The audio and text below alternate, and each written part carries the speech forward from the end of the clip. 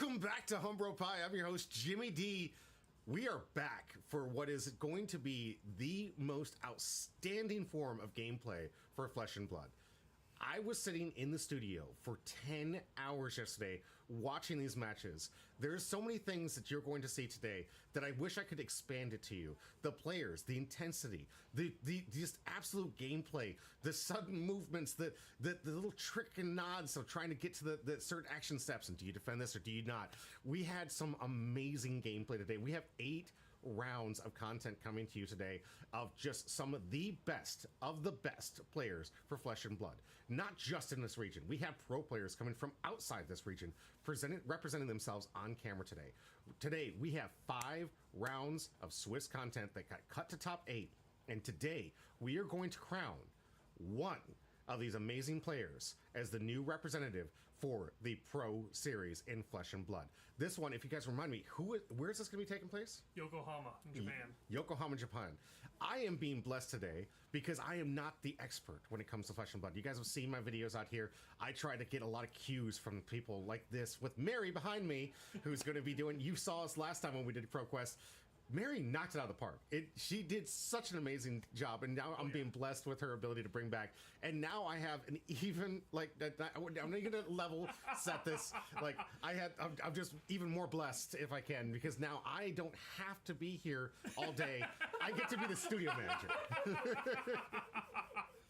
But we have Sam from The Card Guys, a huge content creator here in this region that does a lot of Flesh and Blood content. This man came into my One Piece area, dominated it so well that he was like, this is too easy, I'm moving to something else.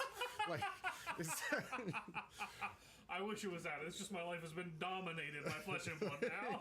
Shout out to the Breakpoints podcast. Absolutely. Yeah. And World of Better Gaming, good to see you. I am so excited to represent this, to just have this. I'm going to be doing Studio Hand. I'll be grabbing one of the casters for this evening's gameplay, and I will be behind the scenes for the rest of the day. But I've got the best of the best in the game, and I'm going to put them at the front stage to cast what is going to be essentially the best gameplay we've seen to date with some amazing heroes. This new format, the legends have been pushed aside. We have new legends in the making coming your way. I'm super excited to see these games. I hope you guys are too. As always, on this channel, for some of you guys that might not be, or might be new to here because of these things, I do pack giveaways every single stream. This is a huge ProQuest. I'm giving away 6 free packs today to all those individuals who comment on this throughout the day. We will remind you to hit !join. If you just want to lurk, that's okay. You don't have to comment. You just hit !join, and you're going to get yourself in a wheel. I'm going to set you guys up at the end of this thing. We're going to give away a lot of free packs tonight. Hopefully some Marvels. We have given out amazing Marvels on this channel. I've gotten people into Flesh and Blood just because I've gotten away some Marvel heroes. Oh, yeah. Shout out to our boy Rex. Yeah. Absolutely. Shout out last week on stream, you opened up the Marvel RKO. Yeah. We got some heat. I love giving the heat on this channel, and it is absolutely free to you. All I need from you is just some kind of comment to help feed my algorithm. It's a devious thing I do. You help me, I help you. Everybody wins. Who doesn't like packs? So without further ado, I want these two to introduce themselves, tell the world who they are. Mary, Sam, I am super blessed to be here. Thank you for humbling me, and thank you for representing what is going to be a phenomenal day of ProQuest at Flesh and Blood. Thank you all for being here. Be pleasant. I'll be on the outside. Mary, step on up. Yeah, absolutely. Good to see you all again. Been a minute. Yeah, we're back again. I am a Charlottesville player of some slight renown, I guess. This is kind of the thing I do. I play some Prism, and I play some other random garbage. And I have a good time, you know? Kasai's a good deck right now. I wouldn't call it garbage. Arguably. I mean, I look at the field of verdances we're going to look at today, and I think, I'm sure glad I didn't register Kasai. Yeah, very much, very much. Lots of verdance in the field today. If you guys aren't really caught up on the Flesh and Blood metagame, it's a little bit rough for Kasai. Lots of Verdance, lots of Gravy Bones, which wasn't really in the building today. Only one of them.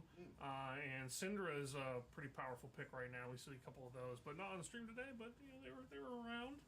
Yeah, we've got a real interesting lineup today. Some heroes that I think are really strong in the meta, but see a little bit less representation than they usually deserve. Let's check out some really cool mechanologist stuff. Oh yeah. Dash.io, that's, if you guys are familiar with me at all, I do the Breakpoints podcast. I'm part of the Card Guys, and most recently I've been talking up Dash.io a fair bit. I think that's a slept-on deck. People should probably be playing a bit more of it. It's one of the better aggro decks in the format. I think it beats up on the same decks that Syndra does, and beats the Syndra deck. So. Well, I'm so glad to have Sam with us in the stream today. This is the guy who got me into Flesh and Blood back in the day. Right after man. Dusk Till Dawn, or right after Bright Lights or something like that. Dragged in through Majin, I think, after watching Runeterra, because you were a big Runeterra player. Yeah, right? I played a lot of Legends of Runeterra. That game got absolutely obliterated. No longer with us. But the incredible Majin Bey himself is who got me into Flesh and Blood, and it all kind of started with me picking up a couple Blitz decks, asking Mary to come play some games with me, and we were kind of smitten from there. It was incredible game. The local community in Charlottesville was so welcoming. So many good folks here. We were so glad to join, and yeah, smitten's one word, obsessed is another. That might be better. We registered a lot of hours playing Flesh and Blood, especially in those first few months, and then really hit the ground running in heavy hitters format. Yes. Although that was me, because I was not doing anything previously. You were tearing it up in Lexi just as soon as you started. Oh, that deck was crazy. Rest in peace. I wish I could play that again. But. Right? It kind of makes me think sometimes, what if I could go back, right? The kind of crimes I would commit with like Prism with Tomes in heavy format. Oh my god. I know. Oh my god, because we didn't really know how to play Loop Prism back then. Right? Right? It was unexplored territory. Oh, anyway, we're kind of getting into the weeds of Yeah, we're gonna keep going all day, right? We won't shut up about it if you let us. So let's take a look at our first match for today. I promise it's not scripted. this was Gem, I swear it's not scripted. but it's us. Yeah, we paired table 1, round 1. Yup. It's incredible. And I think it was a banger of a game, so I'm really excited to bring it to you guys. Absolutely. Let's go check in on the deck list real quick. Yeah, absolutely. So, Mary is our Prism aficionado currently, the one who brings it to all the events. Well, how do you feel about your deck list? I feel like I'm glad I was able to find room for the Angelic Attendants. That card is so sweet. Enables so many cool and weird play styles that I just like never anticipated from the deck before. But if you look past that, it's kind of just like a Prism list. Like, yeah, I'm gonna run all the Heralds. I'm gonna run the good Figments. I'm gonna run the auras that I like.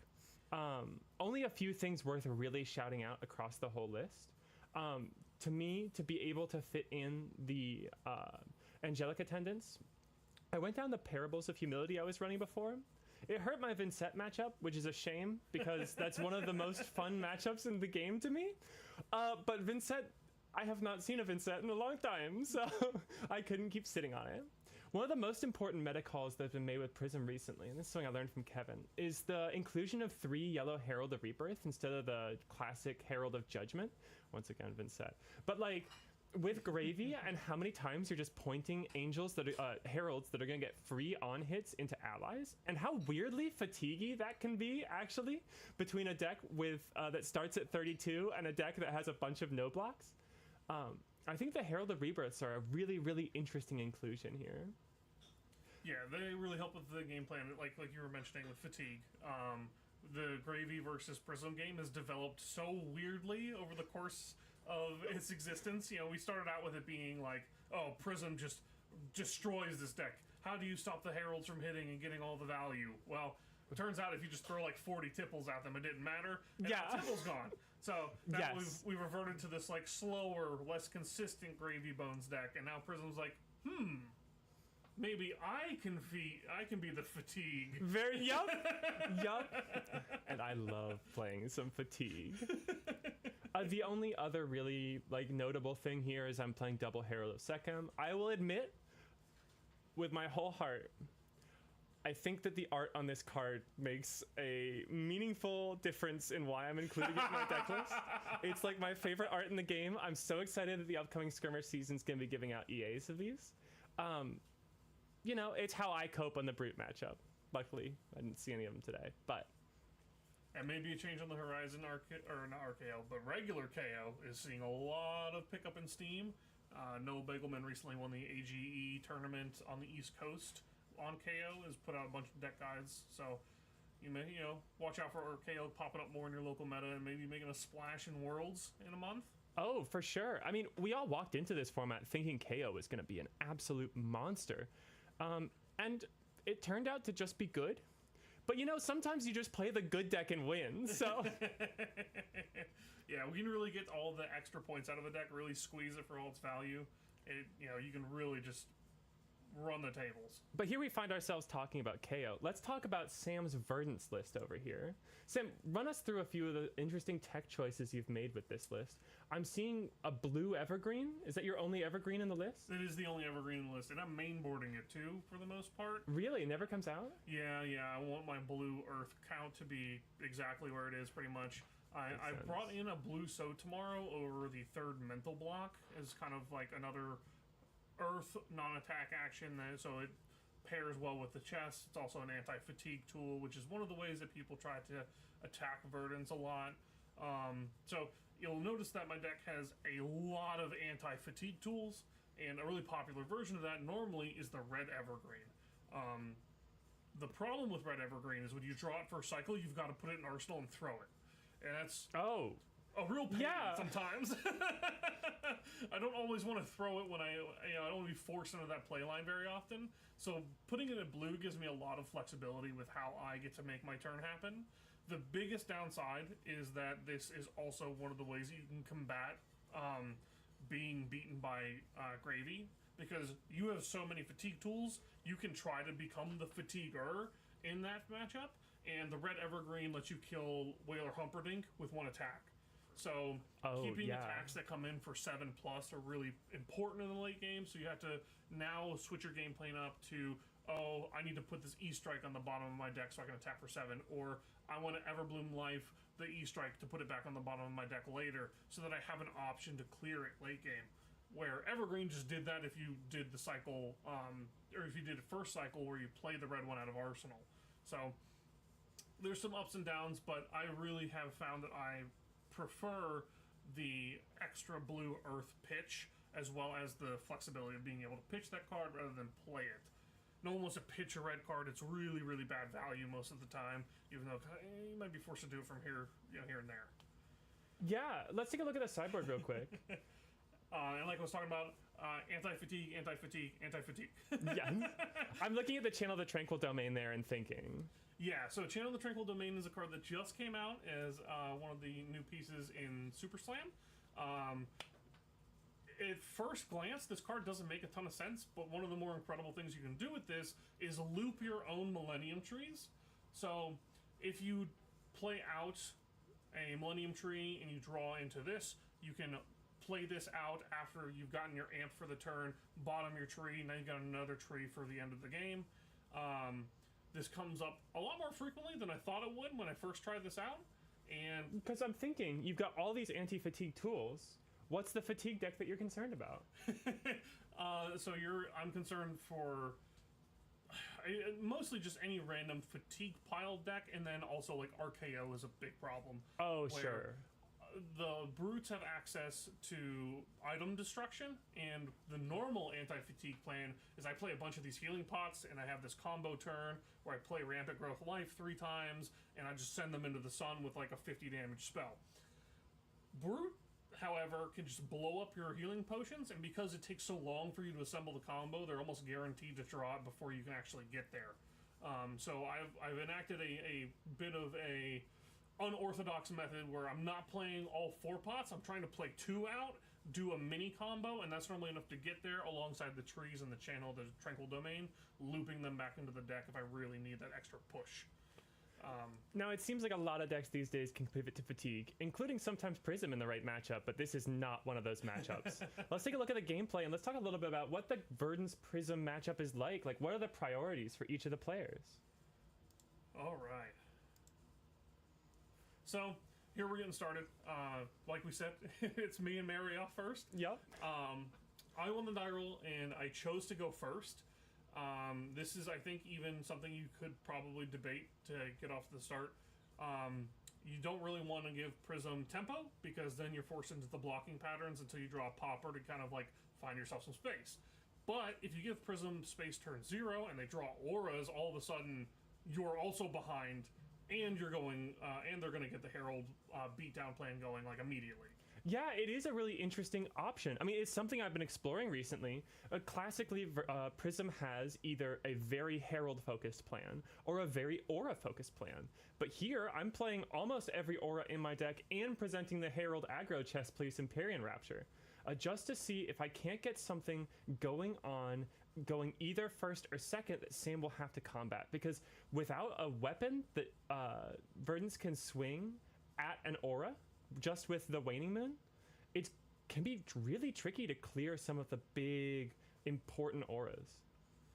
I draw up a little bit of a clunker here to start. The only card I want to set is this Burn Bear, and I have just 3 blue Earth cards, which I really want to get some of them into the yard, because the main game plan for Verdance is I want to get this Decompose going, so every time I gain life, I shoot an arcane damage at Prism. So normally you'd want to set a card in Arsenal, get yourself a 5-card hand going into the following turn, a little bit of space. I don't quite draw a hand that's conducive to that, and I'm like, I'm just going to get my damage and call it a day. And Mary says, my hand also sucks. I'm going to play out this Figment, which is actually really good. It kind of gives her a 5th card on the following turn cycle. For sure, and getting to that 5-card hand is pretty critical as the Prism player. I'm always looking for something to be able to do after a Verdance gives up their action point turn 1, because so often it feels like I'm just taking 8 damage off of the Waning and the big spell that they guaranteed draw. Here comes Herald of Triumph. This actually is pretty relevant. It used to be that Verdance was just on a billion trillion 7s. Back before the deck had enough good cards to fill out an 80-card list. Nowadays, there's enough good cards that a lot of the poppers are... Oh, is it slowing down here for a second? Might be a little bit of a hitch here, but the Herald of Triumph is, like Mary was saying, very important for stopping me from able to actually blow up the cards with Phantasm. We were actually playing this matchup, and I cut a few of the 7-power attacks beforehand, and now this matchup gets a lot closer without the 7s in the deck. Oh, for sure. Especially the Fandle's Fighting Spirit giving you the life gain incidentally. Because this is a matchup where it can't really be locked out with aura nonsense. You set up your infinite aura board of insane advantage, and the Verdance is just going to 20 you over the top. And we do seem to be having some weird lag problems. Yeah, and this isn't streamed or anything. This is all recorded. So that's... Here, yeah, let's skip forward just a little bit. Having some trouble with it. Is it just really slow? Here, keep skipping forward. Here, this is the fun. We're dealing with technical difficulties on stream. Really choppy for some reason. Yeah, so, regardless, enjoy the slideshow. We're going to keep talking. We'll still keep going over it. I'm not sure what's causing these. Right?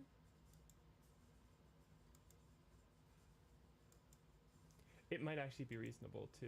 Nope, that's 1x. A little behind the scenes here. Yeah, okay, that's fine. We'll just speed it up a little bit. Let's move to 2x. Gosh, it might get a little nauseous. So this is just like your standard go wide Prism turn. I could have set up the Passing Mirage as an additional option. That would have been really nice and let me arsenal a Herald to guarantee a 5-card hand next turn, if I didn't already have the Ponder set up to guarantee that anyways. In that case, I just kind of want to take cards out of the Verdance player's hand. Gosh, actually, Sam, will you pull out your phone and send off a quick text? Yeah, let's see if we can get a... Let's see. In the meantime, I want to talk about just how much the new Light Up the Leaves 6 arcane damage spell is doing for this matchup. Before that came out, and I mean Channel the Tranquil Domain, although that's not something you usually see to interrupt aura boards, it can be really backbreaking for a Prism at the wrong time. I mean, this was a pretty guaranteed matchup. Like, sure, they can present a lot of arcane, and Burn Bear is a popper or a bunch of arcane, whichever they needed at the time. But at the same time, there is so little ability for the Verdance to meaningfully be able to combat either the advantage train of ticking auras or the advantage train of something like a library. Nowadays, I'm not even sure whether I want to run library. It feels like the games are going to be short enough that you're just not getting the advantage for long enough. And that Halo of Halo is so important sometimes just for the spell void that you can't really justify the, oops, I drew the library too late, I need to charge it into soul just to get something going on off of it. I think, I don't quite know, maybe, could you set it to just us? And let's try, like, restarting this video here real quick. Yeah, let's go back to us real quick. Wonderful faces in the meantime. Yeah, these are the fun technical difficulties. I swear, James walks right out the door and everything runs perfectly until then. It was waiting for us. It was a trap set for us. Where is the media folder that this was in? Do you remember? Oh, here, let me pull that up. I think it was set right up there. There it is, perfect. All right, I will just restart. Nice, and we'll be skipping back to 3 minutes. See if that won't. Oh, it's all funky it's now. Still funky. Gosh. Oh boy. Seems like it might be a computer-wide problem instead.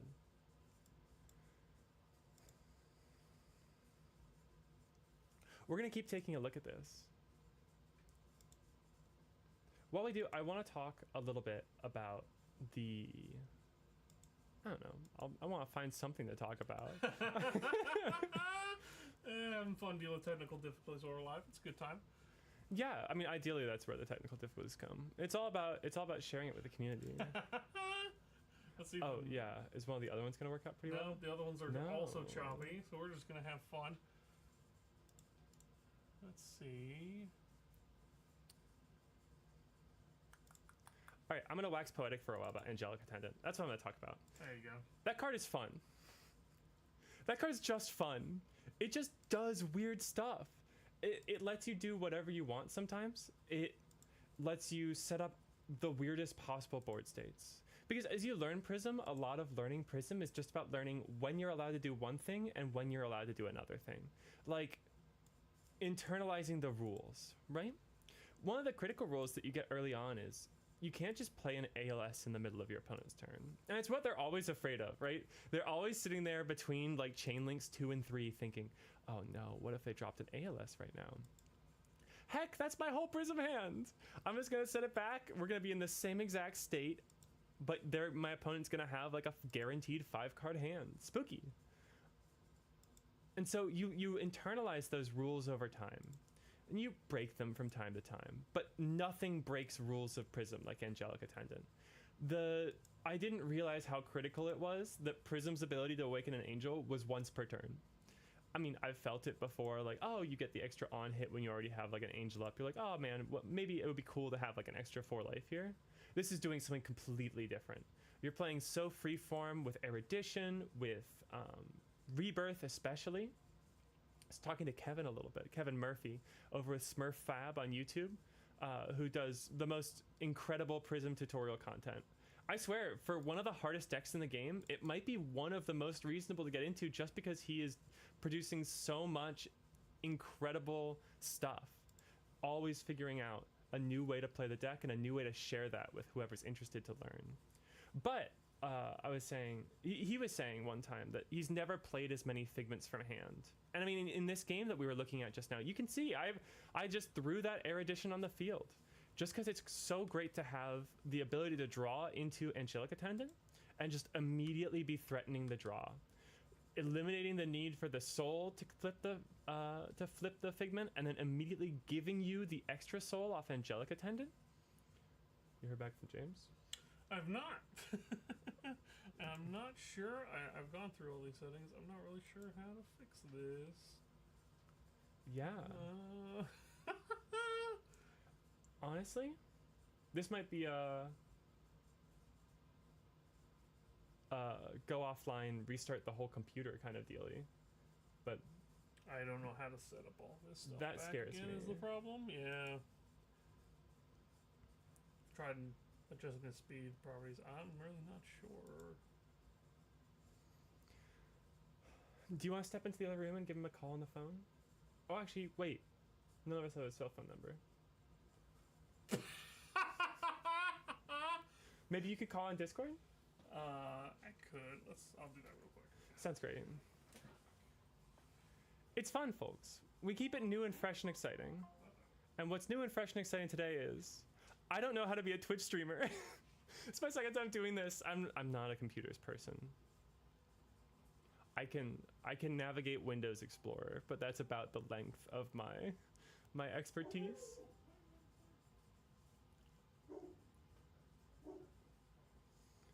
I was talking about Angelic Attendant, but it's just another microcosm of the thing I love the most about Prism, which is just there's so many fiddly little dials and options you have to change your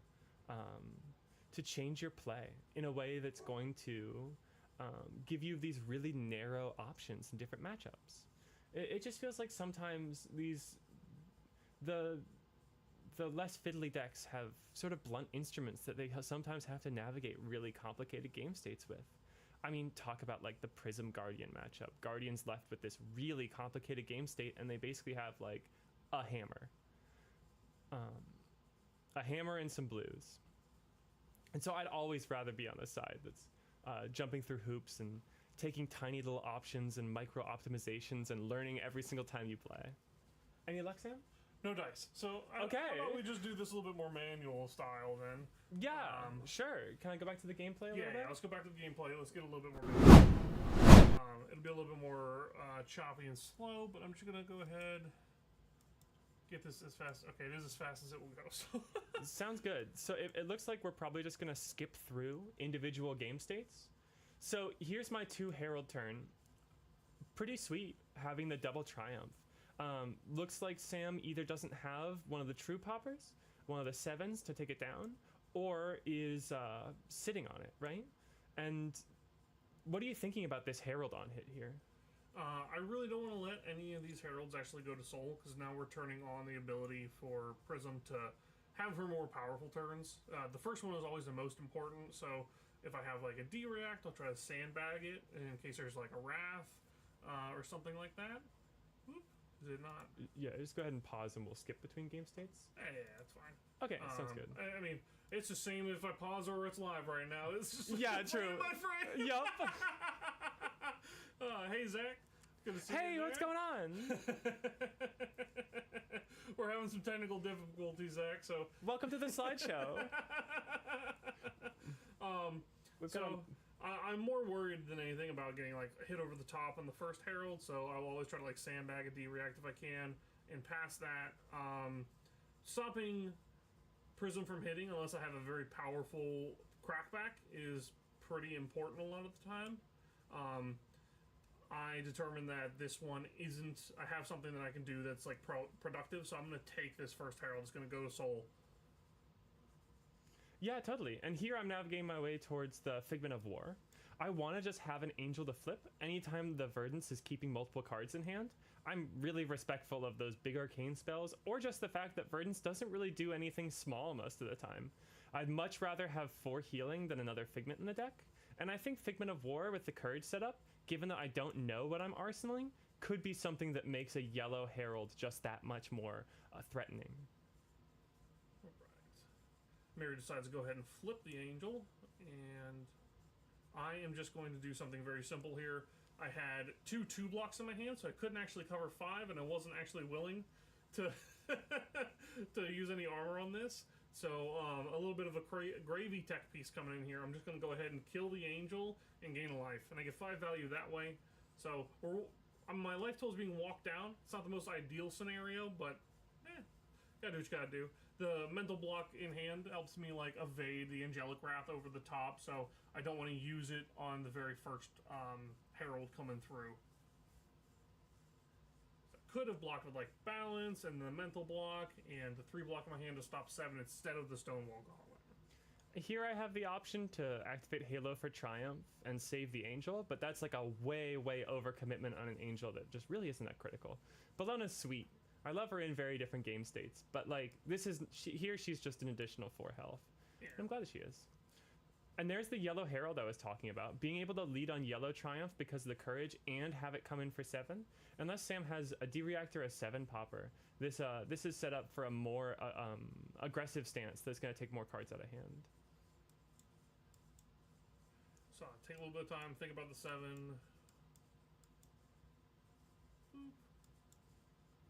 I go ahead and let it hit, I've got a playable hand this time around, and it doesn't block 7 very well. The more times that Prism can send a Herald Triumph for 7, the harder the game gets. Yeah, for sure. So it's very good that the following hand for Mary had the Triumph with the Courage set up, which is a great foresight on bringing the War out first, because I let that Herald hit. Yeah. So far, I've only thrown Heralds of Triumph. It's been 3 Triumphs.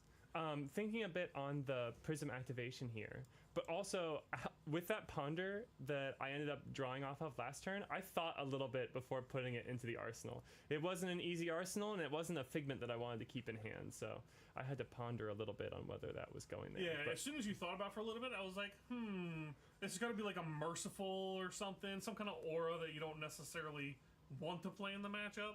I think it ends up being the ALS. It wasn't ALS. I was pretty sure, yeah.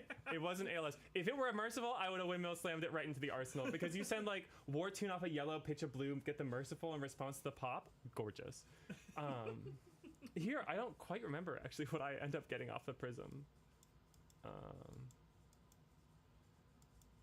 Tanking for a bit. Get Ravages. Just Ravages. Like, Ravages is a tough one to throw away early, but it is a value I kind of want guaranteed, and I need something to flip. Stuff like Rebirth, I really am saving. Yeah, the very important ones in the matchup. Like, we've already got Erudition on the board, so you don't need to go and find that one. We're ready to roll as soon as you get an Attendant, or, like in this situation, you could have decided to just send it and play that ALS out, because you can get the draw 2 out of Erudition right now, but I'm kept my cards, which means I probably have like Arcana can send over the top more often than not, so it might be a little bit aggressive to flip into the Erudition immediately. Yeah, I can't believe it. We've completely neglected that part of the chess match of this matchup, which is Erudition is answered by Stormstriders. Yes, right. It's really difficult part of this matchup for the Prism's end, and even the Verdant's end, knowing when you want to commit. Stormstriders being on board is like a really threatening, I'm going to end your turn type of card whenever I want to, but it can also be used for like the finishing kill. So finding the right exact moment to use your Stormstriders in this matchup is a really fun like mini game you get to play. Yeah, totally, and it's gonna be what defines this game. Because on the Prism end, there's no way of knowing what the Verdance has in hand besides just counting cards in graveyard, and this early on, it's really difficult to commit, especially when committing to the Soraya line means that you're popping your Halo for the extra card and soul. Another reason why Attendant's so valuable. Because with the Halo committed for the card and soul, you no longer have that Spell Void 2 to protect your Angel from a potentially smaller arcane spell. Like, if Sam is forced to Stormstriders like an Arcane Twining or something like that, then having Halo up might be the difference between keeping your Soraya to actually get the draw or not. And in this situation, my hand doesn't block 7 very well, but it blocks 6 just fine, which is why I declined to block the first one. I have E-Strike and a Heartbeat, and I have another blue and a 6-power Arcane spell in hand. So if the first one hits, I feel pretty comfortable going like E-Strike, go again, 6 Arcane, and it's not an incredible turn in terms of like the actual math behind it. I'm turning my 4 cards into like 11 points, and I'm giving up essentially 11 on just the Herald hit and flip. So I'm like down like 6 points on the turn cycle. So instead of doing that line, I'm presented with the ability to block for 6 on here, prevent that increased value because you're going to get another Figment on the board, a Spectral Shield. All of a sudden, we've got more decisions where, you know, maybe I want to keep Ravages for later and I want to flip a different Angel this turn. When Ravages is one of the ways that Prism can close out games. So I know Mary is definitely not going to flip the Erudition for no value here just to gain 4 life. So that's one of the Heralds or Angels I'm happy to get rid of. Yeah, for sure. Happy to see it out of the deck, right?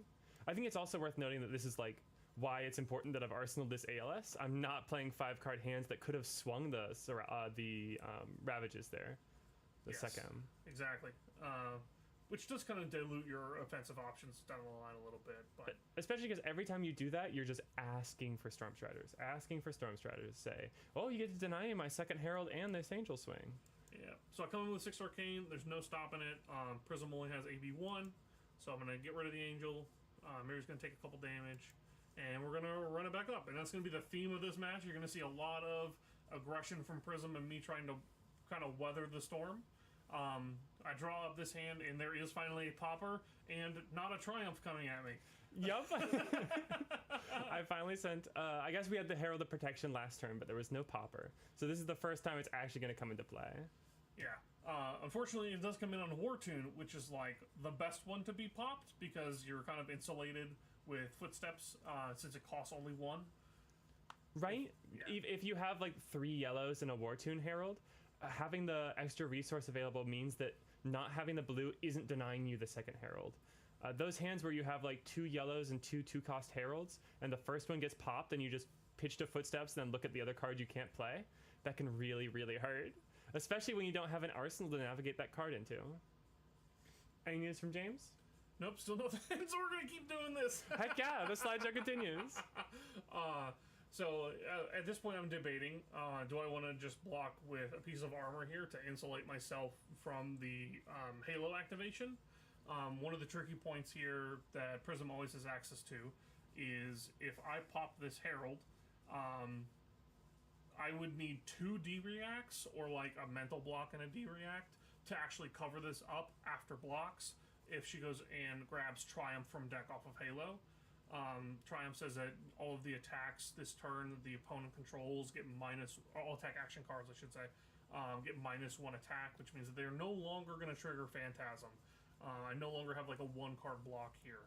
So I debate for a little bit. I ended up just blocking for 6, or with the 6, nothing else. Yeah, this is Cadaverous Tilling, which makes it even more interesting because that's one of the rare 2-block poppers in your deck. Exactly. It's one of the 2-block poppers, so now this line becomes more available. There is probably no D-React, or no pair of D-Reacts that can cover this, and this is kind of how you can get the train rolling. We're in a tenuous spot right now. Like, I started the game 43 to 31, I think, after turn 0. Well, no, because I took the burn up. Oh, yeah, the burn bear. Right? Yeah, so it was like 26. Yeah. It was 43 to 26, and you can see I've already been chunked all the way back down to parity almost. Mm-hmm. So we're going to do that exact line that I was, considering trying to play around and didn't. Going to get the Triumph out of deck after charging the Erudition, which I'm kind of happy. Yeah. If this was Erudition coming through, but I mean, there's a lot more respect that goes down in an Erudition than something like a War Tune Herald. Yeah, if it were Erudition, I might block with the Popper and my Balance and Justice to both block for 5 and pop, so that there's like next to no ways I get punished. I'm also asking you to commit, if you have like a Wrath, to say, all right, you don't have the mental block, or you don't have a D-React. But I didn't have an Arsenal, so like, yeah, it would just be the mental block. Mm-hmm. So Yellow Wrath could have made a big difference, but you can see here I'm pitching a Yellow Herald of Ravages. Yep, so it connects. We go and fetch another Figment. We get the protection this time. It comes in with the Spectral Shield.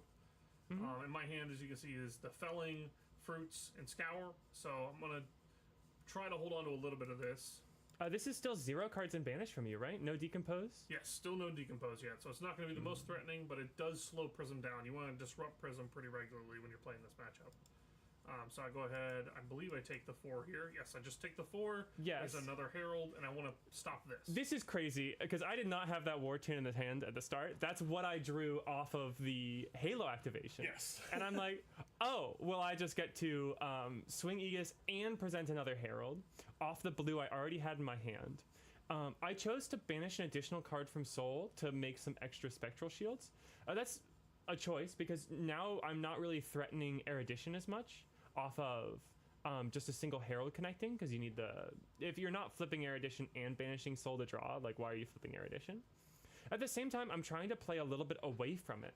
I mean, committing the Halo and not going for an Erudition line, as well as committing to the banishing the Soul for the extra Spectral Shields.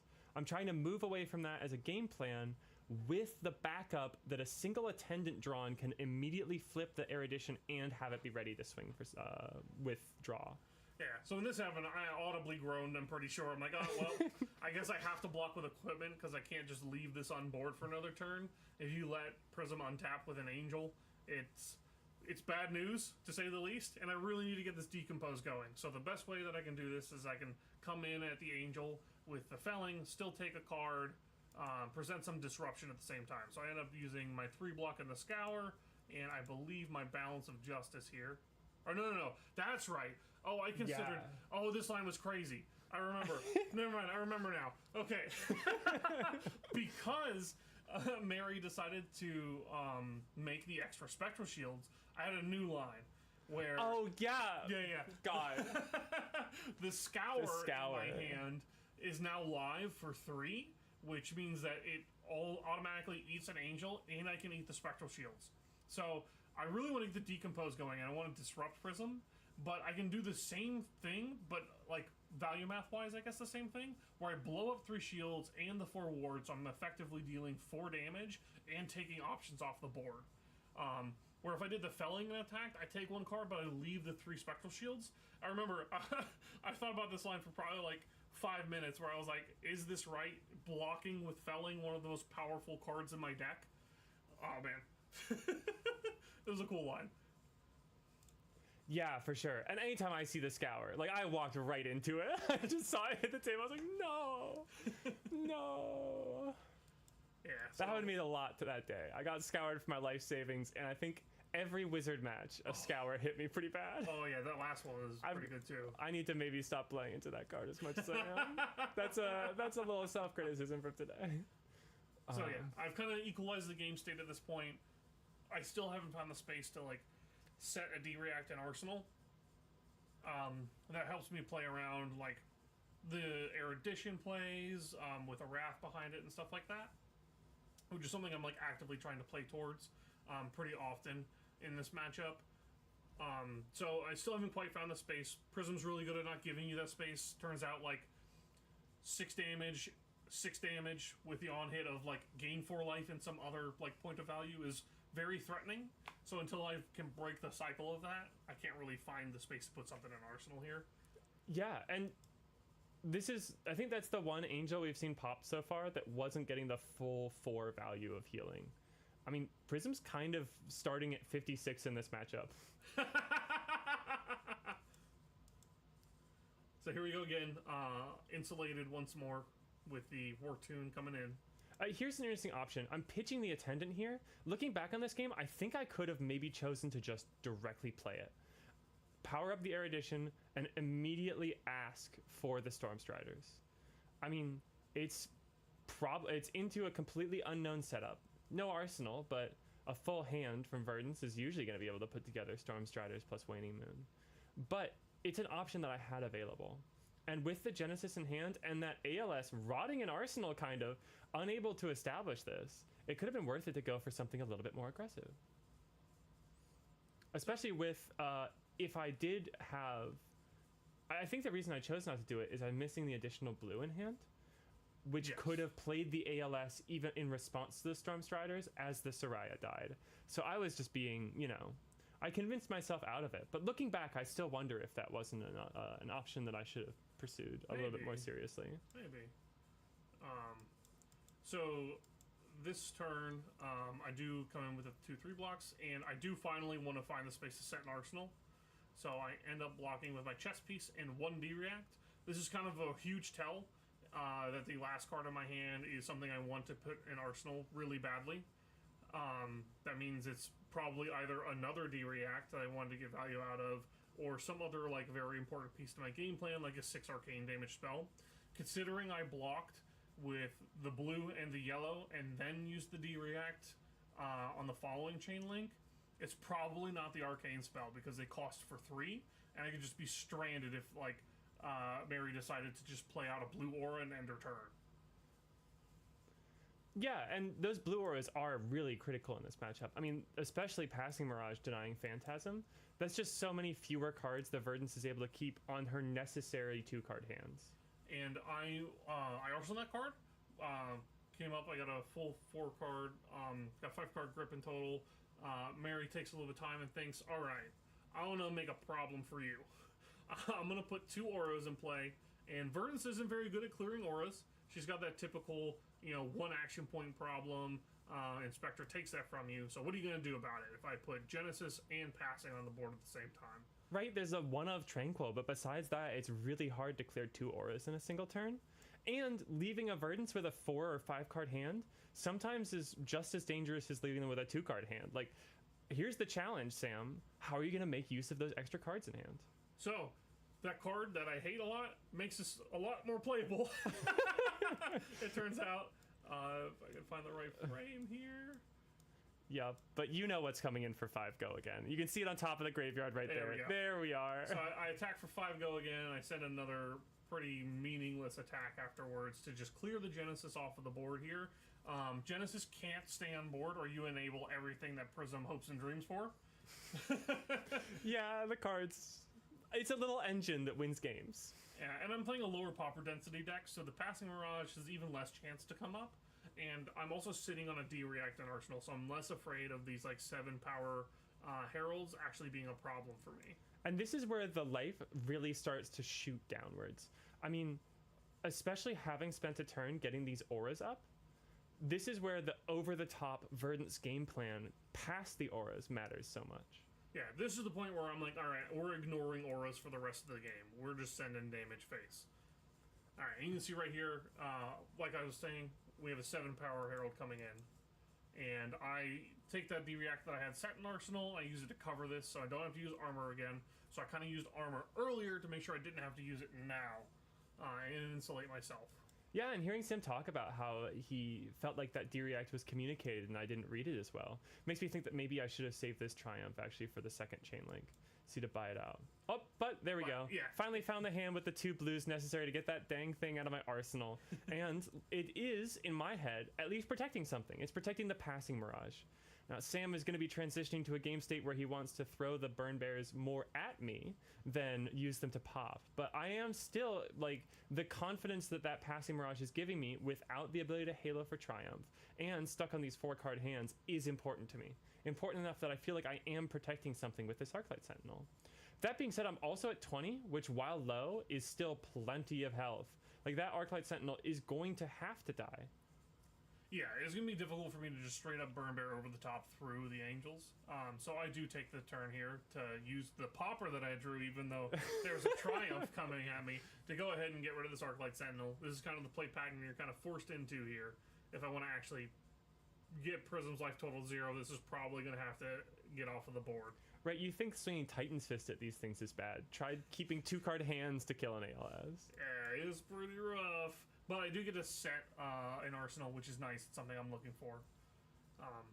Yeah, totally. And I'm just playing more Heralds. You know, I've got them in my deck for a reason. Here's Wartune coming across for 5, covered by a Scour and a Rootbound Carapace. I think this is your second Decompose? Or is it your I think first? It's the first. Yeah, because you haven't seen a single Rootbound Carapace all game up until this point. Earth cards are finally moving to Verdance's Banished Zone, and there are plenty of them. So there's no, like, 2-in-1 here. It's going to be 3 Earth cards heading out there, waiting for just 2 more Decomposes before Verdance will be online, and that Decompose is terrifying. So, wait, there, I did it! Yes! Oh. The cheeky thing. There we go. Sadly, it wasn't off a popper, which is what I'd love, and of course the Passing Mirage is already covering that up, so this is going to be a little bit redundant, but I am still going to establish the Merciful Retribution. Yeah, and I'm at the point where Merciful Retribution gets to stay on the board for the rest of the game, and I drew the Rootbound with the Felling, so now the Felling gets to come in for 8, which is huge. Yup. And a card being taken away from Prism is certainly something as well. I mean, this is the point where I'm transitioning a little bit to like, what if I can just make one big Herald a turn and then try and preserve life total with the other cards in hand? Exactly. And, you know, it's more dangerous with the Passing and the Merciful on board. They're kind of like a little bit of a non-boat, but they also insulate repetitively. If I get rid of one, I still get the negative effects of the other down the line, which also influences why I just, like, I want to attack face for 8. I want to take a card out of your hand. I want to force you into a slower game state. And just like trade 2-card hands back and forth, because that's how I can walk the life down. Lotus says E-Strike you. Oh, I couldn't agree more. Our fellow Kindred Spirit. Oh, I hate that card. I wish there was a better card to put in there instead of it, but it's just a necessary evil and it makes me sad. Oh yeah, talking about those like awkward 5-card hands as Verdance. Yeah. You want ways to like unbrick hands. I need like ways to kill allies against gravy. It's just, it does a lot of things, even though I hate playing. And when you're doing that, it can be nice to like, you know, put your Evergreen to the bottom using the Easter eggs, Yes. not have to be pitching it. Absolutely. And the fact that like 7 damage is just enough in this deck a lot of the time. Yeah. Makes it okay. Yeah, at the end of the day, Verdance is a deck just about big numbers. Yep. So I attacked with the Felling. Felling's hit, no blocks. Looks like there wasn't a lot of decisions to be made because there's an ALS in hand and you can't block with that anyway. I think this was, if I'm correct, is this the hand where I established the Pierce reality?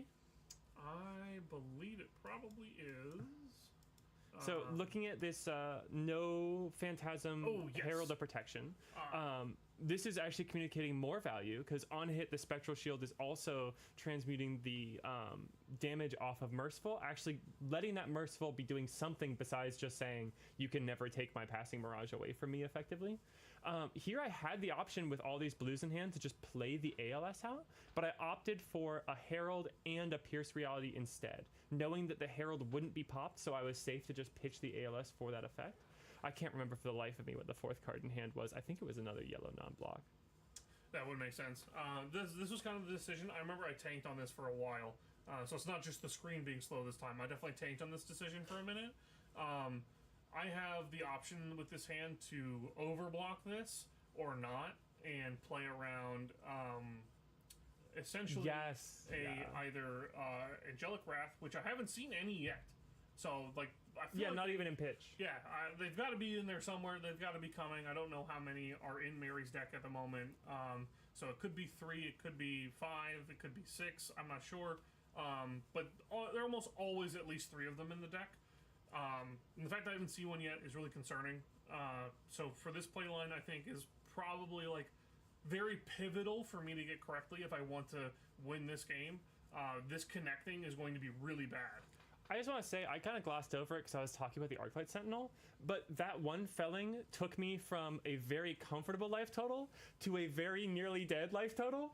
I think Sam said something like, oh yeah? When I declared no blocks? Yeah, I was like, oh, this is like great news for me. Getting that much life off of the board. So I decided to cover this with Barkskin, which is also important because now I cannot just raw cover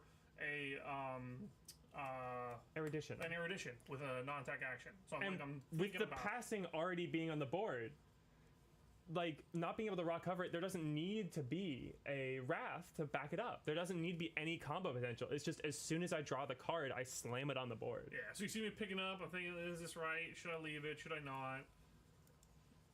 And still thinking about it. This one I took a long time. I'm like, I'm making sure to see it or not. We both took some big pauses this game. We were both going back and forth asking James, hey, how long is on the clock again? Yeah. Just making sure.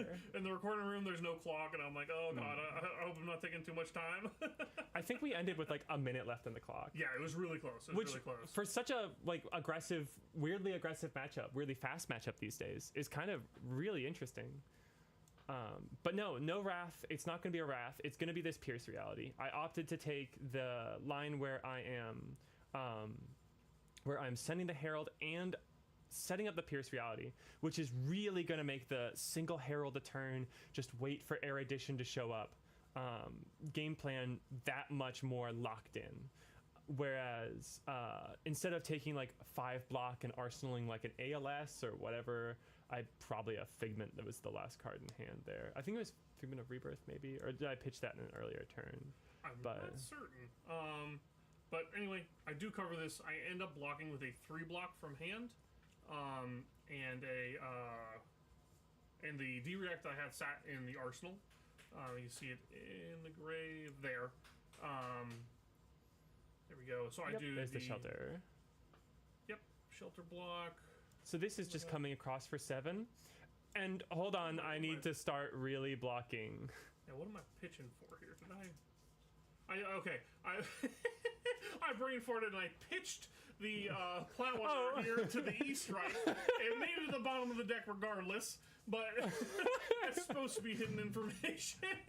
Like, this is where the chess match is really beginning, because I'm talking about, like, okay, how much health do I need to specifically do? I'm like, oh, how can I actually get a soul so I can threaten the Ward 4 to, like, interrupt the Stormstrider's activation? And paying attention to stuff like, where's that card for Enlightened Strike actually going? Was not on the top of either of our minds. There is an Angelic Attendant. This one's coming too late for me to be too aggressive with it. Yeah, Just because. you take 7 on this. I just respond to the Angelica Tenon because there's nothing in Soul, and I just like send you to the moon with any 6 power spell pretty much here. Yep, and there's So- a card in Arsenal now, Sam. There's a card in your arsenal. Yes, there is a card in my arsenal now, and it turns out it's Burn Bear. Yep. So I'm looking for the spot to end the game here. 10 is exactly 1 point out of my range. Yep, 9-point range, right?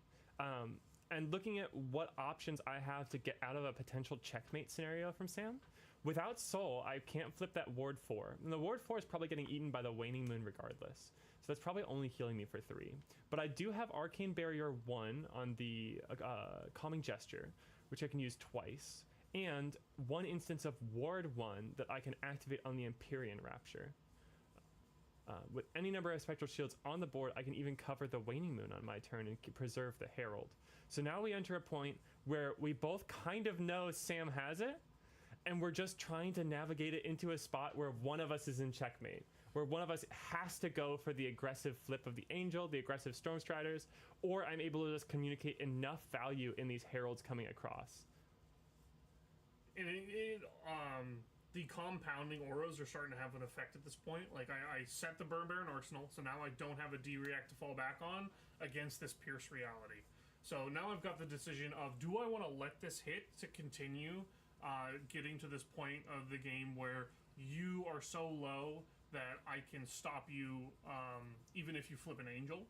So I've got this decision point here of, I don't draw a D-React, I don't draw a pop, or I can't pop it. So how do I... Oh, it really doesn't want to show us. Yeah, it really doesn't. I block with 2 cards in the Bark Skin here. It's 2 non-attack actions, so I'm blocking like 9, but it doesn't matter. Yeah, and you see me block with the Light Up the Leaves. So Double light up the leaves, by the way. Yeah. A huge tell. As to what specifically is in the arsenal. If I didn't know, I really didn't know before then, you know, like there's so many valuable arsenal targets for Prism.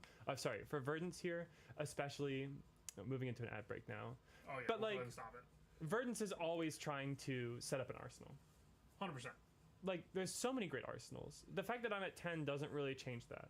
Doesn't change that you want to be like, oh, sometimes you have to block with 3 cards and then arsenal the felling. Or you want to be navigating, especially with all of your armor gone now, you want to be navigating those D-Reacts into arsenal to cover up the out that I have in Erudition. But Double Light of the Leaves is a very strong signal. I don't need one of those. One of the other cards in my hand is more important, or my arsenal already has one of these guys. So no matter what, after this turn cycle, you're pretty aware of what I've got at this point. It turns out I drew 4 reds, which made it even more awkward. Oh, look. Oh, hey, Josh. What's going on? Josh, welcome to the slideshow. Yeah. We are working through the slideshow as best we can. So I commit this huge overblock here. This is kind of, we're still in that chess match where I want to make sure nothing goes to Soul, so I can get to the point where, like, right now, it's almost worthwhile if I could to just send the 9 damage and look to just end it with any 6 power spell, but I drew quad reds. So That's the classic. I don't have the option. And so I'm still trying to navigate the scenario out. You'll see me play just like raw arcane damage, make you respond on this following turn we're about to hit. Hey Josh, welcome back from the ad break. I hope you enjoyed it. Yeah, so you'll see, or sorry, I drew 3 reds and a blue, which is just enough to actually not do the Waning Moon part of the combo as well, at least not comfortably. Anyway, so I decided I'm going to do this. This gets him below the 10 health threshold, gets Mary below the 10 health threshold. Don't look bad. But yeah, this is pulsing plus waning, right? Yeah, because you've got yes, the 2 floating yes, over there. I got the 2 floating, and this is also super interesting because if you want to stop the 4 arcane damage, I guess technically it doesn't really, it's not as interesting because there's nothing in Soul right now. But if you want to stop the 4 arcane damage, leaving the Waning Moon up, and that'll come up later, to stop the Ward 4 is really important. So I want to send the 4 arcane, make you deal with it, then come in with the Waning. And here's one of the other things, and one of the reasons why I don't like Arclight Sentinel in this specific position, or like those heavy ward board states in this specific position. I would so much rather be blocking like a Cadaverous Tilling right here, and actually getting like 2 cards worth of block, instead of pitching to crappy AB1 with a single card. That's kind of the like axis that Wizard gets a lot of value on, because you look at the surface of this, 2 card 6, not impressive. True damage 2 card 6, much more impressive. I turn all of your cards at block 3 into block 1s. It's crazy value on that axis. Yeah, absolutely. And that's what my end game is going to struggle to really deal with, and to get enough value to knock you down from that really pretty lofty life total of 23. Yeah. That pivot there was very impactful, where you put the Genesis, and then I was able to actually do a little damage face, finally get the arsenal set up. We're in a position where we're getting a little bit more comfy. E-Strike's a good card. It's a strong, powerful Flesh and Blood card. Sad. Okay, well, I'm just taking damage here. I think I end up pitching to Arcane Barrier. Oh, Yes, yeah! because- Oh my god! Yes. This is why this is very important. Yes, because it's like, it's literally checkmate. It's literally checkmate. I can't find a way to actually get a card into my soul to threaten the flip of the angel. I'm actually at 7. I'm not at like secret angel more than 7. I'm actually just at 7 against a deck with 9 bursts and I have AB1. But I draw Light of Soul. Yeah, but Light of Soul here does hit. And you know I hit with it. Oh, yeah. You know, I don't miss with Light of Soul. I don't put that card in my deck to miss with it. And I'm thinking here on the Light of Soul trigger, if I want to take the option, I'm pretty sure at this point I'm supposed to leave the Waning Moon and make it so that you can't flip the angel without me being able to just delete it immediately. Kind of denying that life. Rapture does read on Prism's turn to make him discounted, but I still don't want to give that out on a 3-card hand for Prism. It can actually be very useful to turn that extra useless yellow into the angel instead. I want to deny that ability. Yeah, because we've hit a point where I actually need to keep the card in soul. If you had sent the Waning, I would have very happily taken the damage and flipped the angel, because even if it is just eating a hypothetical Waning Moon on a future turn, at least it's healing me for something, you know? It's a guaranteed healing, and if you happen to like draw a more attack focused hand that I can't block as well, then it gets answered really easily by the...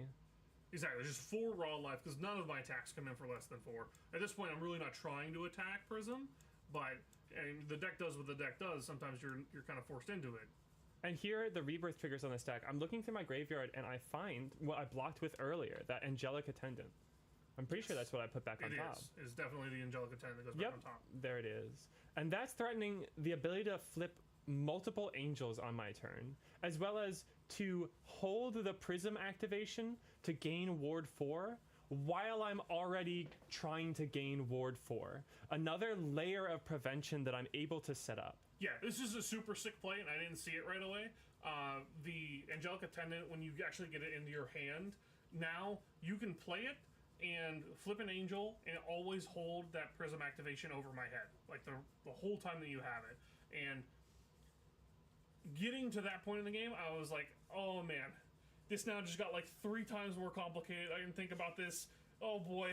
yeah, because right now we're all trying to build without actually putting the cards out onto the field to look at it. How Sam's combo turn is going to look, and how, like, where to slot in the specifically, like, okay, I have an angel.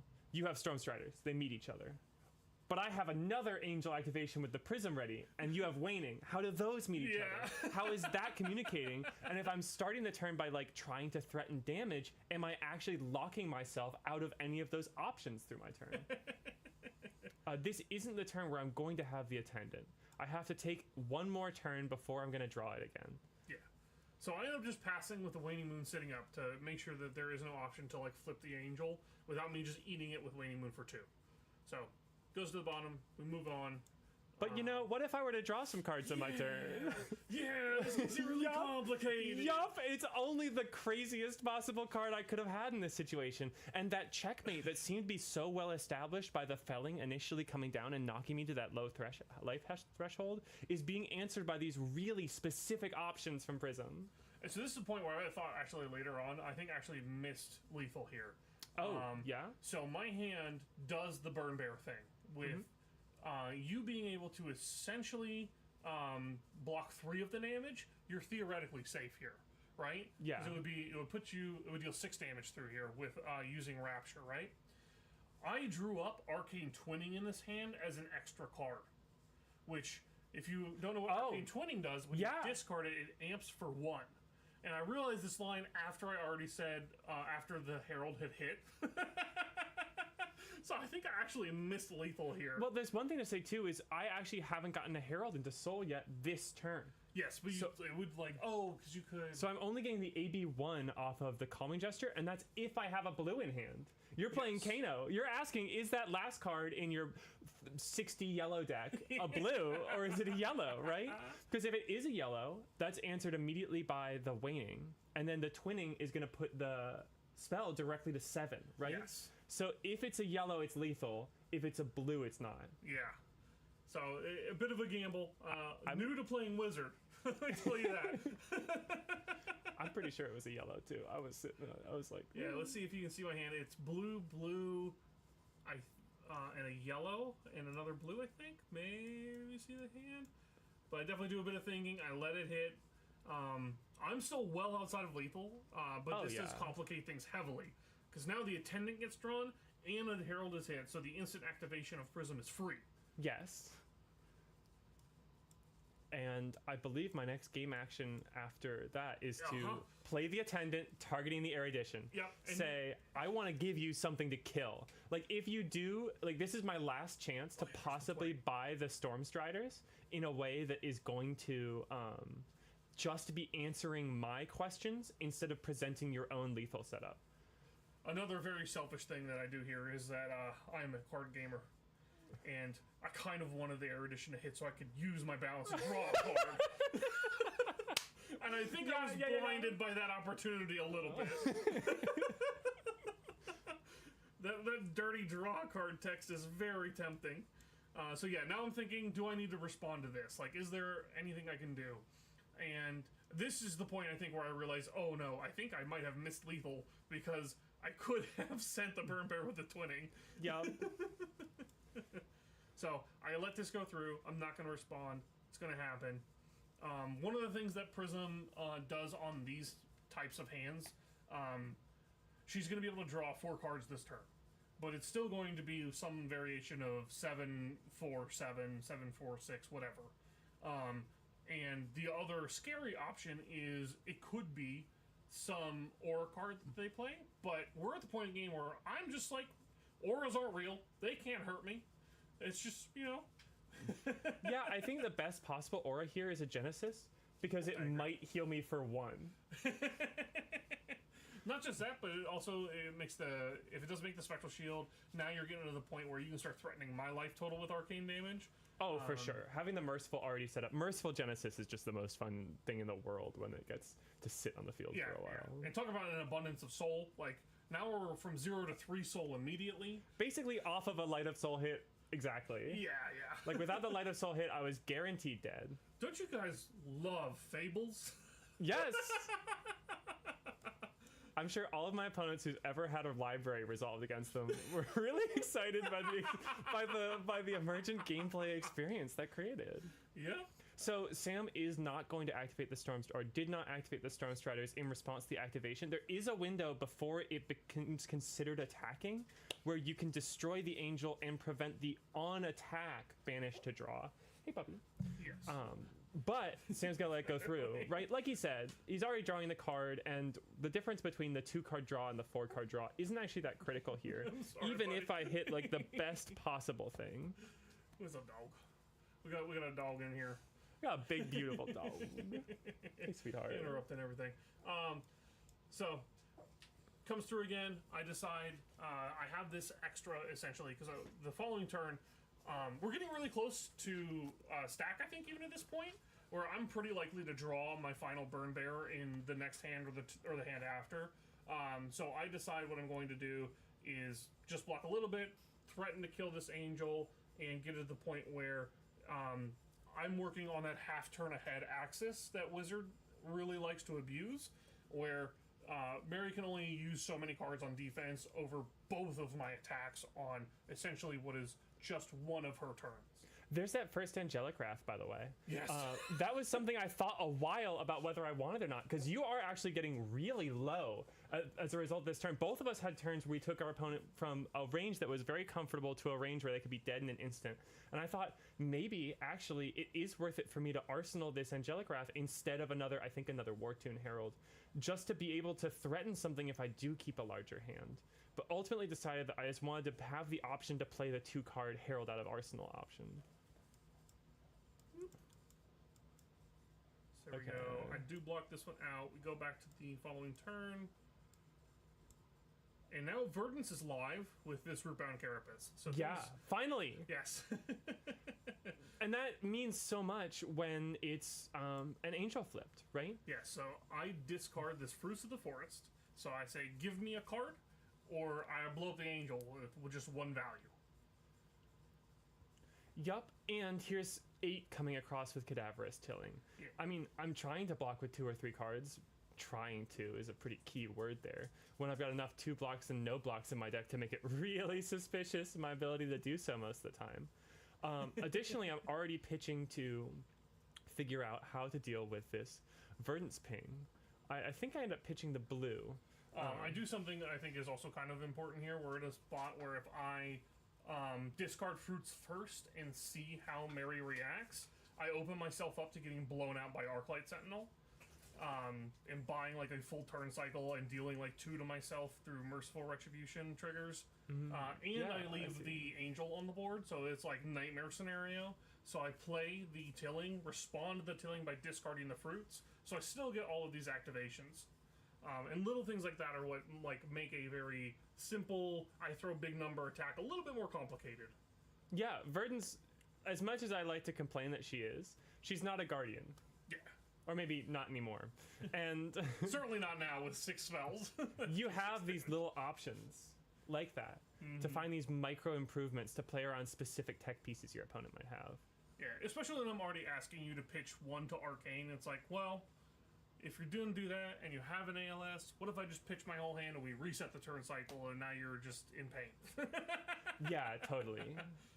And now with my options available, if I'm trying to keep up the Empyrean Rapture, which I mean you are back up to 14, right? Mm-hmm. You're just edging up again out of like a potential Angelic Wrath kill angle. The very annoying thing that Verdance does, you think you get her low and then she heals like 5 and does like 20 damage of Arcane to you on your turn, you know? Yeah, I mean, I'd take 20. That makes the Angel give me more value. This 1 is really annoying. So Verdance trigger comes down. I do believe, yes, Mary pitches the next Wrath, so they're coming now. Yup. That was me being, by the way, looking down at the 14 and going, wait, that number is bigger than I remember it being. I don't know if this blue Wrath is really going to get me there. And now the blue essentially will be used to be a 1-card 5 using Prism's hero ability. Mary definitely activates the Prism here to make a second Angel flip up and block the 8 damage rather than lose a bunch of cards out of hand. And so it's a really efficient way to me not be able to play on that axis that I was trying to get to. The final like end game where I'm trying to like take out 2-3 cards from Mary's hand and then come in with the Burn Bear so you can't actually cover it. Right. But you kind of like nullify that with the holding 3 cards and the arsenal. Right, keeping instead of blocking with 2 cards in hand and going to like another critical life threshold, you're right that I kind of have to keep extra cards. 2-card hands don't work when you can still blow me up if I haven't gotten the Empyrean Rapture activated yet. All right. So, yep, I think it was Triumph. I activated Triumph and just threw it into it along with like another random Herald from hand. And here's the yellow War Tune that I arsenaled last turn instead of arsenaling the Wrath. Yep, coming in for 8 because those auras are still on the board. They've been there for a minute now. Yup.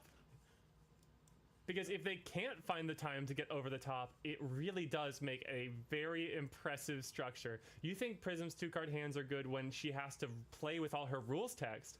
Let's give all that stuff +2, take off the Phantasm, and say any of the protection abilities are going to be hitting for double off of Merciful Retribution. Especially because they're trying to dodge around that critical life threshold. Yeah. Only 1 Figment left on the board here, though. Yep, and now we're at the point where I'm really tanking about how am I going to get through this. I've now got, I believe, 2 D-Reacts in hand. We've got a Heartbeat, a Sirens, a Rootbound, and I'm not sure what that It looks like a life. It's probably Pulsing Ether Life. Oh, definitely not. I don't bring that in this matchup. Yeah. No blocks are very bad. No, for not Prism. Rampant Oh, Growth. not rampant. Pulsing Sorry, Ether. Pulsing. Yeah. Because it looks like it's sideways, right? Yeah, it does look sideways. It's definitely a it's got to be a Pulsing Ether Life. It's definitely got to be. If I saw you bringing Rootbound, I'd be like, what's he smoking? No blocks, I swear to God. Yeah.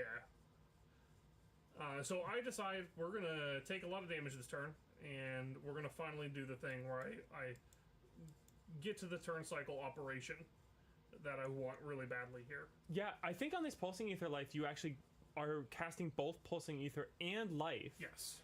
With one resource floating and an additional card in hand. I believe for the waning. Let's see. We can get this because I take 2 heralds here because 2 more go to soul. Yep. Here, but a very crucial part is I've gotten through all of the angels. There's only one left, and it's on the board. So the on hits are like, it's just the one now, and the one has to be saved for the final 6 spell that I'm going to send. So the on hit that is persistent through the rest of the game isn't really here anymore. We've worked our way all the way through it at this point. Totally. And with one card in Arsenal and with the double Light Up the Leaves block making it really clear what it is, I know that any Sam 2-card hand can still kill me. So as long as Sam keeps 2 cards and plays out a normal Verdant's turn cycle, I can't flip this Rebirth. Even if I had the Judgment in my deck, which looking back on it, I kind of would want, I wouldn't be able to activate here because Sam could 9 me in response. Mm-hmm. Yeah, so I played the Pulsing Ether Life. I'm asking for cards, gaining some life. I gained a few more life too. Oh, I played Heartbeat. That's what it was. I played Heartbeat as well.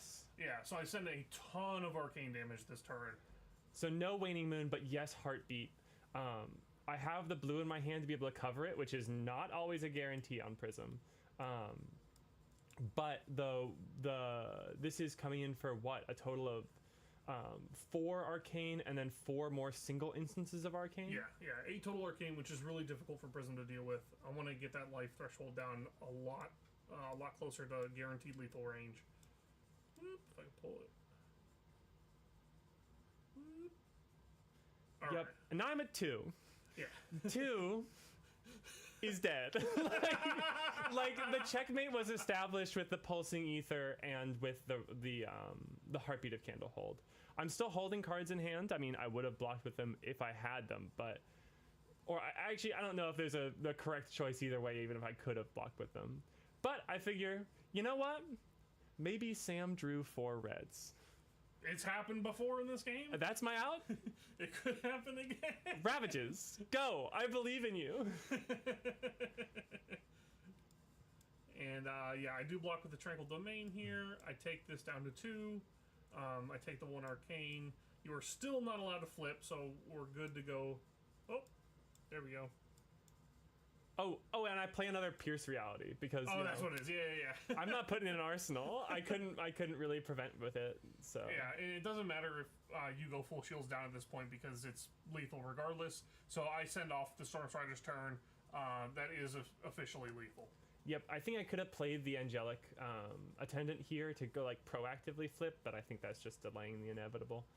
Yeah, I'm pretty sure that's still legal because I just respond with the Burn Bear. You still have multiple Burn Bears left in your deck. I think you have 1 more Burn Bear left in your deck, and that's what you were waiting for, right? Yes, I drew at that hand. I was like, all right, it's finally, we've worked all the way to it. Because if Sam can ever Burn Bear on my turn, and then even not necessarily need to go for Waning Moon, just Burn Bear again on his turn.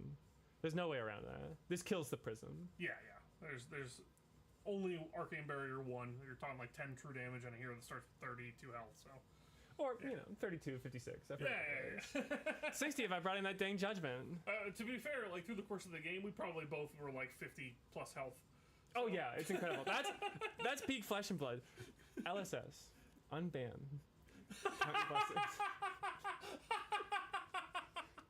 You need to play the fatigue. Your life gain. Oh, fatigue God. deck. If I do that, then there's truly no going back for me. That's the villainous turn the entire way. Well, thanks for struggling through that game with us. We hope you enjoyed our presentation, our PowerPoint presentation. Yeah, really. On the Prism Verdance matchup. I am having a lot of fun with this matchup these days. Doing really, really weird stuff. Like, I've never played full Auras plus Rapture plus Red Heralds before. But you know, Here we go. We've got a fellow believer in chat. yes, let's go, Chris. I believe. He only did fair things with it, though. He only did fair things. Well, we're going to take a quick break before we get ready to come back with the next game. And hopefully in that time, we're going to figure out a way to go from, I don't know, what would it be? Like early 18th century of like picture shows. We're going to go to 19th century. We're going to have black and white. We're going to have film actually moving on camera. And it's going to be spectacular. So stick with us for a quick break, and we'll talk to you all again soon.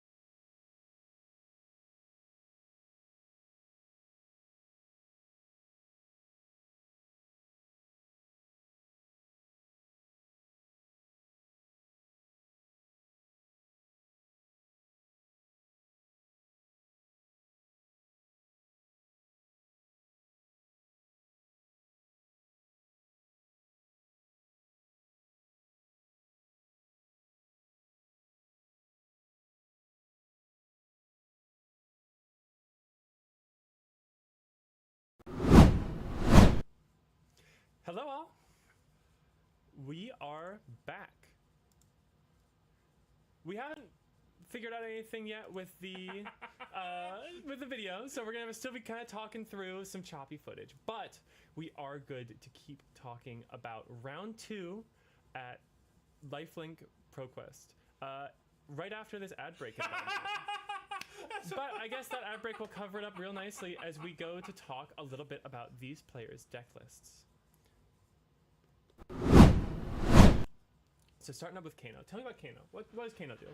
Oh, it would be the bane of my existence. This is the hero that started my villain arc. I'm concluding it by going full wizard this weekend. So Kano, if you're unfamiliar, is like I've been told. I don't play Magic, but I've been told it's like Storm from Magic. You essentially try to set up this combo of multiplicative damage, and it all revolves around Aether Wildfire.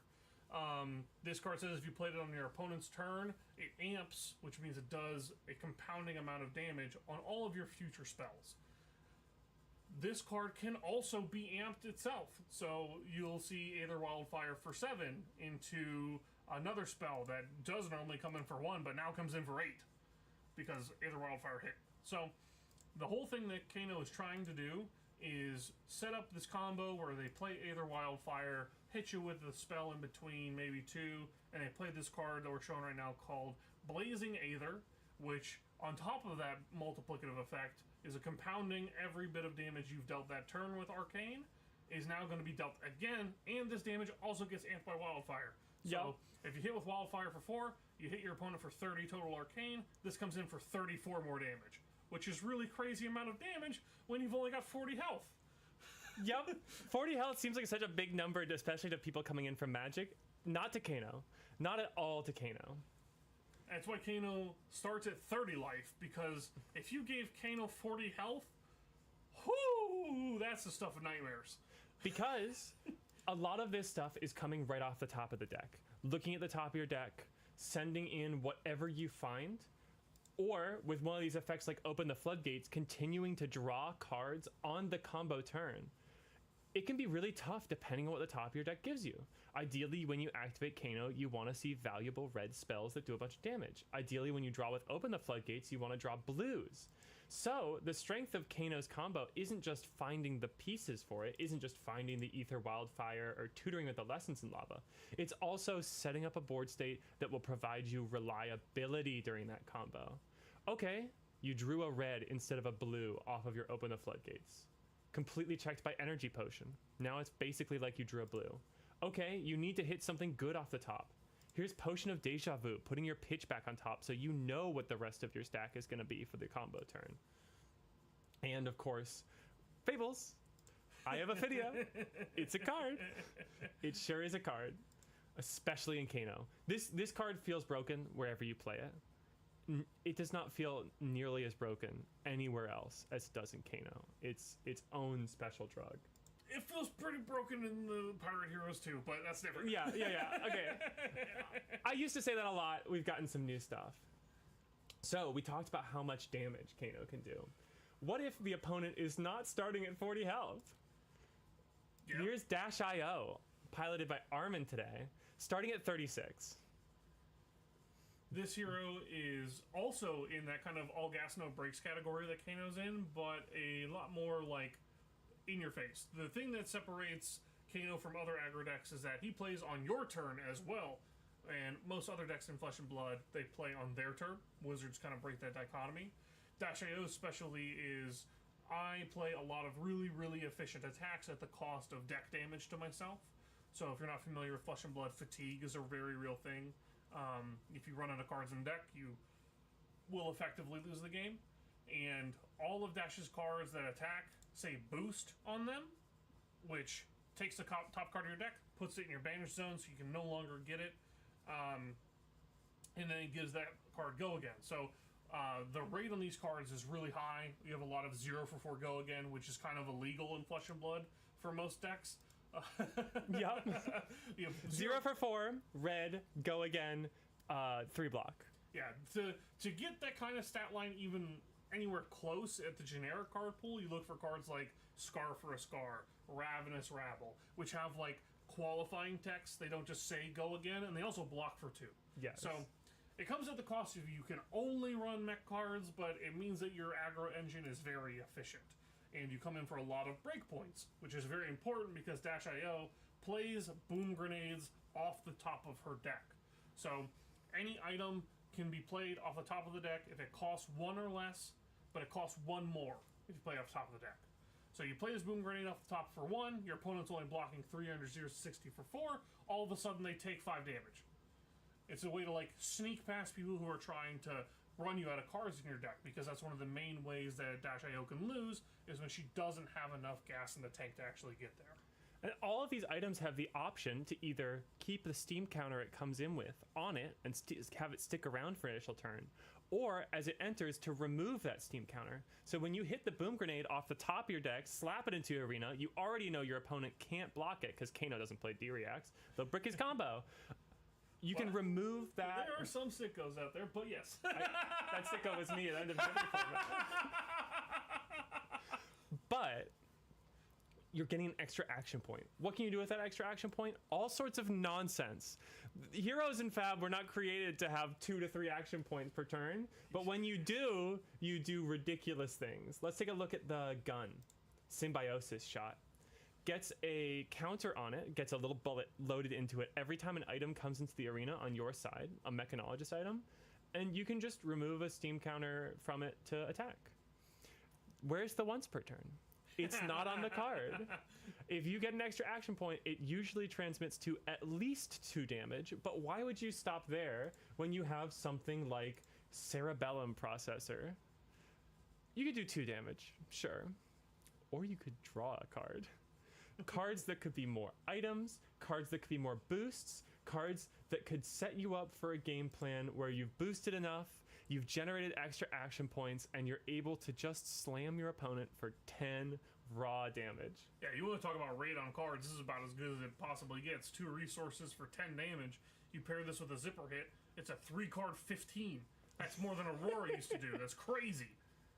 So, we're going to take a look at what tools Mechanologist has to combat the arcane damage from Kano, and what tools Kano has to push the game into a state where he is able to set up a potent and lethal combo regardless of the opponent's health in our next slideshow. Let's check it out. So, Kano today is being piloted by Finton, a local to Charlottesville, and Dash.io is being piloted by Armin, another local to Charlottesville. Both of those, that health total off to the right, totally inaccurate. Folks, we're playing unfair flesh and blood today. That 40 number need not apply. Right now, deciding who's going to go first. Don't know. We'll check this out as it goes along. Yeah. But we're still finishing sideboarding. You've got those extra Kanos onto the side because you can activate Kano's ability multiple times a turn, which is normally what happens when you die. Yeah. A lot of where's the once per turn kind of stuff.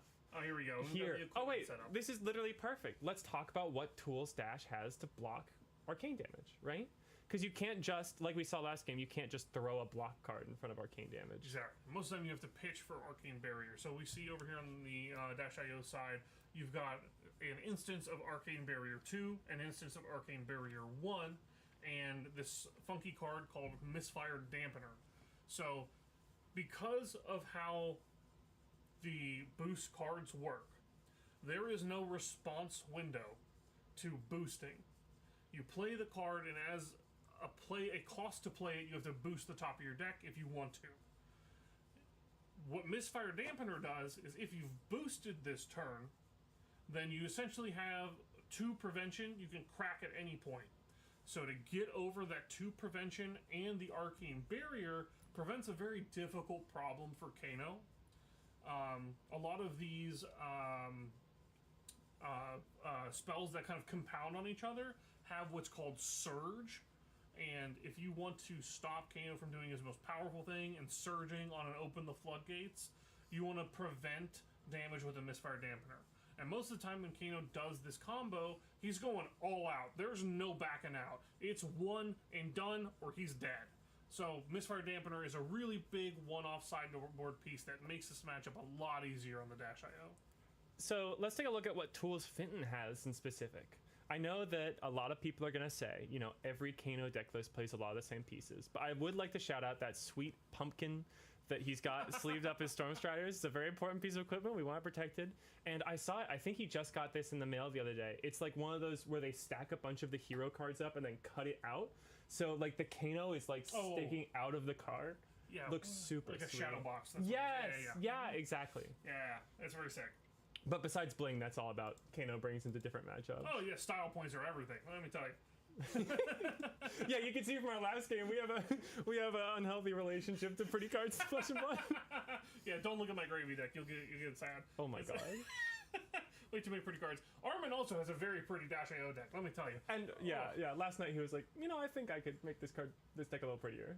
Oh He's my goodness. Okay, so he's playing this tutor card here. It looks like Armin's starting off the turn, keeping cards in hand while committing the action point to keep up some arcane prevention in case Kano decides to just go crazy right off the bat. One thing that is important to shout out: this is tutoring for any. This is searching his deck for any item. He went and got a Tekla core. I want to shout out that's this one cold foil Tekla core. He turned to me last night. I was like, yeah, the other ones are in the mail. But I love that he went and got the cold foil one.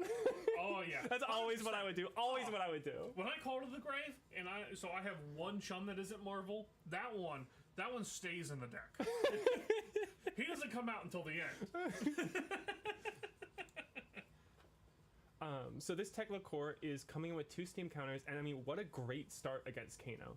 Free resources, so you're not committing, not showing if you have the blue in hand or not, keeping that information secret from Kano. I mean, Dash.io, always looking at the top of our deck, is already winning this information game, and this Tekla core is only going to compound that. Yeah, so in the game of Flesh and Blood, a lot of your cards have a block value of 2 or 3, most of the time being 3 in the bottom right-hand corner. Against Kano, the block value is up at the top left. However much a card pitches for is how much it blocks for. So a lot of these aggro decks are running a ton of red cards, which means they pitch for 1 and they block for 1 against Kano because he's not sending attacks your way. It's just arcane damage. I'm not sure what Armin's doing here. I think Dio currently has no action points off of the turn 0, Spark of Genius, right? He definitely did not play any cards to boost. So yeah, I'm not sure. Maybe this is being pitched to play. Oh gosh, did we shuffle the deck and find an item on top? Oh, is he saucing him? A little sauce. Is the Mandate of Heaven coming into effect? Hey, he's reaching for the deck. The tension is killing me. Come on. Yeah. Oh my god. Oh my goodness. All right. So. Okay, so we could pause the stream and have like a 30-minute lecture right now. What card is that? This is Null Time Zone. That's not cold foil. He needs to go buy that. Yep, that's another one he was talking about. I've got one of those. I need to get it to him. But okay, yeah. Null Time Zone is a really cool card. This guy came out in Hunted release, and it's essentially when this enters the arena, you get to name a card. That card can no longer be pitched or played from hand.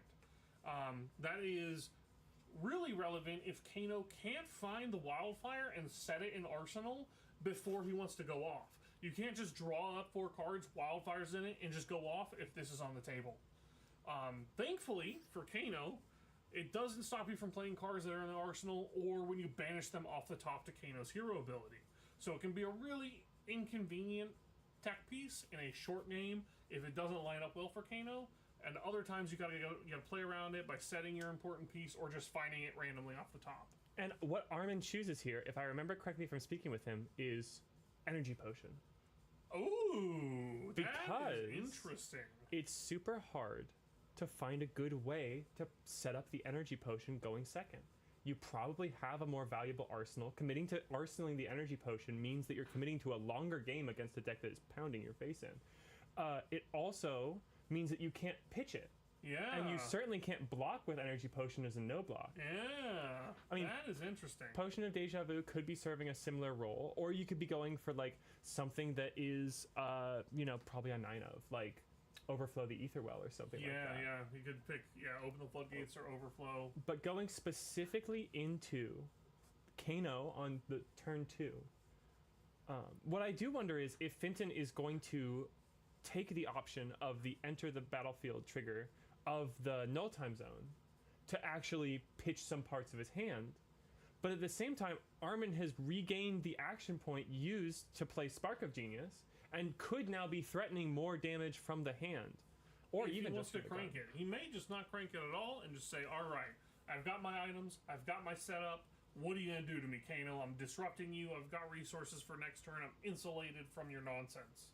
Yeah, so let's skip forward a little bit and see. Looks like Finton did take the opportunity, pitching an Arcane Twining, finding a yellow Overflow the Aetherwell. We saw that in his deck list he is on 9 of this card to set up potentially ridiculous combo strains. Yes, that's really the game plan of Kano these days, is you want to do just like the really dumb thing, just rip cards off the top, go bananas. Looks like the next pitch was a Will of Arcana, amping 1, so that could be getting additional resources off this Overflow the Aetherwell if Armin lets the damage leak through, but Armin currently has the 2 cards in hand, still with the, now with the second counter on the gun, keeping the action point up. Pitching another card after finding an E-Pot off the top. I mean, that I couldn't be happier if I were the Kano player to just randomly hit an energy potion off the top, going second. Drawing that would be really rough, because now you're down a whole card in hand, and Kano needs every card, always. Oh, looks like that is a red Open the Floodgates. Yeah. Being pitched here to activate the Crucible Ether Weave and provide a little bit additional amping onto this Overflow the Aetherwell. Coming in now for 4. If this does at least 3, it is going to give Finton back 2 resources, and he does have 1 more card in his hand. That could be another Kano activation. Yep, could be leaking a little bit more damage. If Armin has a blue here, he'll be insulated and be just fine. So, looks like he pitches 2 reds. Which, understandable. Probably the best use of those cards at this point. But those are some really valuable cards. That looks like a 0 to 60 that pretty much free 0 for 4 go again. I mean, go again, wide chain links, and keeping knowledge by preserving a card in arsenal is really important against the Kano. Not much damage is getting across here, but losing that free 0 for 4 in arsenal looks really important. The other card I think is, what's the one where you banish it off the top and you get another Steam counter on something? Oh, Fast and Furious. I think that's what the other one is.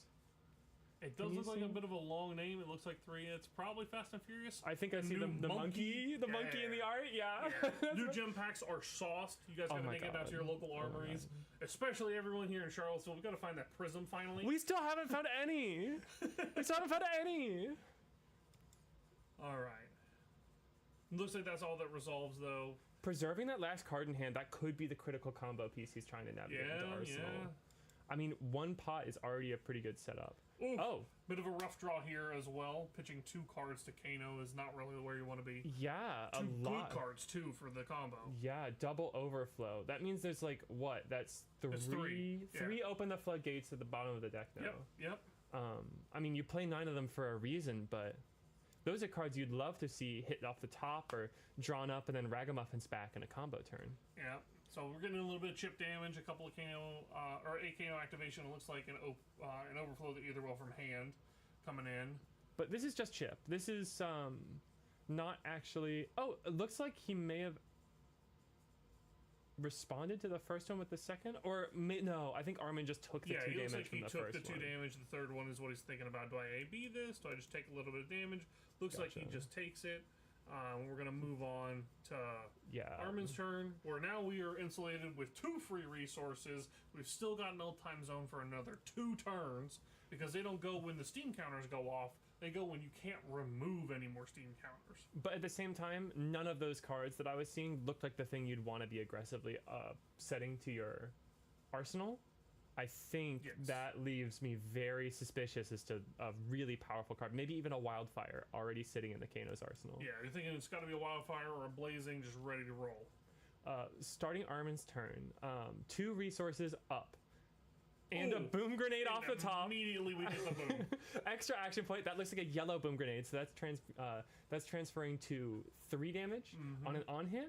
But Mech is very good at presenting that 4 breakpoint like we saw with Fast and Furious or with 0 to 60, and Kano is just dreadful at blocking it. Also, very uncommon. Kano's up on life? Yeah, you're right. Never happens. You know, I wonder who won the die roll and who actually opted to go first.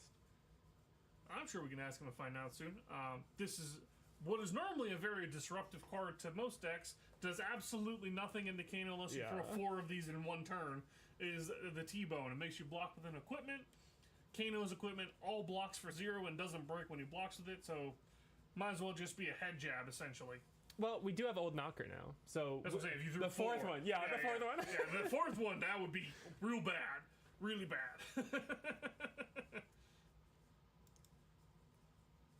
All right. It looks like T-Bone was blocked with another yellow. Open the floodgates. Oh my goodness. We're losing, losing all of this combo density. We have another Spark of Genius, one of the more powerful cards in the deck, and we've got an extra action point. You know what we're gonna go get? I bet you it's gonna be that Cerebellum. Yep. So we're drawing a card off the Spark of Genius, so this is effectively free. And the Cerebellum's coming in. That could be cranked, putting it back to 2 action points. Beautiful cold foil. Up to 4 counters on the gun now, so that probably is just going to stay loaded for the rest of the game. How many cards does Armin have in hand? I think he still has 2? You should have 3 because the Spark drew him a card. Oh, you're right. Yeah, so you should have 3 cards in hand still. So this is basically still the start of the turn for him. Alright, at least we were activating Foundry Heart to get that extra resources. Okay. Staying insulated. The Foundry Heart activation is always a chance for Kano to decide if that's the turn where he wants to go off. I mean, but with Fenton already having blocked with a single card, that is threatening so much less than a full 5-card Kano hand. Yes. I mean, sure, the Energy Potion makes it so you effectively have like a 5-card and one of them is yellow, but you kind of need that to come off the top. Ooh. Oh, I guess, sorry, we broke the chains. This is not nearly as disruptive as I thought immediately. We blocked the 0 to 60. There's a boom grenade on the board, so it makes sense. Give the 3 block. Now, you have to show the remaining 2 cards, but you don't have to block with them if you don't want to. If this were 3 chain links and we didn't break it, Pulse Wave would rip one of those cards out guaranteed, but every card in Kano's deck blocks for 3 or nothing. Yeah, and this is a tough choice. I think there's still one more card in the hand for Armin. Yeah, it looks like this boom grenade is hitting no matter what Fenton does. He does not have a choice. You need those D-reacts, or you can block with Old Knocker, but I don't think that's really correct either. Yeah. Oh gosh, last card in the hand's a Red Throttle. Oh yeah, this is hitting for sure. Yeah. You feel pretty happy you didn't throw 2-3 blocks in front of the Pulse Wave Harpoon. Yep. We'll just save a little bit more life, block 3, get a fresh set of cards, because these ones were not it. This was, what is that, like 2 reds, 2 blues? That's not really what we're looking for in the Kano combo. Or is it yellow, a red, and a blue, sorry. Yeah, that's a little bit of an interesting one. With a Potion of Deja Vu, that actually could be a decently potent combo turn, given that you could like Rags the red overflow on top, and then Deja Vu back to open the floodgates. Okay. Like then it would be like probably 3 blues and a yellow with hopefully Wildfire in the arsenal, but still, that's a lot to get through when he's floating 2 resources and Misfire Dampener. That's for sure. Yeah. No way you're killing him through that. So you need to chip him down a decent bit more, or have something like 2 Kindles in your hand or something coming up. I will say, I mean, a boom grenade connected. That was a really impressively wide dash IO turn. 21 is a lot of health for Kano to still have left. I know we're in the early turns, but with a card already pretty confidently navigated to Fenton's arsenal, like the end of the game could come at any moment. Yeah, probably, to be honest. Like, these decks are all gas, no brakes. Here's not the most impressive start. This is blue 0 to 60. But one thing to note is that every one of these boost cards is effectively fixing the state of Armin's deck, digging towards items that he can use to get action points to spend on that Cerebellum processor. The 2 go again. Looks like no blocks. 1 go again. Ooh, this is not what you want to see. Well, I mean, Fenton can make the conclusion that Armin has more blues in hand pretty easily here. Yeah, but you wouldn't be sending these if you didn't have extra blues. Looks like digging for this item. Oh, well. Oh, there you go. We have... We see the blues. Yeah, the repeat on deck here. We play another null time zone. I believe this one is naming Potion of Deja Vu. This is definitely cranked, but doesn't have a steam counter on it. Fenton is responding with a Kano activation, hits another overflow off the top of the deck. Looks like that one's yellow. And hits a blazing. Okay. 3 resources left and 1 card in hand for Armin. But with blazing banished, overflow is a really decent combo bridge. Like, if you have the wildfire in arsenal, you can start looking, and you can say, like, okay, the prevention's going to be crazy, right? It's getting because he's got 5 prevention no matter what. Yes, 5 prevention and another blue in hand, it looks like. Woo! But if you can chip in, you can chip in. Like, if this is a couple of Kindles left in the hand, maybe, and you can actually navigate yourself into a situation where those are resolving positively for you, maybe like Kindle, let one resolve, draw, pitch the card you drew to Stormstriders. This could be one of Finton's opportunities, even in the face of so much prevention. Oh, yeah. Especially because we've already hit Blazing off the top randomly. We've got that set up. It's not really a combo deck where you're trying to... Random into Lessons on top. Well, now there's so few resources left in play. Yeah. So now it would have to be that final card would have to... No, these would be all of your spells. You cannot get another Kano activation even if you Surge here. Yeah. I think... Because if the last card is a blue and the E-Pot takes you to 5 resources, you want a Crucible activation and the Stormstriders. So that would be your 5 resources. And the 2... So you could Old Knocker for 1 final Kano activation. No. The Old Knocker would pay for the Lessons in Lava. So you cannot get the final Kano activation. I think that what it's going to end up being here is... A whole lot of no damage because all of these will be prevented by the extra blues, I would think. Yup. It's just going to be a very fair turn, and this Blazing's going to come in for next to nothing. Yeah, looks like... I mean, choosing to use the Old Knocker here. I mean, making... At this point, the Wildfire would only get the Metacarpus and the Crucible, so it'd only be coming across for 1 through 5 prevention, right? Maybe this is where you don't actually have the Kindle in the hand. This is kind of a lot of resources for Kano to be using still at 18. And blocked all 3 with the Lessons. There's no more floating, so that's all 3 resources devoted to blocking the Lessons in Lava. Looks like we're going to pick these guys up and cast them both for virtually no damage. Just 2 and 2. So Armin is down to 25. Retained the Techlo Core in hand. Correctly assessed that this turn was not worth the Techlo Core. Plays out the Techlo Core. And Armin is able to establish all this stuff while not really paying anything for it. Like, the resources that were already up are preventing this arcane damage, where maybe if that was happening on the Kano's turn, it would have been subtracting resources. I will say it's getting pretty close to 2. It's like 156. That's fair, yeah. Blowing through. I do believe this game probably ends in the next couple turns, so let's see. Wouldn't be surprised. Yeah. There's a potion of Deja Vu. That may have come from the Arsenal, because I think Deja Vu is named by the Null Time Zone. So maybe that was what was set there earlier. Oh, so it wasn't even the Wildfire, so yeah, definitely not going to be able to do it. Flipping. So yeah, coming in for 3 with the Expedite. Expedite threatening on a hit to put another item into the field. So we get a block for 3 immediately. So there's the Dash IO activation, hitting another cerebellum processor off the top. That's gonna give the action point necessary to activate it. This has been at least 1 item per turn from this is going pretty well. I mean, sure, the life points aren't like necessarily close to 1, but this board state that Armin's assembled, with the Techlo Core there's always been a Techlo Core up, and he's found a way to Cerebellum very quickly, and it looks like he's going to keep it. So, and we're going to come in again. Looks like we drew off of the Cerebellum with the extra action point. Now we're coming in with the T-Bone, another little head jab. Just said, ask for another card. Activate Techlo Core, get a Fast and Furious, and a Heist off the top. Oh, we're on Heist? Yeah, we're on Heist. That'd be kind of funny, like, Kano is like, I guess you just played it instant speed. Never mind. It'd be really funny if like Kano activated and the Heist hit. You like took an energy potion. That would be awesome.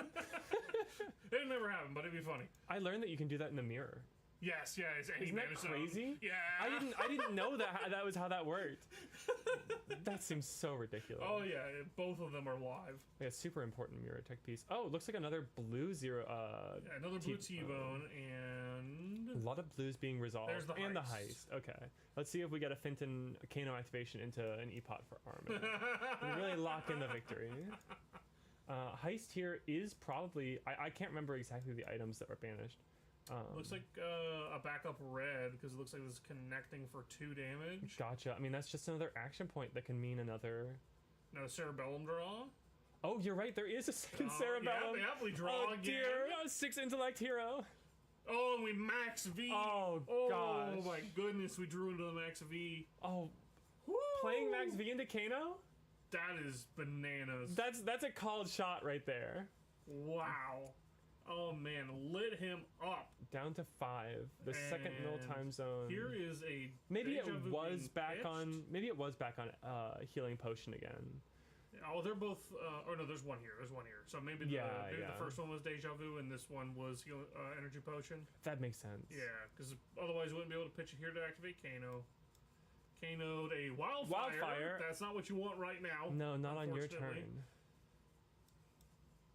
And that We're one's just just gonna going to leave it stay and banished. banish, and we're going to pass it on over back Probably to Armin. fishing for more potions there. There is the arsenal set up, so there is a last turn moment, like hero moment that can come through. And look at this. It's like in response to the Techlocore giving 2 resources at the start of the action phase, we have a Kano activation. Yes, we have Kano activation. Looks in like response. We're going Crucible for activation, Kano activation, nothing floating, 2 overflows, pitching another.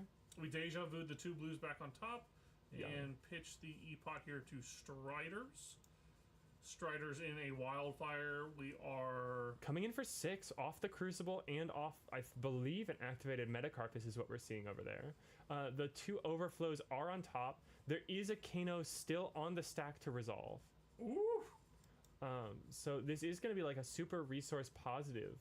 Well, not necessarily resource positive. You're paying 3 for the Kano, you're getting 2 back. But And dampeners are not fully live. They only prevent 1 right now. So you're right, no boost. Yeah. Having that window at the start of the turn with the Techlocore is actually pretty Yep, let's say we're important. A-being 3 and breaking the dampeners, making so that Wildfire comes in for 2. Infinite blues. Infinite blues.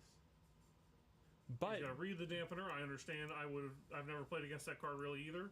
2's a lot. That's maybe the 1 blue in the hand. If And these overflows are able to start making resources. we're gonna resolve this Kano activation. It's an overflow. The Aether Wells are still live. Looks red, so this is coming in for 5. Armin's going to need to pitch 3 resources worth of cards in order to prevent it from gaining that surge effect. Or no, only 2. Just Only 2, 2. but yeah. The rest of the Ooh! hand is red. But Going to yeah. pitch 3, it is enough to keep the resources limited, but with the energy potion, Kano has just enough to hit the other overflow off the top of the deck. This one coming in for, what the heck? That's a D20. Yeah, what do we do with 20? What is this? That one looks like a blue, right? So Yeah, this is a coming in for blue. 3. Probably no resources left for Armin at all. So this one's going to Yeah. come across. Puts it up to 3 resources, and Another Kano here's activation. a blind Kano. Oh, What do we got? What do we got? oh.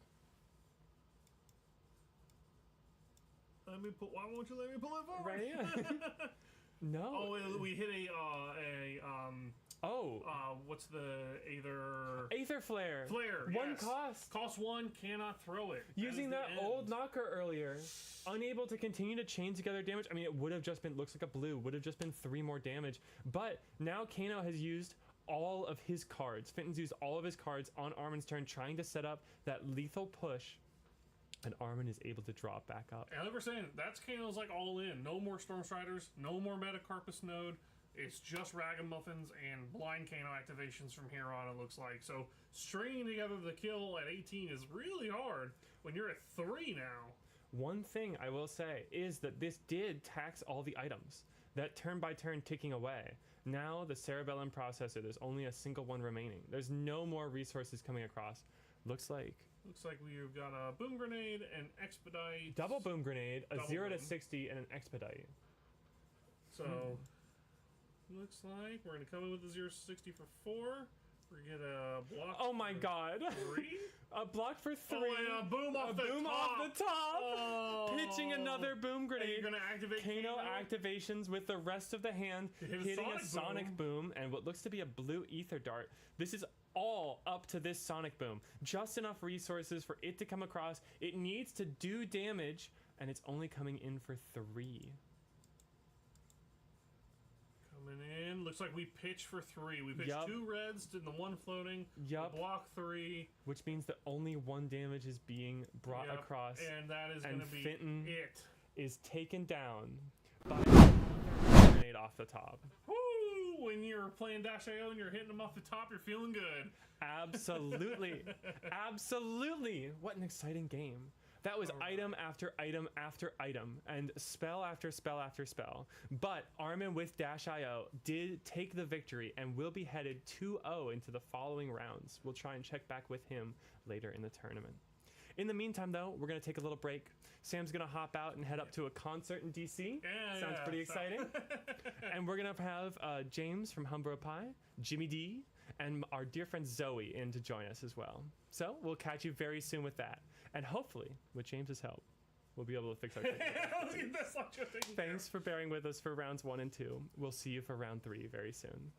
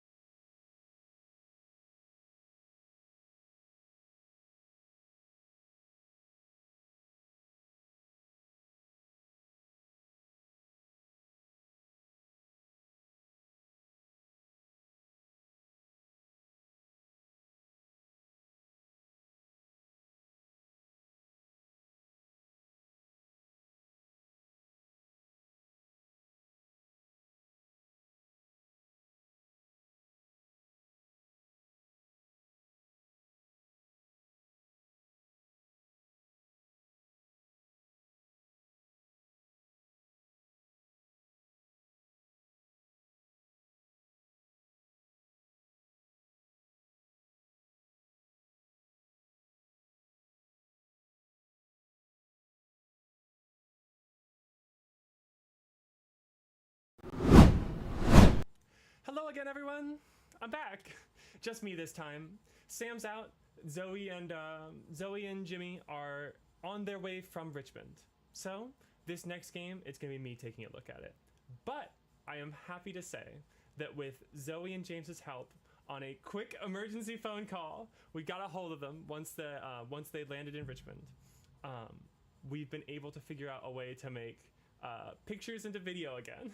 Super excited. We should have that coming up in just a moment, where we take a look at round 3. Nomi on Verdance versus Josh on Kano. A very different sort of Kano matchup than the previous one we just looked at. Dash.io is an aggressive deck, threatening devastating on hits with the boom grenades and communicating crazy damage, accelerating the pace of the game faster than Kano can really set up for. You saw how Fenton was having to desperately flip off the top, looking for extra resources or cards already denied to him by the null time zones which Armin established. Verdance doesn't have the same option. I mean, you saw in game 1 that Verdance was able to do a lot of damage, but that was across the course of a pretty long game. And with as much arcane barrier as Kano is able to set up, being a wizard himself, it's going to be difficult for Verdance to chip Kano down to a threshold before Kano is able to set up all of those potions and tools to create a very, very scary combo turn. We'll have to see what Josh's strategy is going into this game. Some Kanos are taking it in very different directions, either going for a first cycle combo or for a devastating pitch stacked combo. Let's take a quick look at the deck lists here. We're going to start with Verdance. This is a pretty interesting, pardon me, getting over into frame. Excellent. Looking at those same big arcane spells as previous, only 2 burn bears here. Let's see if we can find the third one. Yep, hanging out in the inventory. Opting, instead of Sam, to play the full 3 suite of Command and Conquer and the 2 copies of Evergreen. Not going to come in this matchup, as are not the Sink Belows, Shelters from the Storm, Scar for a Scar. Interesting tech pieces here. Amulet of Echoes setting up in case there's an Acilio running around. And this Alluvian Constella's able to provide, along with Metacarpus Node, a ridiculous amount of arcane barrier. 2 off the Stormstriders, 1 off the Alluvian Constellas, and 1 off the Metacarpus Node, with the Alluvian continually powering up additional Waning Moon activations for free, committing fewer and fewer resources. Hey Armin, catch you in the chat there. This is going to be game 3. We just had your game against Fenton the previous round. Other options, this is looking a little bit more stock. There's 3 mental blocks here, which are preventing 2. That's on top of the damage prevention of the arcane barrier, and giving Nomi an absolute wall to build to make the Kano climb over. Plenty of arcane damage. Nomi is opting for the 3 So Tomorrows, additional Earth Blues like Sam was talking about in his list. Let's go check out what Josh has to combat all of the arcane barrier in his Kano deck. Josh opting for a less wide combo variant, while still on the 9 Open the Floodgates. He isn't playing the same Rainbow 9 Overflow the Ether Wells that we saw Fenton opt into, only playing 2 red ones in the sideboard. These red cards in the sideboard are probably for arcane barrier prevention heavy matchups, like perhaps the Kano Mirror. We'll have to see if he brings those in this list. Additionally, on top of the 3 energy potions, 3 potions of Deja Vu, and Ruby Amulet that Fenton brought in, he has an additional single Clarity Potion, giving him more and more options to set up for an extreme combo late in the game. Keep an eye out for the Kindles as well, always playing a nuanced and variance-heavy role in these games. And let's go take a look at the gameplay. I can't tell you how much I'm crossing my fingers here. Please work. Please. Okay. And after all that, the thing I'm struggling with the most is getting the mouse over. Oh my gosh. Look! It's beautiful! It's motion picture! Oh my gosh. Gorgeous, gorgeous Verdance Marvel from Nomi as the two players get set up. Once again, as with every round so far, that number on the right where you see their health totals isn't accurate quite yet. Kano will be starting just like last game at 30. The damage dice, which I left in the room, not going to be super helpful this game, as almost, with the exception of Verdance's powerful earth attacks, you can you're not seeing much physical damage be thrown across the table. I know Verdance is a big deal in the current meta. This deck, released in Rosetta at the end of last year, has slowly been powered up, set after set, and is now maybe the dominant deck in the format, with a troublesome Gravy matchup overweighed by the fact there was only one Gravy at the Lifelink ProQuest. Even Sam, our resident Gravy savant, was playing Verdance. Players setting up here, choosing which sideboard options they're going to make available. And let's see what they end up presenting. Now Kano corrects to 30 health. Kano is presenting Alluvian Constellas, which makes me think we're going to see... Oh, there's the Crucible. Looks like Nomi is also presenting her copy of Alluvian Constellas, and where that, Crown of Providence isn't going to be terribly impressive, here comes Balance of Justice. Not going to get any block value against a Kano. But I'll tell you what, with all the Open the Floodgates in play, Kano draws some cards, and having that extra card draw on the combo turn may make it so that Nomi has just enough to prevent lethal damage. Here comes Enlightened Strike. 5 damage. Raw physical damage being sent right off the bat. It shows me wrong. Oh, no, it looks like 7 damage. Committing, saying, I don't need the action point. I will just arsenal what I think I saw as a Burn Bear in her hand and pass it over to Josh. Josh, with the last card in his hand, wasn't pitching to activate Kano. If I had a blue in my hand, like all those ones he blocked with, I know I would be pitching it to Kano to see if I could hit a potion off the top. He must have been saving something. Maybe it was this red Aether Spindle, or maybe it was something even scarier navigated to the arsenal. That being said, this is one of those big sideboard spells. Aether Spindle coming across 5 arcane damage, opting for every single damage that is dealt. Nomi, additionally, I'm seeing another sideboard card in her hand. That Talisman, I always call it Talisman of Tithes, and that's not what it is. It's something. It's a blue. It's not for this matchup, but you know what? If it's a blue, it can prevent arcane damage. And sometimes against a Kano, you just want every blue you can. Now Kano, no action points. Josh is looking at the top 2 cards of his deck because that's how much got past the AB3. Nomi was not willing to commit another card to prevent the 4th damage there. But Josh is looking at these 2 cards, no action points left, probably looking to see if he can set up a sweet potion onto the field with another blue pitch. That's what I'd be looking for. Potion of Deja Vu. Even a Gaze the Ages would be a great hit off the top here. If you've already played a wizard spell, you can opt to. There's what he set up. I think he put them both to the bottom though, taking a moment to consider whether he wants this card. Arcane Twining, coming in for a big 1 arcane damage. If Nomi prevents this with Alluvian, it won't get another counter. That is a once per turn effect to gain that counter, and I do want to say, you can remove 2 counters from Alluvian Constellas to reduce the cost of your staff by 2. That means Waning Moon and Crucible will be activated for free if you can activate the Alluvian Constellas first.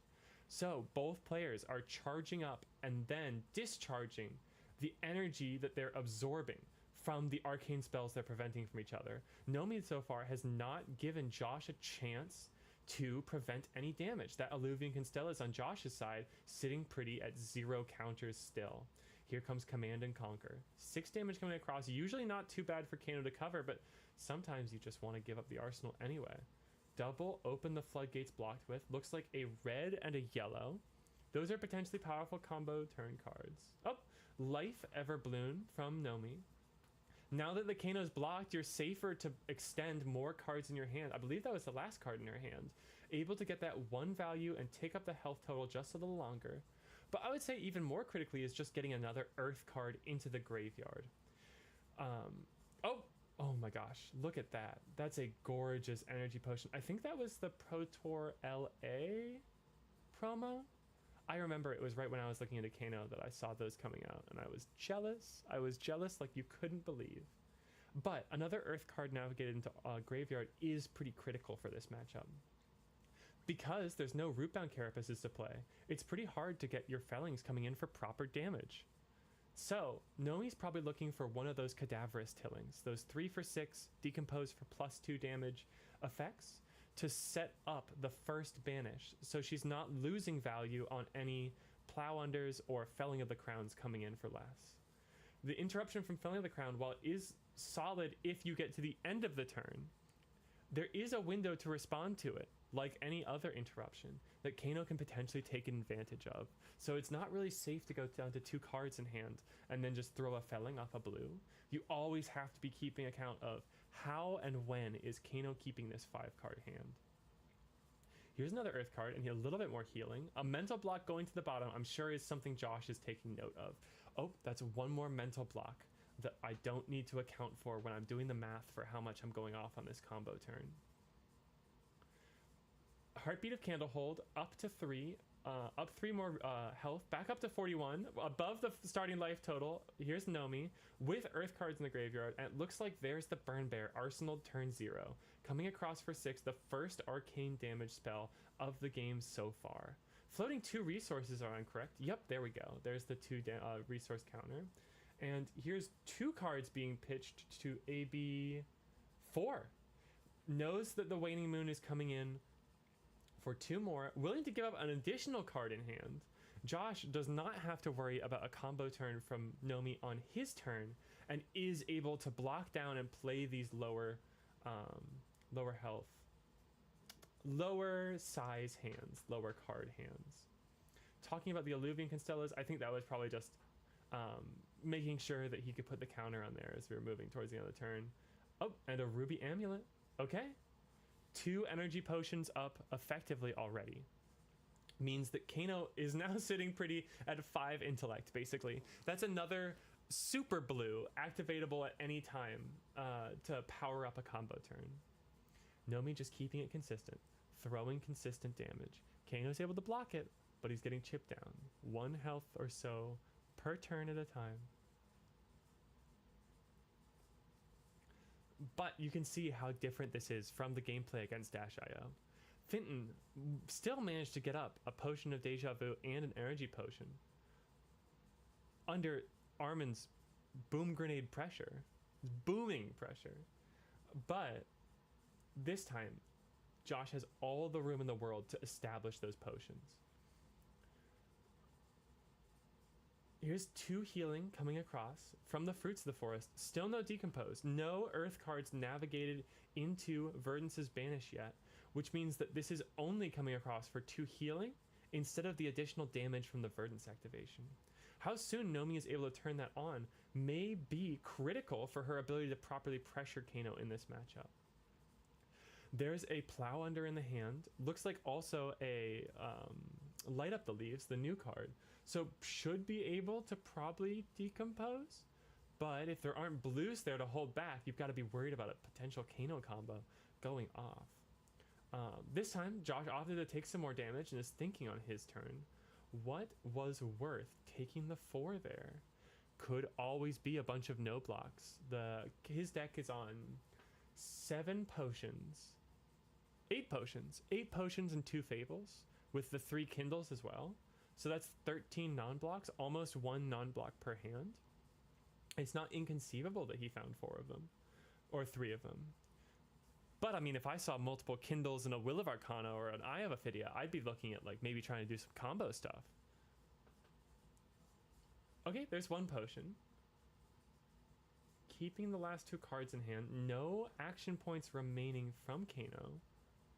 Activates Crucible, pitching the Kindle. Interesting. So it was a really low block hand. Looks like just trying to filter that to the bottom. You know, putting the Kindle down there, especially if the next card we see is a blue, makes me very suspicious that this is a stack plan being set up. Trying to get those cards to the bottom. Now I'm a little embarrassed I haven't gone back and talked about which cards we've seen go to the bottom so far. I mean, some overflows. I remember that on turn 0 or turn 1 or whatever it was. Everbloom Life puts back Enlightened Strike. interesting option, making sure that if the game does go late enough, Nomi will always have more damage coming through. Keeping 2 cards in hand, one of them a Command and Conquer. Here comes the Plow Under.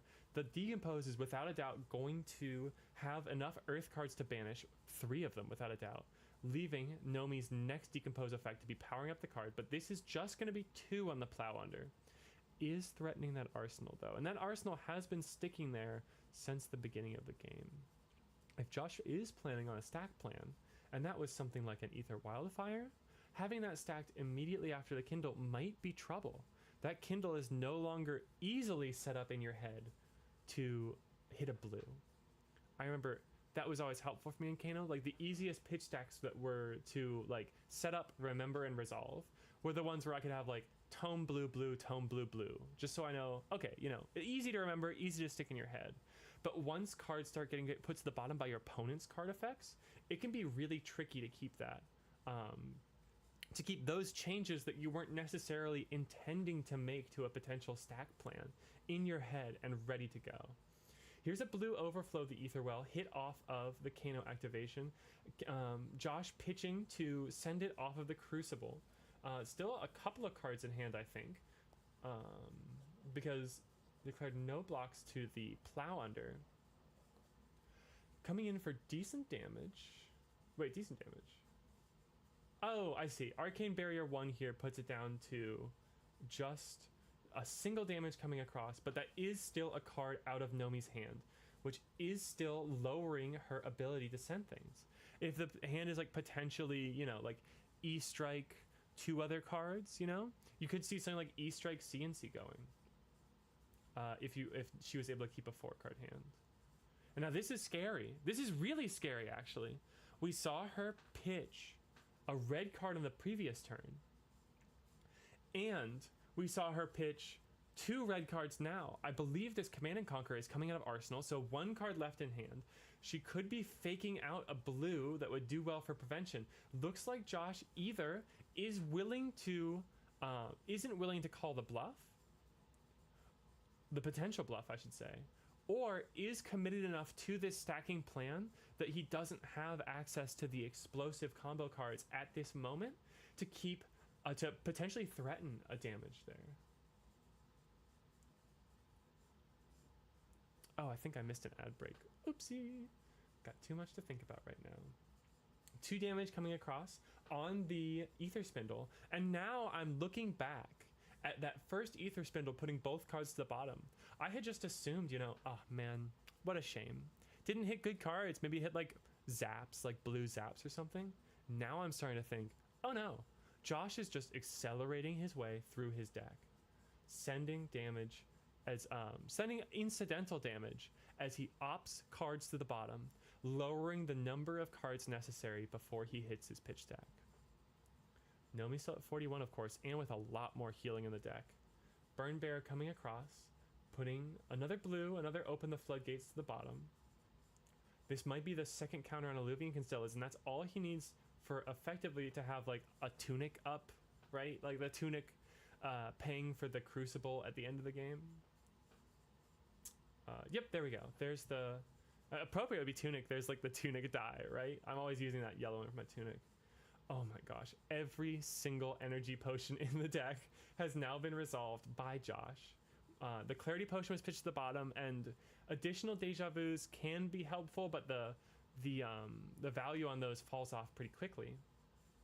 Here comes Channel the Millennium Tree. Now here's a way. Josh's been able to prevent a lot of these big arcane spells so far. Here's a way for Nomi to chip through with damage guaranteed. Still another card in hand, still 2 resources floating, not particularly in danger of being comboed, unless Josh really decides to give up on the pitch deck plan.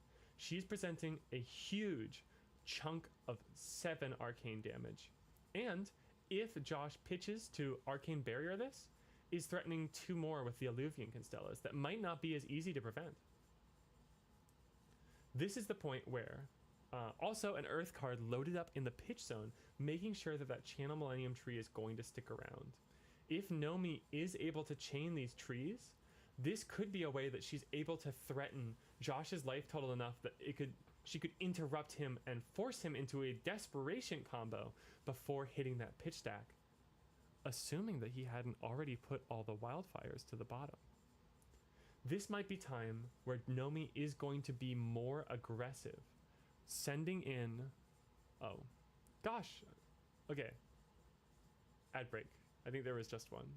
To anyone who is out on ads, I'm so sorry, but something exciting has just happened. Nomi has established they channel the Millennium Tree and sent 7 arcane damage off of photon splicing, I think it's called, red photon splicing. So she's packing some pretty considerable red arcane sideboard cards as well. Or maybe that's main board. I'll have to take a look back at the list. That's a cool option. 2 resources still floating could activate the Waning Moon, but Josh just decided to take that 7 straight to the face. I mean, I would not be super confident in using my last 2 floating resources after the Kano volunteered for that much damage. But then again, Josh is a smart player. He's used to that kind of stare down, right? That Kano, do they have it or do they not? Maybe he just took all that damage just to preserve this next hand and to fade the 2 on Waning Moon, right? Isn't that an interesting idea? Like, if you can convince them that you potentially got it, you can heal 2 just by staring at them. That's a cool... Kano's such a cool deck. Still, 13 is a low life total, and that Channel the Millennium Tree is sticking around. As long as the enemy's able to find any non-attack action to play next turn, including just like a Heartbeat of Candlehold or one of her Sotamaros, that's still going to come across with 5 off of the Waning Moon, and that's more than Josh is able to prevent. Packing only Spell Void 4. Only. Oh my gosh, only Spell Void 4. I sit here. I used to play so much Warrior, and we're still playing Null Rune in that class. Like, these every class with all these what are they?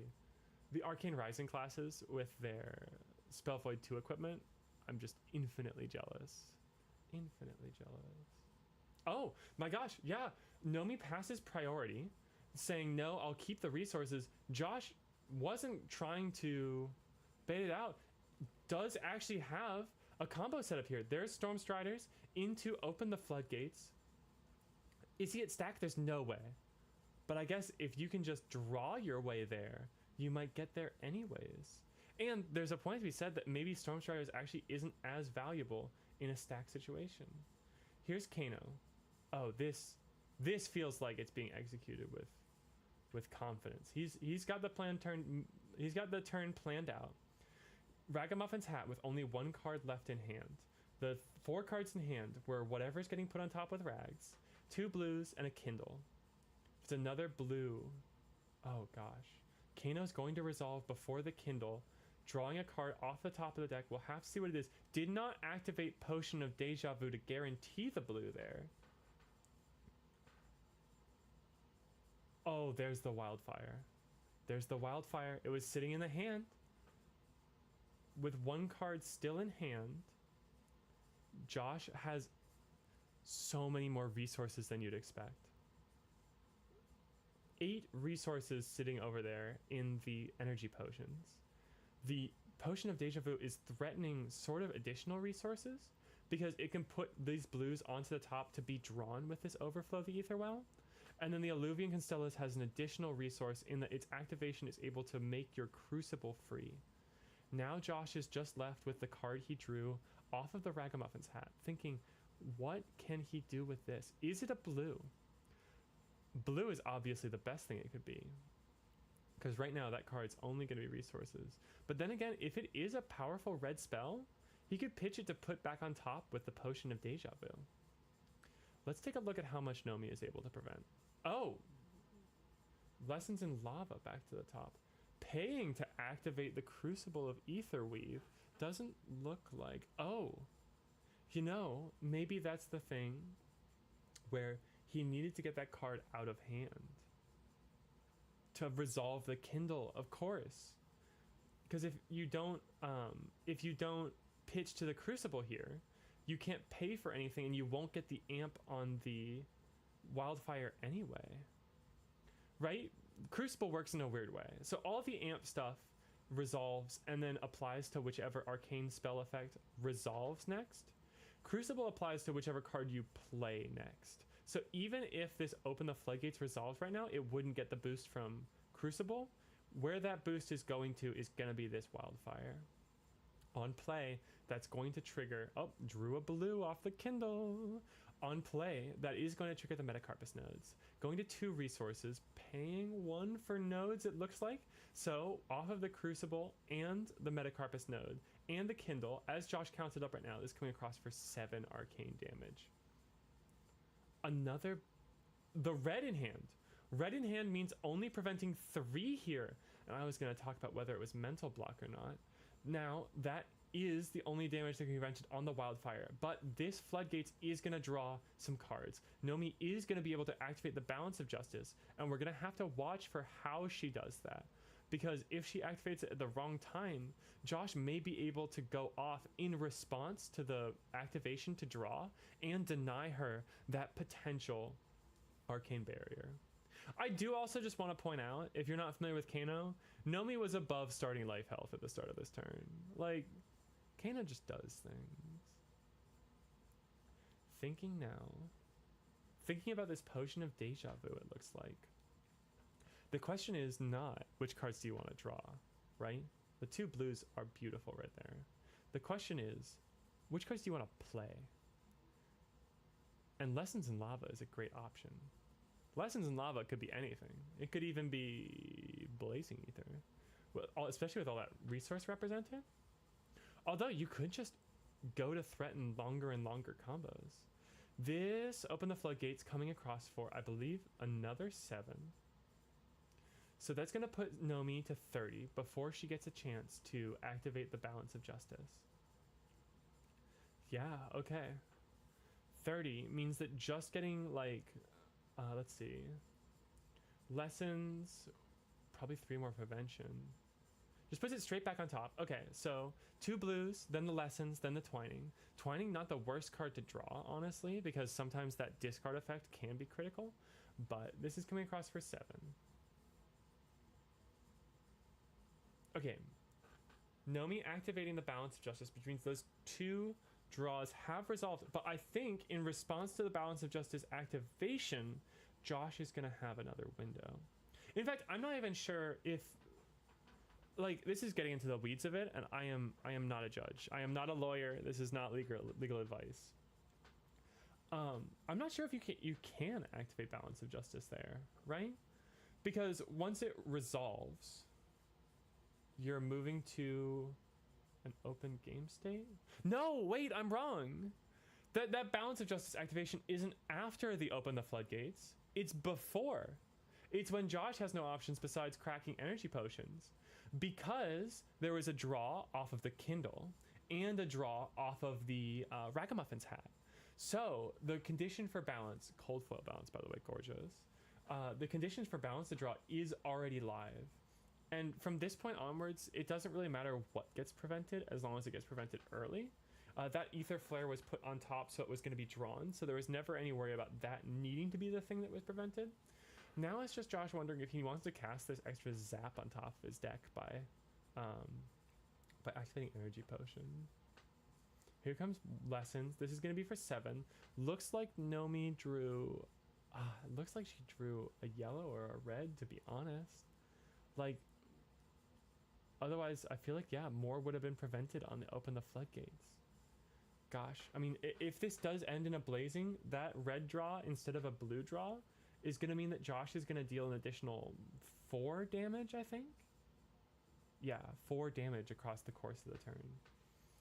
This is shaping up to be a pretty explosive turn regardless. Oh yeah, Lessons could be anything. It could even be another Lessons.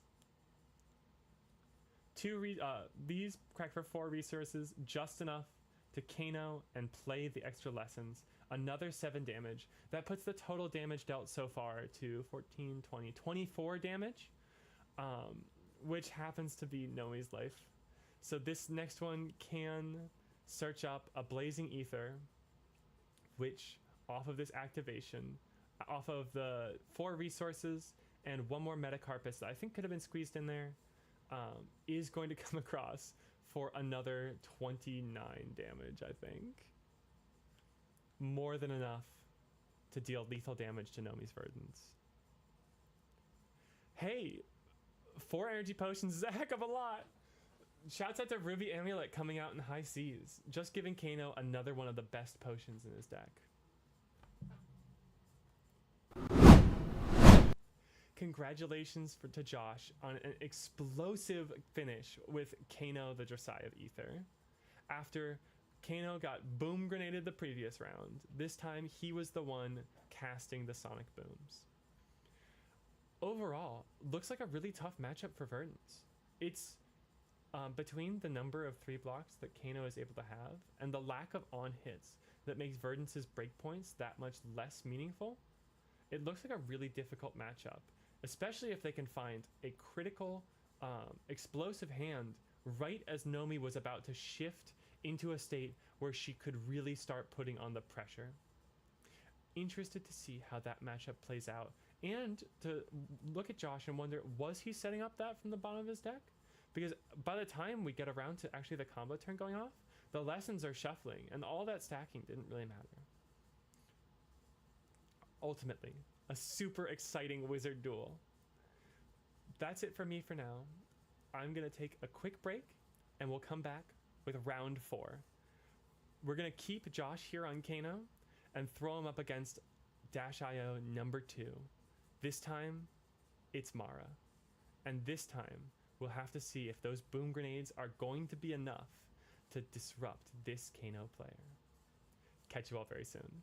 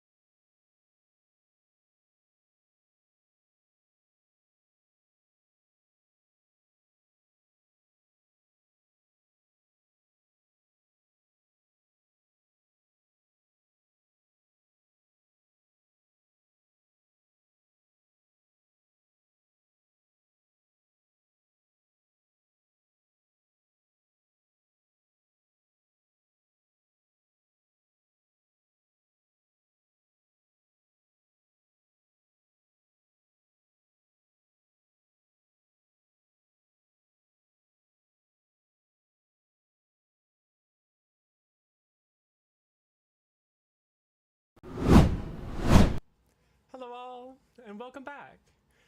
I'm still here. I'm learning how to be a streamer in real time. I'm figuring stuff out. The music has stopped.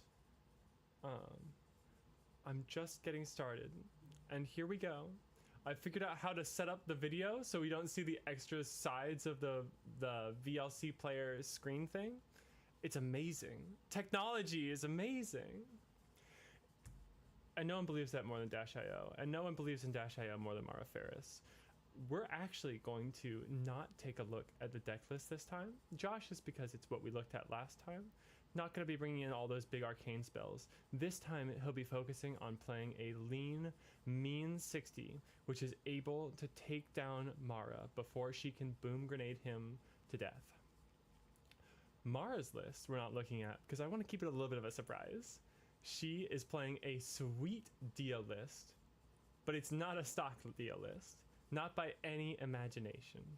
And so, let's see what she's up to in this round 4 of the Lifelink Games ProQuest.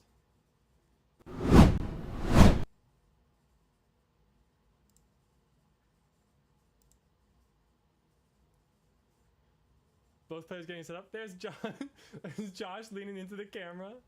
Another one where both players will not be starting at 40. In fact, that's not a single game so far has had both heroes start at 40. I wonder if by the end of today we'll be able to see that. In the meantime, though, both players are setting up. Adjusting the camera a little bit, it looks like. And getting ready to play this game.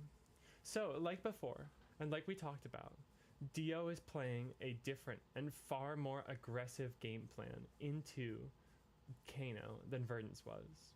Where Nomi was only able to start sending really seriously threatening damage with the tree that ultimately ended up being the turn that Kano comboed off, this time Mara is going to be throwing very aggressive damage at Josh. Very aggressive on hits, which, like we talked about previously, the 3 blocks of the Kano deck struggles to cover up. Mara, not anything spicy yet. Here's the AB3 as well. Presenting the Cogworks Tinkerings instead of the... Oh, it's something... It's the Gauntlets that Armin played, you know? It's something to do with Steam or something like that. But that additional Arcane Prevention... Armin, are you still in the chat? Can you remind me what the name of the card is that you play into Kano, the arm piece? This time the Cogworks Tinkerings, that's just a 2 block. Like, doing not going to be doing much. And it looks like Josh has probably won the die roll and opted to go first. So, just hitting some random zaps off the top. The Kano list runs so many of them. Prognosticate, Arcane Twining, and hey, finds a potion. All these random arcane spells aren't doing much. They could have been used to turn on that Gaze the Ages, makes you think Kano wants to use the action point for something, and there's an additional potion of Deja Vu out of Josh's hand. Interesting, having 2 potions of Deja Vu is a really interesting spot to be in, because the first one is so valuable, right? You're saving it for a potential combo setup. You're saving it to do something disgusting. You're saving it to kill your opponent. The second one you can play a little bit more freeform jazz with, right? Maybe you decide that having these blues on top is nice. Maybe you can set up something. Oh, Mara Ferris, not to be out-instanted. After pitching to Arcane Barrier previously, pitches what looks to be a Steel Street Hoons and some other yellow card to set up a boom grenade. Gonna be threatening that on the first turn that she has available. Achilles Accelerator, by the way, in the boot slot for Mara means she is presenting AB3 even if she isn't preventing that additional prevention in the arm piece, which I just can't remember the name of. So, setting up this turn. I wonder if Josh will actually choose to block it all around these early cards. Maybe if it's a clean 0 for 3, but so often Dio is like, the moment Dio presents a 0 to 60, Kano has to be far more realistic about his ability and the number of opportunities he has to actually prevent that boom grenade from coming across. 1-0 to 60 means Kano needs to commit 2 cards on block. Either 2 cards for hand or a single card plus the old knocker. And that thing has Blade Break. Like, it's pretty sweet that you can block with it.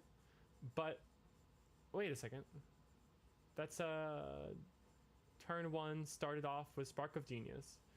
A Spark of Genius getting a copper cog. And this is what I was talking about. It's Cogworks Dio. Those Cogworks Tinkerings aren't just for show, except in this matchup where they are. But this is a Dio match. This is a Dio deck planning to capitalize on a lot of the support from high seas. Stuff that people have seen a lot in various builds of the new Mechanologist, Puffin. Mara is using those cards to play evasive and mid-ranging. Oh, remember to take the steam counter off of that boom grenade. I missed that one. And 2 counters now on the symbiosis shot. 2 items have entered the arena, and Mara still has yet to... it doesn't have an action point, right?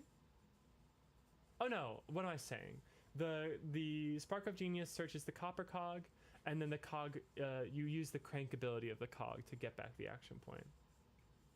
No boost this turn, so the Spark of Genius isn't drawing a card, but this is a Cloud Skiff, which is 1 for 5, and then Mara can tap this cog to either give it go again or +1, threatening the boom grenade on hit, and here sending the symbiosis shot. Overall, looks like the boom grenade actually isn't going to get a chance to hit. Keeping the cards in hand to play respectful. No arsenal from the Kano player. Definitely something he wants to set up. Looks like one of the cards in hand was an energy potion, and the arsenal is now set. Now this is a pretty scary place for the Dio to be staring down. Mara has an arsenal of her own, so she's able to play it a little bit more evasively while keeping information from being shared. Oh, there's the Cerebellum off the top, and that does make things a little bit easier. Showing Kano, hey, by the way, I have a blue. I'm willing to, I've got resources to spend. Another action point to draw another card with the Cerebellum processor. Having the option to boost away cards to set it up to be perfect. Maybe it's the blue, maybe it's an attack that is gonna communicate more damage across the length of this turn.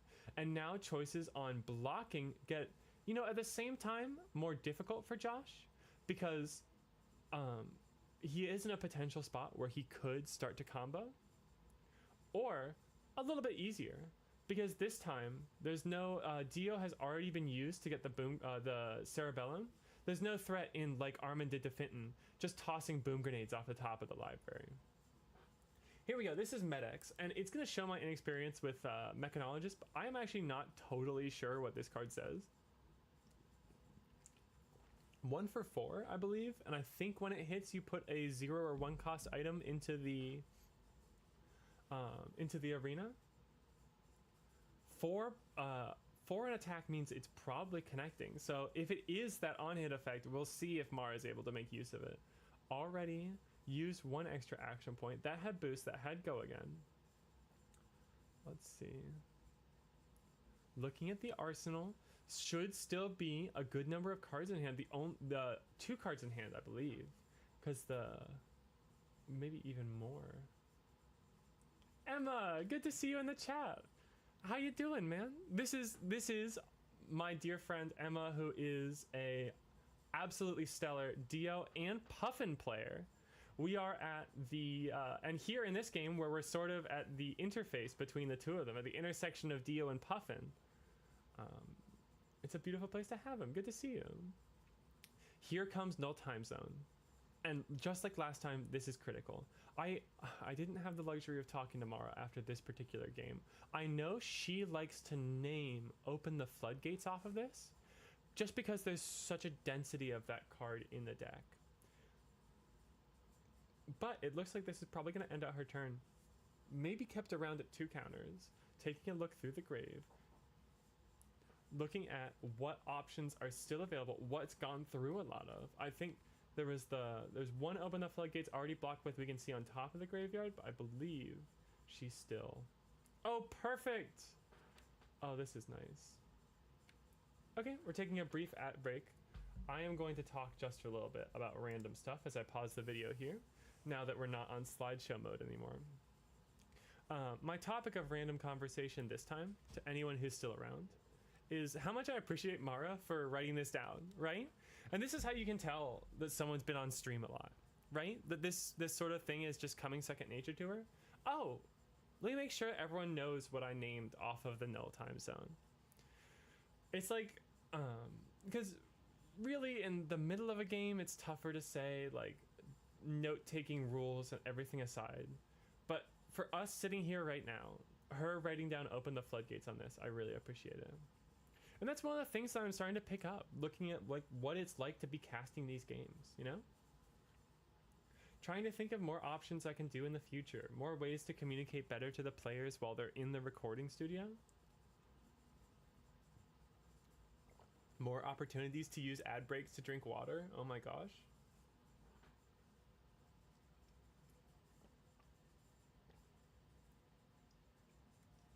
I am kind of lonely. Sam left me. No. Zoe and James are on their way, but they should be here soon. And the ad break's just coming about to a close too. So we're gonna resume the game as Mara continues to name what I think is looking to be open the floodgates on this null time zone. Perfect. Yep, there it is. All right. With open the floodgates denied, the critical thing about null time zone is it prevents you both from playing from hand, but even more than that, from pitching, right? You would have to let it load into the arsenal or block with it to get value out of an open the floodgates that you've drawn now. When open the floodgates is not a particularly impressive arsenal, not unless you're very confident you're about to hit stack or something like that.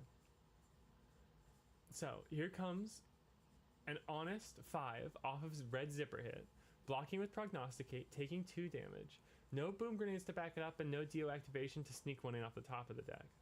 But still plenty of resources floating. And now that Josh has started blocking, Mara is able to send much more confident aggression. There goes a Fast and Furious off the top of the deck. When that is banished by boosting, you can put an additional steam counter on an item you control with Crank. Here, Mara chooses, instead of the Cerebellum, to put that onto the null time zone. And that's something I talk about quite a bit with players as they start to play into decks like Prism or Kano for the first time. It's quite often more valuable, and you can see right here, it's quite often more valuable to stop them from doing their broken game plan than it is to like capitalize on your game plan the strongest. Right there, I believe that's Sky Skimmer, 0 for 4.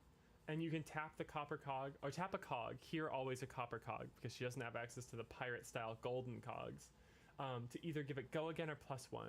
Here opting for the go again to send in a symbiosis shot. Oh, pitching Will of Arcana, 2 cards left in hand it looks like. To the Crucible, 2 extra damage on whatever arcane spell is coming next, and hey! Here's the first boom that's gonna connect to this game, not a boom grenade, but a sonic boom from Josh's Kano.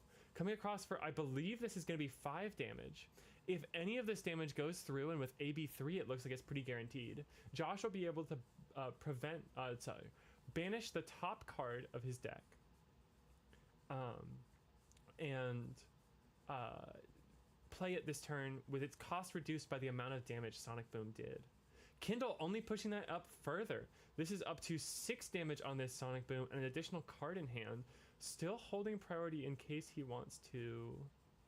Nope, looks like it's good to resolve at 5? Wait, does Sonic Boom only come in for 2 at base? Or no, he's responding to the Crucible with the Sonic Boom. Or wasn't the Sonic Boom from hand? Yeah, I feel like this should be for 6, right? Off the Will of Arcana? Is Sonic Boom really only for 2? Has it been that long since I played Wizard? Oh no! Off the top, finds Destructive Aethertide. The discount isn't going to matter much because that is just a zap coming in for 0. But it is going to be threatening more damage. Sure, this isn't the Kano pop-off combo turn, but any damage dealt to Dash IO right now means that that's less damage you need to reach for through the AB3 in the combo. The difference between 40 and 30 is really big. The way Kano works now isn't necessarily with like certain combo thresholds and stuff like that, but back in the day when it was like you go Wildfire and then you go Lessons and then you go Blazing, 32 was a super critical health thresh point, and Josh has pushed past it with the Sonic Boom. More critically though, Mara has let him push past it, right? She could be pitching to Prevention here, but she's not. 4 cards in hand, not sure if she's got an arsenal or not. Can't really see past it, but I suspect she doesn't. I think she played out the rest of her cards last turn after Josh decided that he was going to block and she no longer feared the combo. Taking some time to read open the floodgates.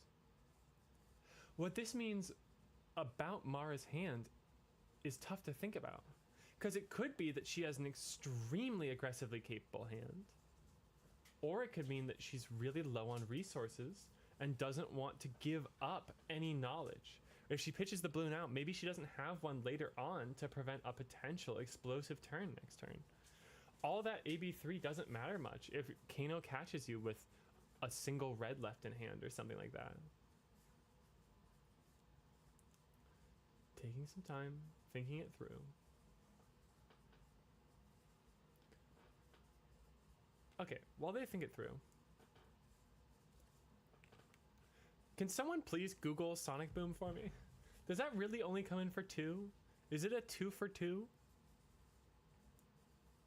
Like we talked about earlier with Sam, how, 3 for 6 in Verdance isn't a particularly valuable, like that's not like crazy as a value engine. That's like maybe even slightly underrate with the normal way we understand cards, but it matters that it comes across for like burn damage. It matters that it's being done through Arcane.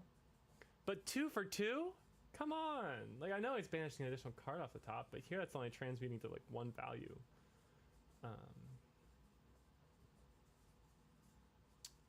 Oh, Deja Vu puts those back on top.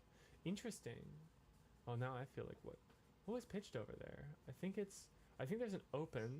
I mean, choosing to put those cards specifically back on top, guaranteeing blues in hand. We already know that Mara is playing a little cautious into arcane damage that Josh is sending, that she wasn't willing to pitch during his turn. This could be, yeah, Sonic Boom is base. Hey Zoe, thanks for chiming in. Yeah, base 3 arcane. I think that should have been for 6, right? Because of the Will of Arcana pitch. But that was what was pitched. Will of Arcana and maybe open the floodgates, navigated back to hand, set up for a potentially crazy combo out. That floodgates has got to be, if it is a flood, no, it wasn't in floodgates because it wasn't pitched. Yeah, there was some other blue. Here comes Mara. Zipper hit for 5. This time Dio has not yet been activated, so she could be threatening potential items off the top, cranking them, drawing cards off of the Cerebellum. Now that she's boosted as well, she has the opportunity, once the combat chain closes, to activate the ability of Teklo Foundry Heart, temporarily paying 1 resource to gain 2. And that's a really interesting option, because while it is concealing hand knowledge, it sort of says this is the lowest amount of resources I'm probably going to have for the rest of the turn. Kill me now. Yeah, there's an open the floodgates. There's an Aether Flare. Looks like a blue Aether Flare. But with cards blocked, no longer threatening. Fast and Furious there, banished, not from boosting, so not going to put a Steam counter. But with Josh having blocked, no longer threatening the ability to really pop off and do a combo turn. Now, just trying to survive. Mara's going to take that opportunity to set up some more of her onboard advantage equipment, onboard items. Here, with no threat of, with 3 floating and no real threat of Kano comboing off, she's setting up for a slightly longer game. Because, while she's able to still send more free aggression this turn, Josh still has 12 health, which, when you start at 40, doesn't seem like much. But that is a lot for a Kano player, especially because the last health is the only one that matters.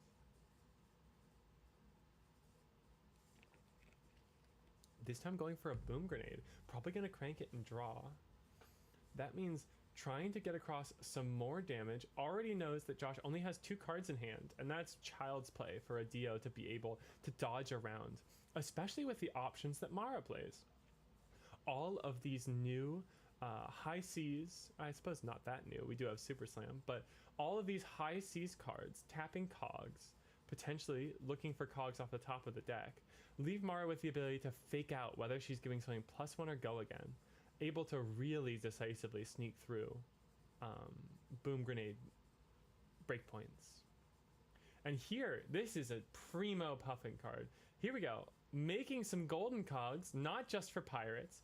Each of them can be cranked, likely putting her up to 2 resources. Not gonna draw a card like a Puffin would. Thinking about tapping one maybe to put it back on the bottom of the deck. Looks like not. Getting an additional 2 shots on the Symbiosis shot and going up to 2 action points. Now with that extra action point, she can draw off the Cerebellum, get another attack in hand to potentially come through and communicate that boom grenade. And with the copper cogs, with the golden cogs, now all of her cog-based go again has been unlocked.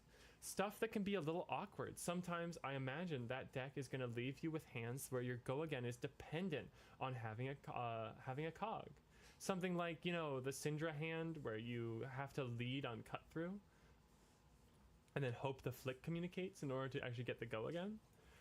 The Mara's Dio deck may be more reliant on the Cogworks Tinkerings more than a block as a piece of equipment that's able to guarantee that go again setup. Here though, coming in with a boost card, this one I will truly need a more versed mechanologist to play. It is something, it's a boost card that's coming in for 4. A dive through data maybe? Dive through data on hit opt 1 I think is what this does. There's a Teklo core. Is that coming in from the top of the deck or was that coming across from the... Emma says yes, okay, got it in 1. Was that coming across from... Looks like that was off the top of the deck, using the last resource over there. Shooting for 2 with the Symbiosis shot. I think arsenaling the final card with a very powerful setup. Kano has to do it on their turn, but maybe, like Fenton did in round 2, we'll see Kano try to go off in response to the Teklo core activation at the start of the action phase, right? Some sort of start of the turn stuff, like the steam counters being removed from Cerebellum Processor and Null Time Zone. Those happen at the start of the turn before either player gains priority. Teklo Core is a little bit older of a design and happens at the start of the action phase, so Kano can actually respond to it. Josh is at 2, but 2 isn't dead. And especially when you're planning to go off at the start of your opponent's turn, regardless of what they've got in hand, just because you need to get around that Teklo core. Oh, wait, Mara is not passing priority. She's thinking about activating the Achilles accelerators to gain an additional action point because she boosted this turn. Here's 2 more coming across, forcing a block from Josh and denying him a resource. That's a big trade-off though. Those Achilles are where a part of your Arcane Barrier is coming from. Mara is left with only Arcane Barrier 2, which may be a huge trade-off if Josh was already planning to try and combo into the Teklo core activation already.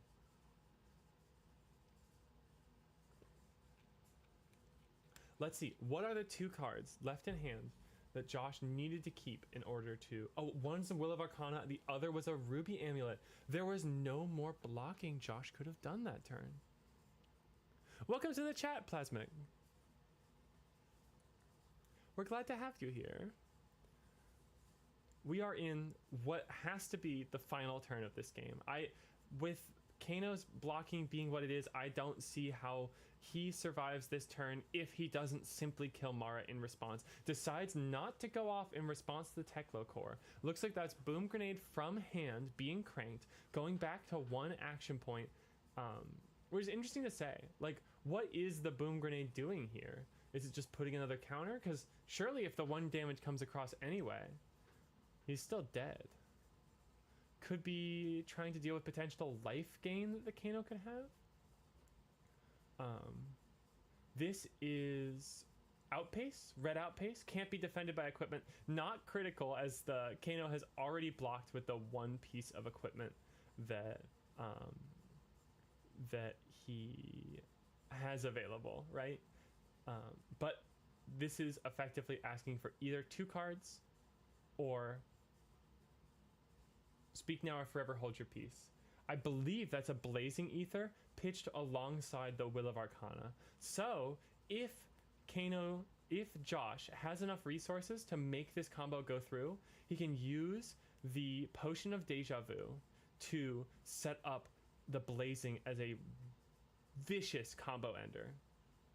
And with the Potion of Deja Vu, that Will of Arcana might be doing double duty, pitching twice even before the Wildfire resolves. Although, hold on, because that was the Kindle from Arsenal, right? Do we even know that Josh has a Wildfire?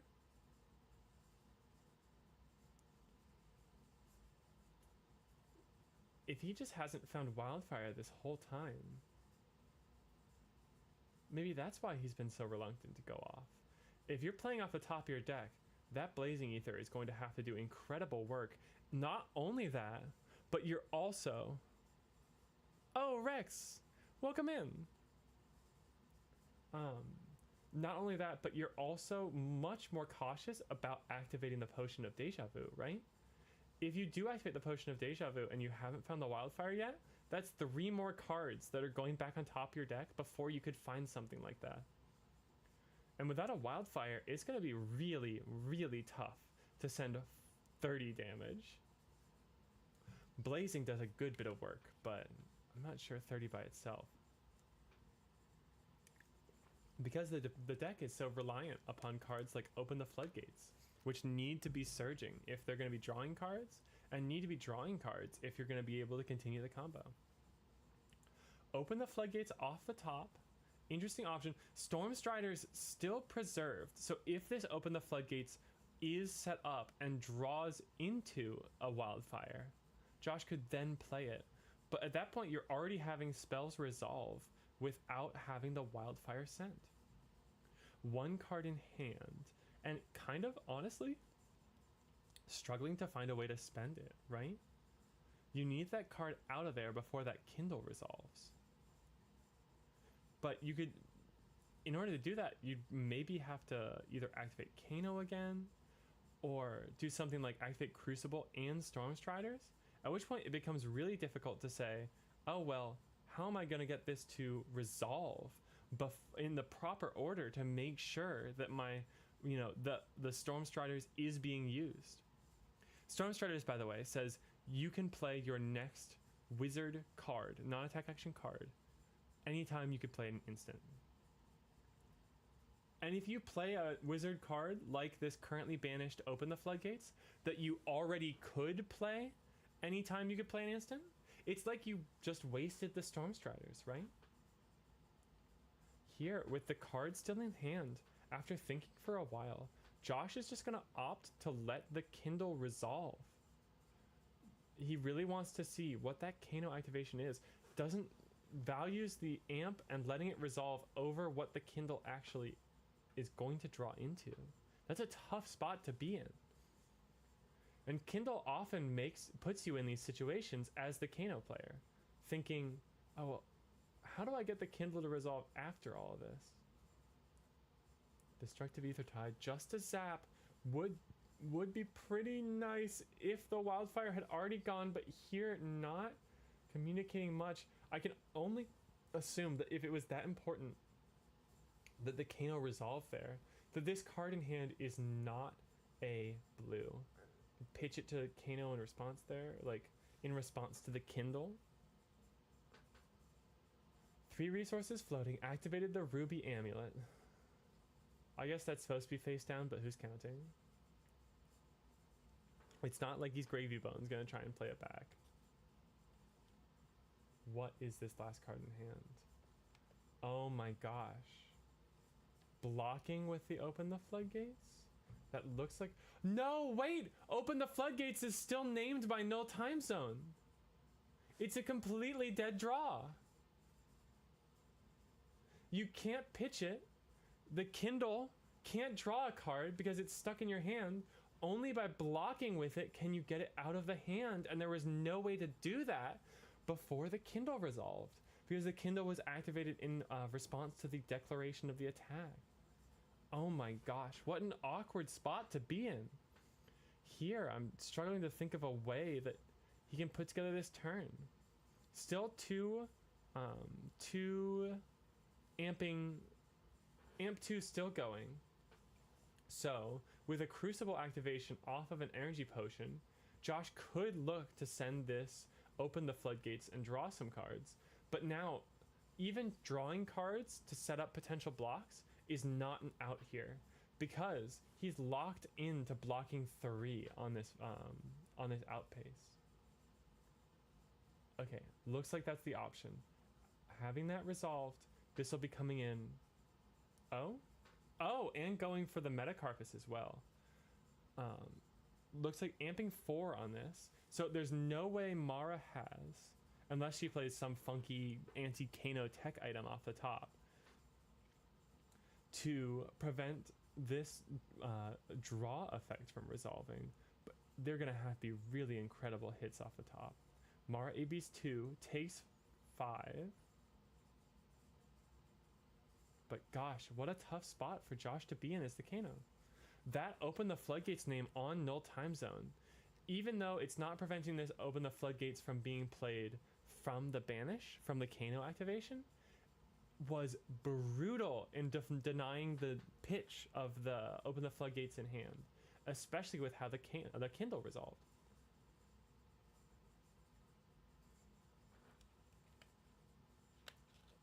Oh, looks like, yeah. AB2 from Mara, pitching a blue. I think that's Steel Street Hoons. What a card. Galvanize, whatever it is. Oh, thinking maybe on the Arcane Barrier. Still 1 resource floating earlier from that Teklo core that wasn't spent. Yeah, looks like she is gonna AB2, take it a 5. And Josh draws 2 cards. Any potential open the floodgates drawn are just dead cards here. And the deck plays 9 of them. Even Stormstriders doesn't let you play it because you'd be playing it from hand. Taking some time. Look, oh, I see an open the floodgates in hand. Oh my gosh, I see an open the floodgates in hand. That might be it for this game.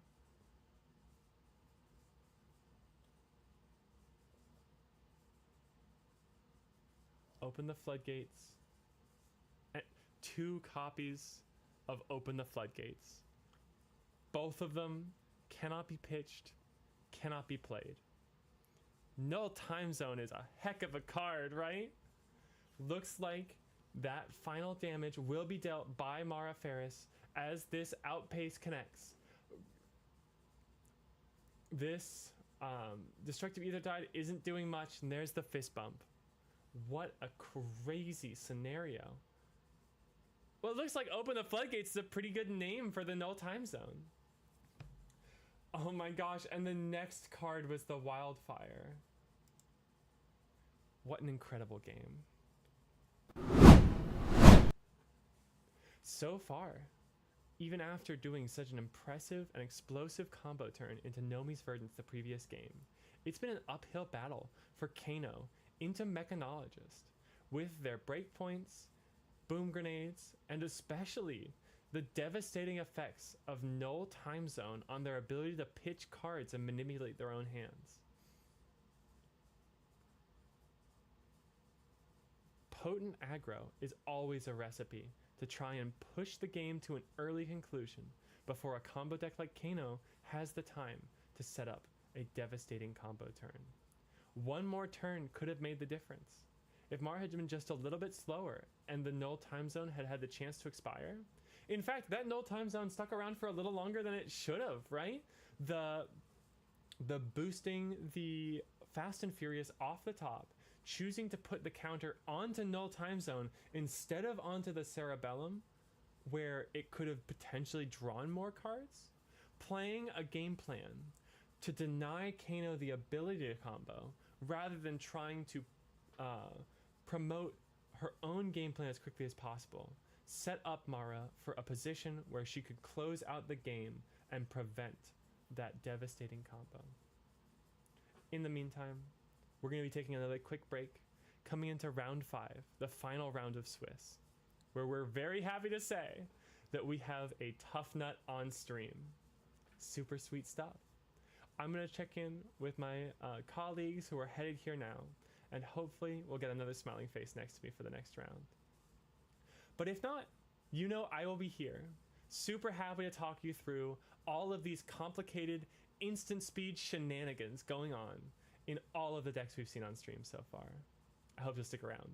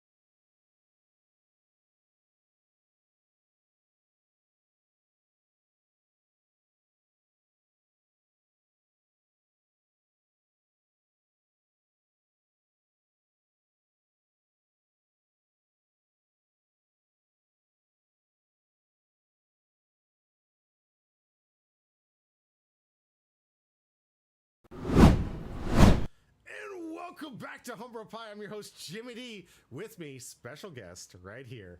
Introduce yourself. I'm Zoe. Some of you might know me from Twitter, from the Richmond local area scene. I'm really excited to be here casting these games. I want to shout out Mary for holding it down the last 2 rounds on her way over here. Just absolutely insane. Traffic was hard. I'm so sorry. We were here. I was trying to get Zoe here as soon as possible. Running down, and Richmond apparently just has everything going on today. I could not get back in time, but Mary did an amazing job. I was watching her the whole way home. Shout out. Let's get some shout outs because Mary will be coming back. Yes. But massive shout outs for her covering down for what is, honestly, guys, if you've never done this before, trying to do solo casting, exhausting. It's hard. Yeah. You got it. Hard to take breaks. There's no one to play off from. I'm gonna have the luxury here of being able to ask you questions and keep the game entertaining and go from there. Mary had to do that all by herself. Had to do, like, from head to toe, card for card. She was in it and casting it fantastically, as I know she was going to be able to. But I didn't want to leave her alone like we did. But we're back. We're back. Zoe, can you give us like a background on how long you've been playing Flesh and Blood? Yeah, I've been playing Flesh and Blood for about 2 years now. I've played in a couple different cities. Moved to Richmond about 2 years ago. Actually, I've been playing for about 3 years, I guess. Okay, it's been a while. I was a Dromai main for a while, but temporarily embarrassed Dromai main now. Legend. What other heroes are you playing? I've been playing Enigma. I went to Enigma immediately after Dromai LL. It's kind of the natural movement. Flow. Yeah. New Illusionist. Been playing Gravy Bones since Enigma went. I like the board state. Right? Gravy is really strong. One of the things that, guys, we're on a commercial break on here at Twitch, so we're going to just chat for just a minute. But I noticed that Gravy Bones was one deck represented here, and even though it is considered tier 1, what do you think might have been the cause of the lack of Gravy? Or do you think, like, in this meta that we're covering here, we saw a lot of Dash, we saw a lot of Verdance, we saw a lot of, like, Tough Nut's a great one. We're going to get into this matchup here soon. But I have a lot to say about this matchup when we get to it, but... Can't wait. There was, why do you think everyone was hyped up on Dash IO? Because I would say percentage-wise, it made up at least over 50% of the field. Yeah, it's kind of a head-scratcher, because Gravy is one of the best decks in the format right now, for sure. Like, definitely top 3. Yeah. Dio, I think, is able to go wide and deal with those Gravy allies, so it is maybe a natural Gravy predator. Yeah. Although without the Gravies, it's kind of like you have the counter, but you don't have the thing you're countering. I'm not sure why there are no... It is really a head-scratcher. Yeah. Because there are a bunch of Gravy players in the area. Oh, absolutely. Yeah. I think there might have been 2 different ProQuests yesterday, so the population might have split a bit. Could be, yeah. There is one right now going on at another local. As well, yeah. Yes, Newgrounds, or was it, or something? Battlegrounds. That's Richmond, right. Yeah. Yes. So they have their own I don't know. Do you know if they're recorded at all? Or? They don't record. No, that's a shame. We'll have to get the results, and we'll give you guys feedback on when that actually happens, and see how players out there. If you're one of those players, good luck to you. We wish you the best of luck. We do know that the winner today doesn't have to, because what happens when you win one of these? When you win, you are barred from entering any more ProQuests for the rest of the season. You have your invite, you have your gold foil from winning, and then you let the other people kind of get their opportunity to get their invites for the Pro Tour. Yeah. So yeah. How long is the seasons last for each one? About 4 weeks. About 4 weeks. Okay, so not taking completely off for too long. No, right? no. Just, you can still show up, have some fun, play your local armories and stuff. But yeah, you definitely want to. And one of the things that I've loved the most about this game is that so many of the players have said that they just want to keep playing. And what's great here, we're about to go into round 5. This is the last cut. If you were playing any other games, I'd say a few of the other games I've played before, the last rounds, usually the top 2 tables are double drawn in. They're like, I'm done. I'm gonna go get some food. I'm gonna call it out. And it seems like you're playing the best of your game just so you can play less of the game that you're trying to play. But in Flesh and Blood, you play it out. That does not happen in Flesh and Blood. Yeah. No, you play it out to the end, and you want to. And then there's the look of disappointment on some of them when they win. They're like, wait, I can't play for a couple weeks. Yeah. Oh, what? The disappointment is great. It's like a vice versa, where the other ones were just like, whew, I'm qualified. I don't have to play anymore. And I'm like, have to play? This is a game. We want to play, right? But I'm just super excited to see that with the Flesh and Blood community. We do have a special round here coming up. Now that we're past the ad break here, we're going to be introducing a awesome deck and something that you actually influenced Addison to play today. I did. Can you tell us about it? Yeah. Okay. So Addison, if you're from the Richmond local area, you know Addison. He is not a meta chaser. He does what he does, and he plays his decks, and he plays what he likes to play. Yeah. I met Addison on Thursday at our armory, and he was playing Tough Nut. one of the brand new heroes from Super Slam. Yep. 3 intellects. Yes. Rock, Tough Nut. Yeah. We have the list. Do you want to pull it up? Oh, we will. Okay. Yeah, I just wanted to get the story out of here. Oh, That's sure. just- So I paired into Addison playing Gravy Bones, which I was a little cocked up going into it. I was kind of like, this seems like it might be easy, and I think he was kind of not the most optimistic about the matchup. And I was like, are you going to play this at the ProQuest on Saturday? Yeah. And he's like, no, I'm probably just going to play Ira. And I was like, I think you should play Tough Nut. I think this is a really cool deck. I think it's underrepresented, and I think you have something kind of cool going on here. You should try it out. And he said, maybe, let's play out our game. If I win, then I'll bring Tough Nut, and if I lose, then I'll bring Ira. I'm like, okay, we'll see what happens. And this man rolls so hot. I don't think I've seen more 6s rolled in a Brute game in my entire life. And he decimates my gravy. We both go down to 1, but he is just able to put on the pressure and take care of my allies, and I'm not able to set up. And he takes the game, and he's like, oh man, now I need to play Tough Nut at this ProQuest on Saturday. Addison was super excited. Also, the opportunity to get on camera. We looked for this matchup. We wanted to get something to introduce you guys, something a little different, because you guys have seen the Verdants. You guys seen the amazing play from Mary playing the rogue deck of Prism, and we've seen a lot of Dash IO today. And now we get to see something a little bit more interesting. We get to see Tough Nut go head-to-head with Verdance, or Verdants, however you want to pronounce it. Let's get in the deck list. Let's showcase what these players are going to be rocking with and see what they might do to counter this matchup. Let's get to it. Starting off with Tough Nut, you're going to have to help me out here. It's a Tough Nut, as Addison says every time. This is a brand new hero, revered Brute hero from Super Slam. The first ever hero in the game that has 3 intellect, which is kind of crazy, you know? Yeah. But his hero ability kind of makes up for that. Sure. Where you can tap and you always get the pitch from the top card on your deck. So I think the interesting thing that goes with this is the Rock. Rock has been in the game for a while. Yeah. It's been in a bunch of fun kind of rogue decks, but I don't think it's ever been quite so pushed to the center as it has been with Tough Nut because of the very restrictive text on Rock, which says you can only activate it if you have no cards in your hand. Which is hard to do in Flesh and Blood. Oh, yeah, right? You absolutely. need something to pitch to, and you can't just pitch to Rock. Yeah. You need to somehow empty your hand and then generate the resources. So what Tough Nut's able to do is kind of spend a lot of time blocking out, because he gets extra toughness from when the crowd cheers. Yeah, absolutely. Yeah. So he can block out really efficiently and then still crack back on almost every turn with this 7-card or 7-power attack. Attack swing. Yeah. It's kind of just this steady rhythm of block, send throw 7. Throw rock. Throw rock. Yeah, and then the onus is on your opponent to figure out, okay, well, how do I get over this really strong defense and this consistent offense? I need to figure out a way to kind of go above and beyond that. Absolutely. Which can be tricky. Yeah. What are some of the extra pieces here for equipment that we might see in this gameplay? Because we know right now, when you play this game, you get to know who the hero you're playing up against is. So with Verdance and Knowledge, which one of these would you pick for your equipment?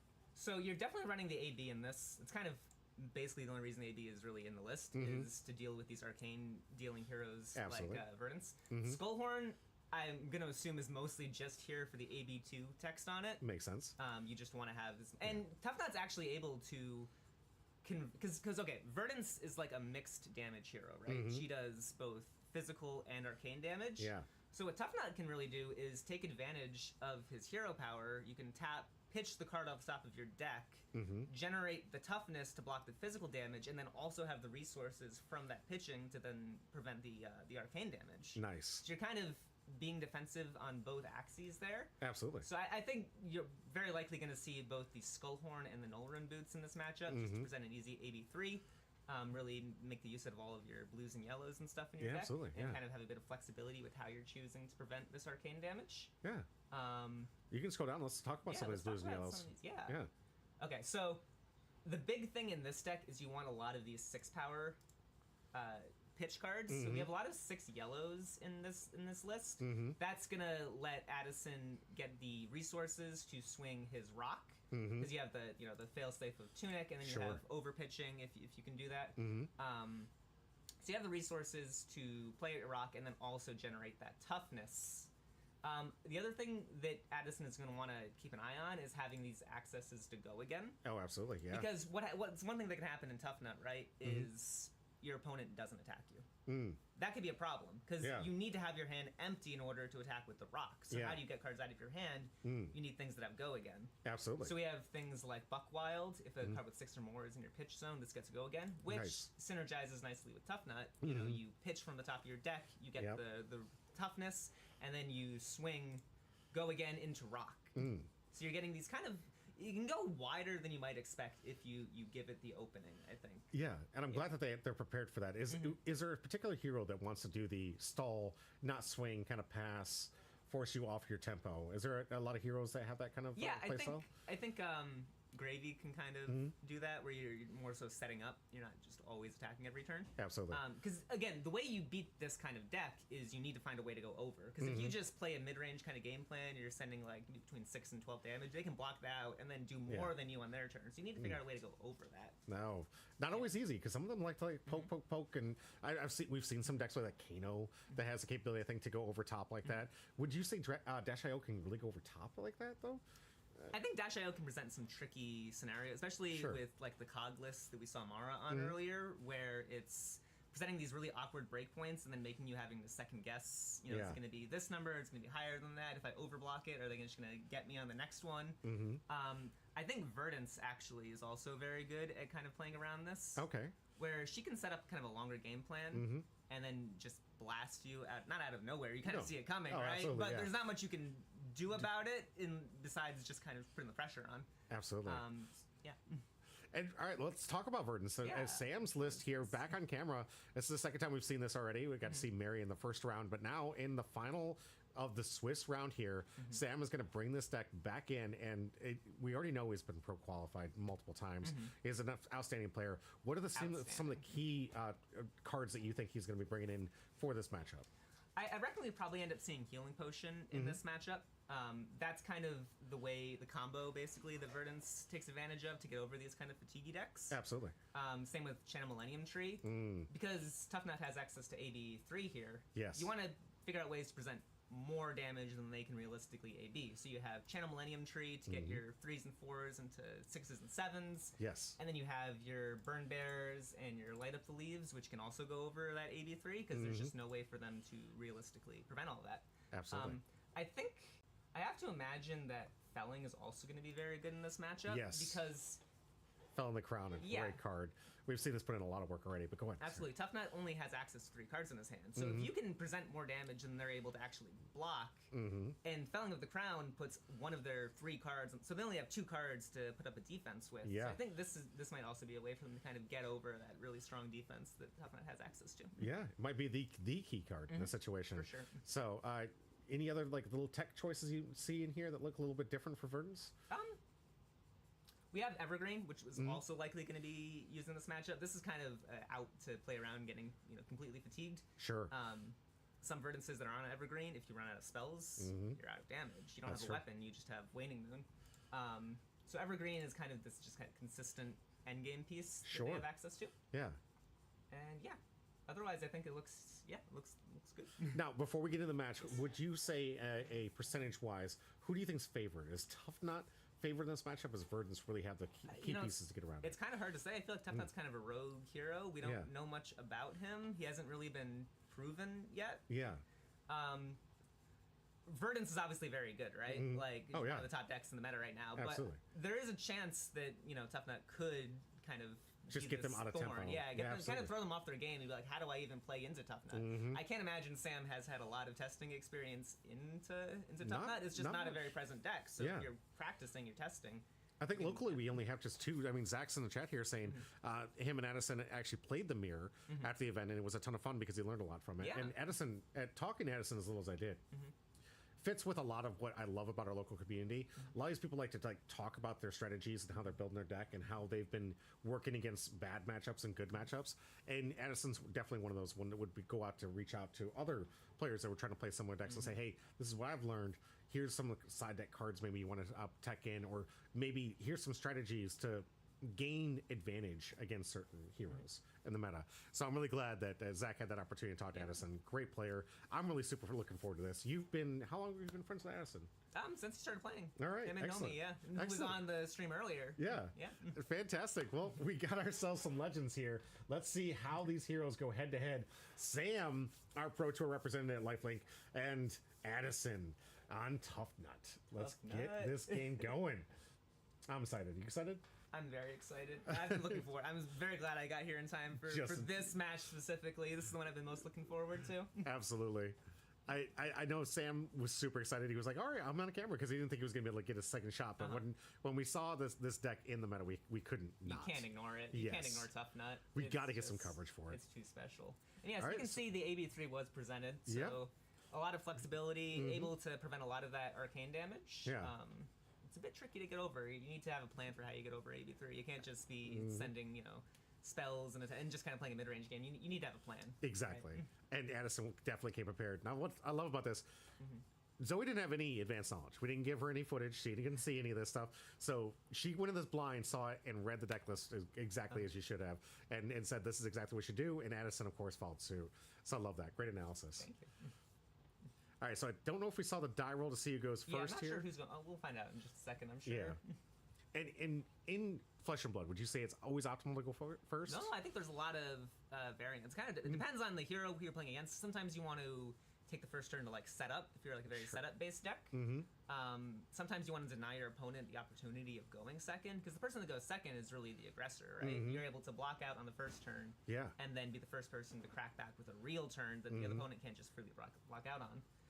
But it looks like Sand is going first here, just sending an Arcane Twinning and then a Waning Moon. Really basic Arcane damage, and Addison's just going to pitch into that. Yep. Try to get the card hand empty like we said before. Yeah, exactly. But he's going to draw up regardless at the end of this turn, because it's the first turn. Exactly. That might be something to think about, actually, is the fact that Tough Nut wants to get cards out of hand, so maybe they might prefer being the one that goes second. Yeah. Because they already want to block a lot.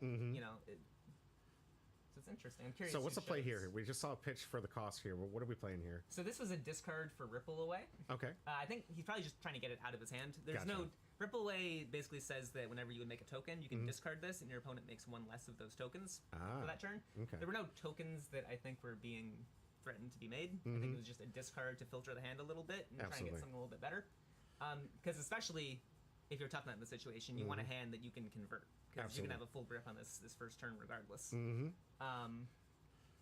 now we're seeing the first play here. Is that it looks like a rock, but like the text wise, but I don't think it's a rock. Talisman of Recompense right there. All right. What is that? I don't even remember what that card does. Oh. That's a very tech piece here. You guys have to help us in the chat. I can look it up. Hang on, all right, go ahead. You're pulling it up? Excellent. Thank you. One of the things I'm really looking forward to when we get the stream really start cooking, this beautiful open space that you guys are looking at right here, I can use this as a card reader, and it might be able to pull up for us so we at home could also see it, which will be really nice for the recording. Zoe? Oh, Talisman of Recompense.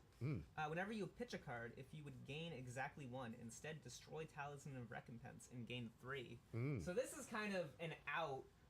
One of the worst things that Tough Nut, I think, can do is you want to swing rock. Yes. You activate your ability, you flip a red. How do you play rock at that point? It's only one resource. This is kind of an out for if that does happen, I can then break my talisman and then send rock anyways. Yeah. I believe we just got an 8-point swing here with what looks like could potentially be arcane damage. Yep. Yeah. And he's choosing not to AB any of that, which is very interesting. That's what I was going to say. I thought going into this that you'd want to be pitching cards to defend, but taking an early swing, I don't think he has to worry about Sam comboing like we would see from like the other red decks we've seen today, or the big decks, Kano, right? Where you got to fear the chain. So do you think this is just an early take just to kind of like try to set the tempo in his favor? I think Addison recognized that he has a hand that can push a lot of damage, and he wants to take that opportunity to push as much of that damage as possible. He's saying, you can do 8 damage with your arcane. I can present more damage with my hand than I would be if I was just pitching. Absolutely, and it looks like an 8 right back, just like you said. Yeah. Addison, go again. The Buck Wild go again into the 7, or even 8 because he's activating the. So the arms are also a way that Tough Nut can get extra damage and extra use out of his resources on his turn. It basically says if you've pitched, is it pitch or play? It's one of the two. Okay. You tap it, you pay 1, and your next attack gets +1. So that's kind of a way for Tough Nut to get a little bit of extra use out of those resources. Because sometimes Tough Nut might have a bunch of resources, like abundance, right? So this is kind of just a way for them to get just a little bit more juice out of each of those Tough Nut activations. I like it. I like it. So Sam's setting up some kind of play here with some arcane light up damage. the leaves. This is the other six arcane damage. So he's a burn bear into light up the leaves, back to back. It's a lot of arcane damage. It looks like Addison is going to respond defensively, but is still going to take some damage here. Yeah, he's pitching 2 and then taking the 4 extra from light up the leaves and the 2 from waning moon.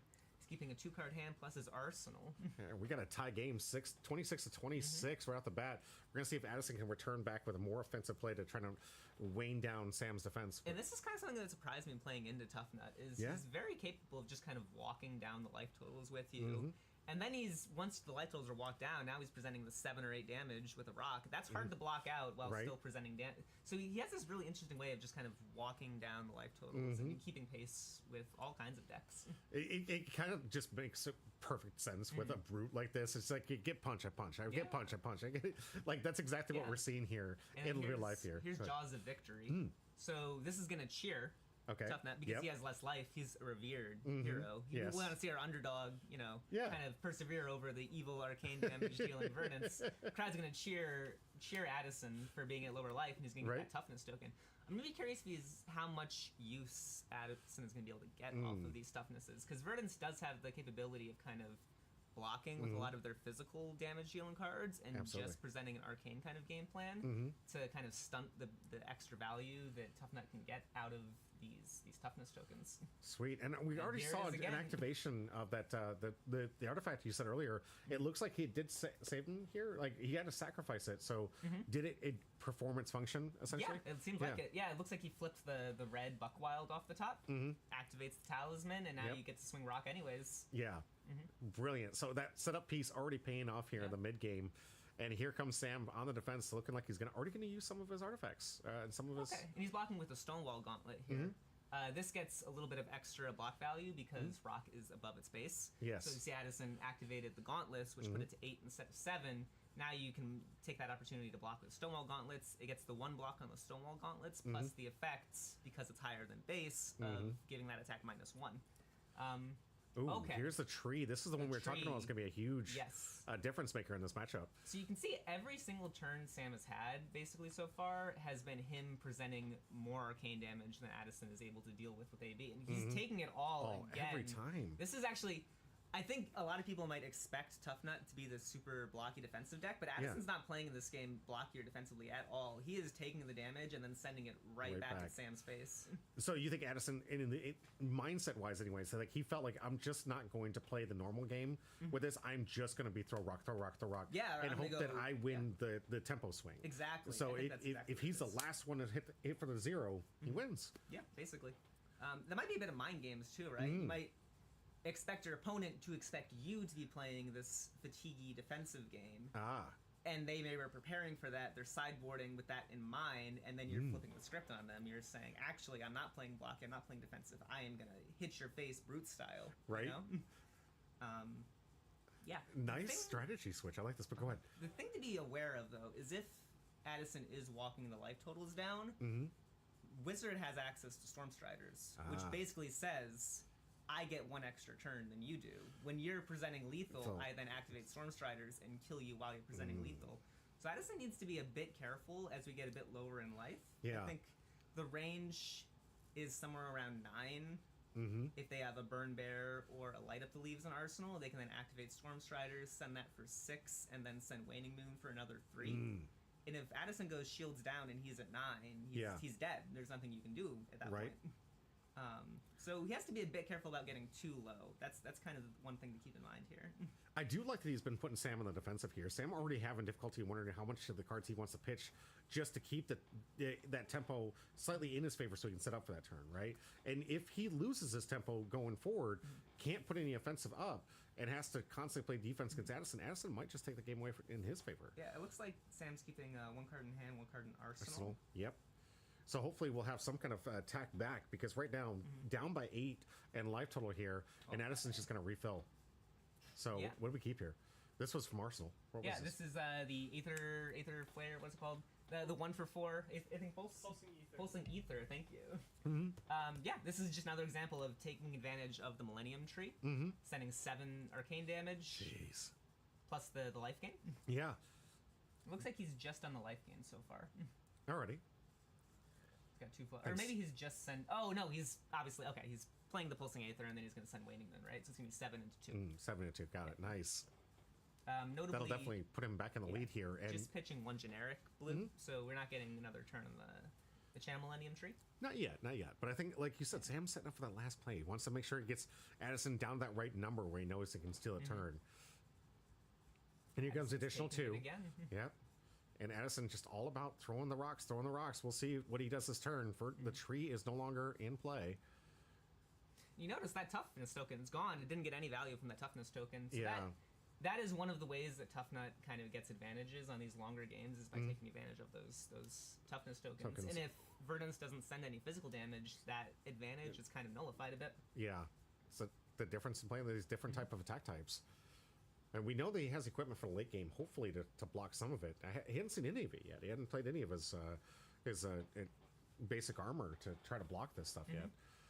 Yeah, I imagine. But is that usually a thing you just wait till end game? You kind of hold on to it until it's absolutely necessary? So I don't think Tough Nut has very many on-hits in this deck. There's the Arsenal Destruction one. Sure. We haven't seen that one yet. It's possible, because basically what his armor says is that I get 4 extra life, more or less. So right now it's 13-14. It's really more like 13-18? 17-14. Okay. On Sam's side. Oh, okay. Addison has a bit less armor block, but if we're not sending physical damage, and the armor block doesn't really do anything. Okay, so now we're seeing the crown block. Oh, and a Sirens.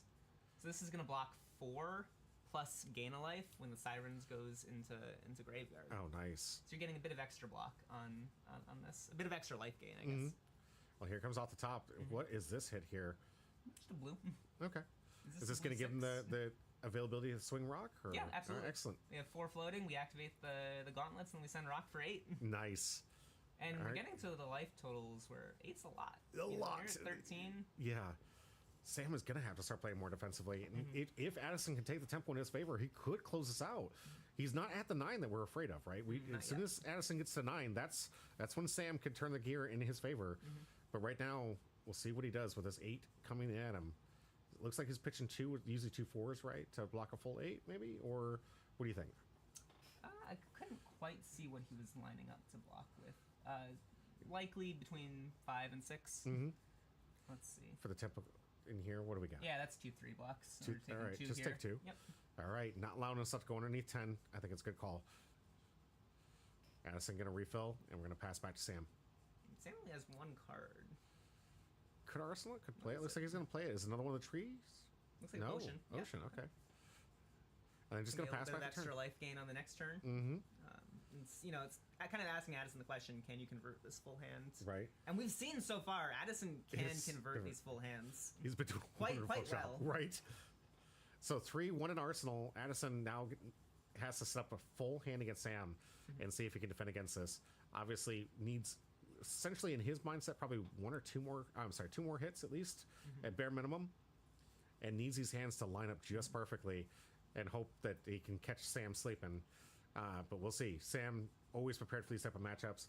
Obviously, just trying to get him down to the point where we, like you said before, get him down to 9. He's doing the tough nut. Yeah, here's the tough nut. That's what he says. I wish we had audio. Right? He loves the tough nut. Can't get the cheer because it's not the underdog, but that's going to hit. It's a blue, which is good. It's not going to get the toughness. Oh. I guess it's not that big a deal. At least we haven't really made use of the toughnesses. Right. So this is just a blue. That's kind of what we want. Okay. Does need to send something else here, and hopefully something would go again. The problem here, he has Zealous Belting in hand. Zealous Belting is a go again attack. Yes. But it's a conditional go again attack, right? It's only go again if you have a attack in your pitch zone that has power greater than the Zealous Belting. So getting the Reckless Swing off the top is actually kind of a miss here. We wanted something, because Reckless Swing isn't a defense; it's a defense reaction. It doesn't have an attack power, so you can't get the go again off of the Zealous Belting from Reckless Swing. Yeah. So what are we attacking with here? This looks like some kind of... It's a vigorous... this is a new Super Slam card. It looked like... this is just a clashing card. Okay. I don't know if this has go again.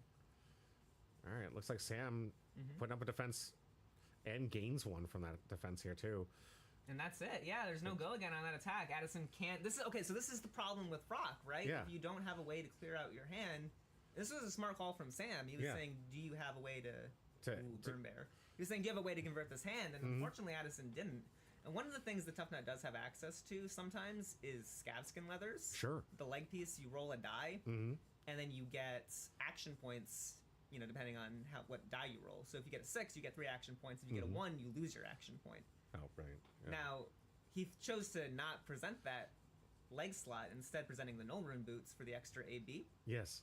So he doesn't have that kind of failsafe of, okay, I don't have any way to get go again in my hand. Let me roll Scabskins and see if I can get extra action points and send more attacks. Now we see another Burn Bear. So that's been 2 Burn Bears and 2 Light Up Leaves, I think, so far. He's taking it. Oh, no. He's in the danger zone at 8. He is in the danger zone. Okay, yes. Sam... Gonna refill. He's not dead. No, but he's in that danger zone. He's in that like. If he goes shields down, then Sam can respond with an Storm offensive Striders, swing. either Burn Bear or Light Up the Leaves plus Waning Moon. Now Addison does have the opportunity to AB that. He still has cards in hands, but we'll see. He has to be very careful at this point of not lowering his defenses completely. Yeah. He also has Tunic at 3, which is nice. So he does have access to that. At least one arcane barrier, you know, when that big attack does come. And now this time, the Zealous Belting is getting the go again. Can we snooze? We need to snooze this. No, I missed the snooze button. All right, we're going to have to pause. Okay. It was getting right up to that epic moment right now, and I know there's like just a little bit left here, but I didn't want the commercial breaks on Twitch. Oh, were you in a commercial? Yeah, we were just about to have to a commercial. I do apologize. On the edge of your seat. It's to be continued. Right? We are pausing for those out there on YouTube. It's not going to make any sense to you because you're like, I'm not getting commercials. Well, Twitch has this beautiful thing where it says you need to put commercials if you want to be a creator on here. And I have to obey the leaders. So I will let those commercial breaks go for those that are not subscribed. Yeah. And we'll take a minute to grasp what's happening here. Both players at 8 life. We're essentially looking at what could be 2 turns away from one of these 2 taking the game away. Who do you think's favored in this situation? It's tough to say. I don't think Sam is dead on this turn. I think Sam has the capability of blocking this out because this is definitely going to be a Zealous Belting into... I don't think we're getting a Rock swing on this turn just because Addison has the 1 card in Arsenal and the 1 card in hands. Yeah. Unless he has a way of going like super wide, having another go again attack or something. Yeah. I think this might be playing a 2 or a 3 cost attack from hand or from Arsenal with the arms. Sure. And just to empty a hand, basically, get something better for a more offensive swing. Yeah. Okay. All right, and Sam likely knows he's got to. This is the coming turns where, and mentally he knows I got to play defensively, grab the tempo back in my favor, and try to steal that extra turn that we were talking about earlier. A little bit more chip. Yep. He does still have access to the healing potion and the armor, so he's at 8. Realistically, it's more like somewhere between 10 and 13. You get the 2 life gain from the H pot, and then some of the block on the bark skin. So he has options. He has options to block with just armor here. Sure. And keep this full grip and try and kind of push that extra arcane damage over. All right. Well, we'll see if that's the route he takes. We're going to get back into it. We're back from commercial break. Sorry about that. We are trying to accommodate all of those on Twitch to make sure that you're not missing it, even if you're not subscribed. I appreciate you being here. Let's get back in the last few minutes here. 8-8, Sam and Addison head-to-head in 2 turns. We're going to see who's winning this match.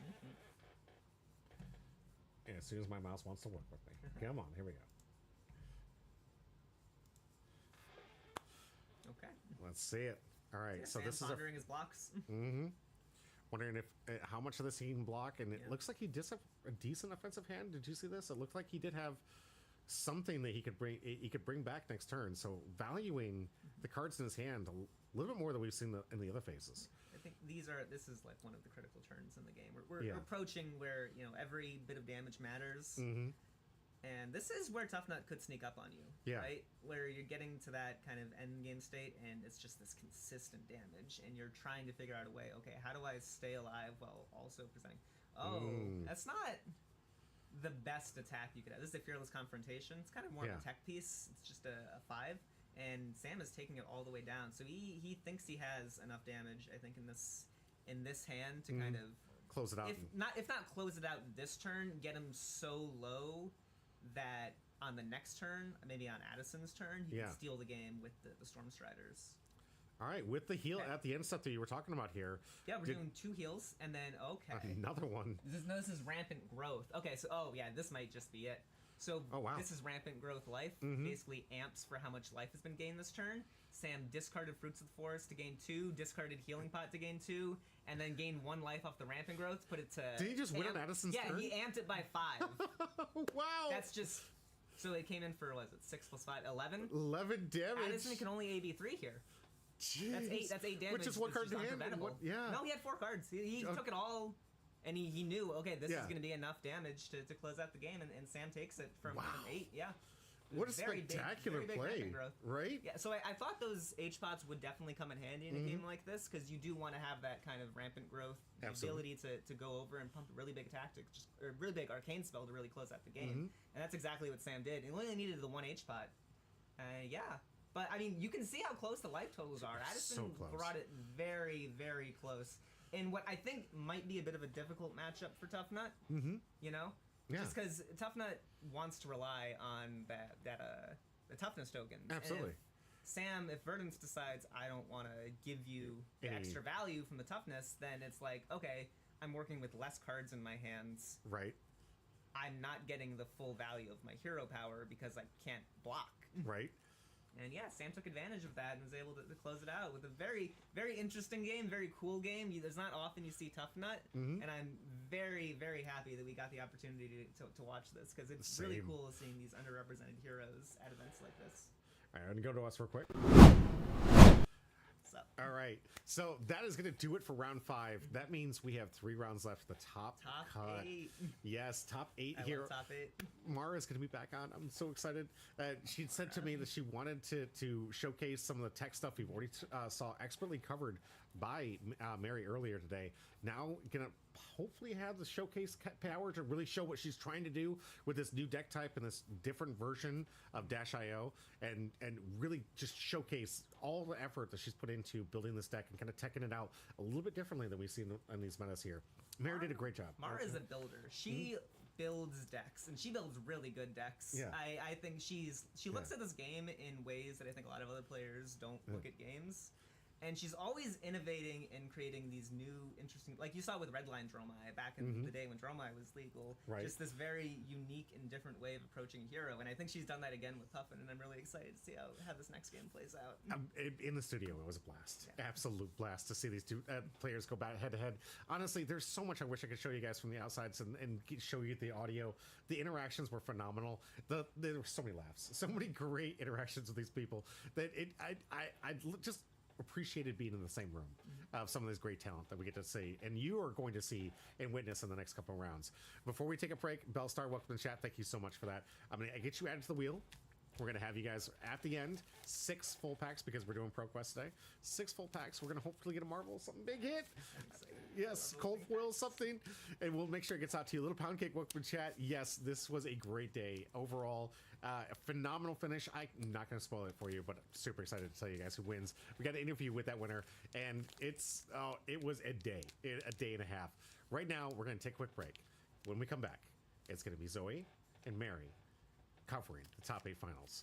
And we're gonna miss that. You don't want to miss it. It's gonna be a fantastic time. Stay tuned. This is gonna be a much quicker break because I'm not driving all the way from Richmond trying to get Zoe here as quick as possible.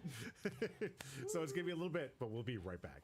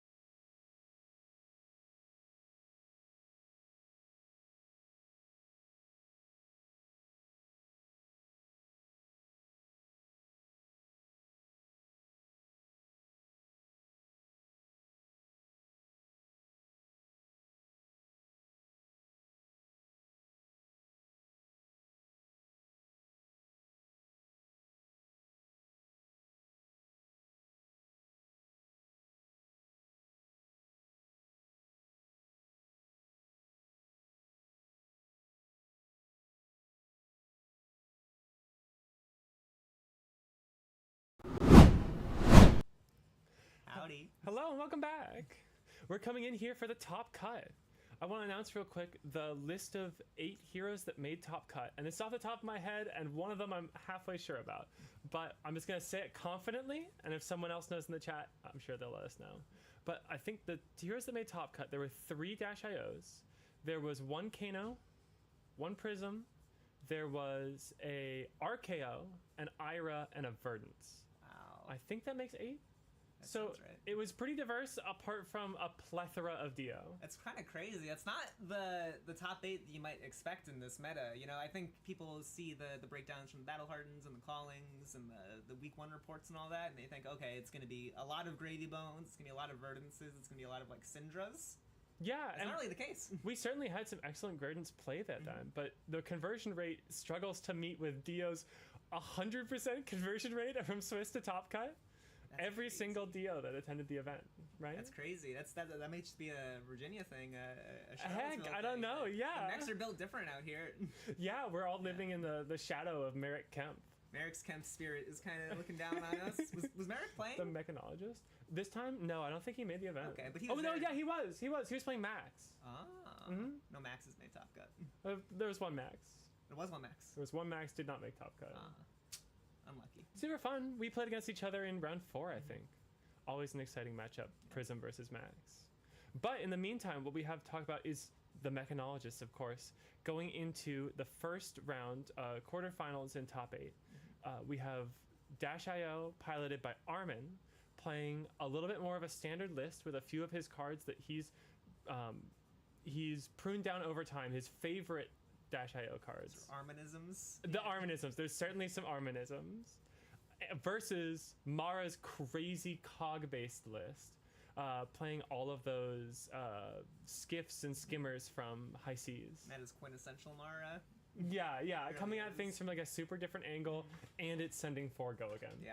she Like loves those are the 2 things that I know Mara Is it 4 for. go again, or is it 5 no go again? That's- I guess you have to decide. Yeah, and yeah. You have to live with the consequences. Is there a boom grenade on the field? Is like the critical thing about that, or do you want to take a look activate at it? Armin's Yeah. list first? Yeah, absolutely. Let's swap on over to that real quick. So looking back at Armin's list, looking back through the main board, I mean, he is playing a full suite of 6 red and yellow boom grades. I know that in the past he's waffled around with like 1 blue boom. That's like a classic Emma from DC kind of thing to play.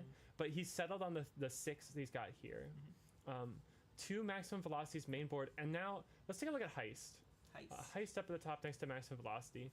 So this is a card that I have done some making fun of in the past. It's a 2 for 5, like, you know, it's a yellow throttle but at red. And sometimes you don't have the items in your own banish zone to support it, and it's like hard to get the on hit. Like, sure, if it connects, you get an extra action point and all that stuff. It's not great vanilla. It's not great vanilla. It does not say from your banished zone into the arena.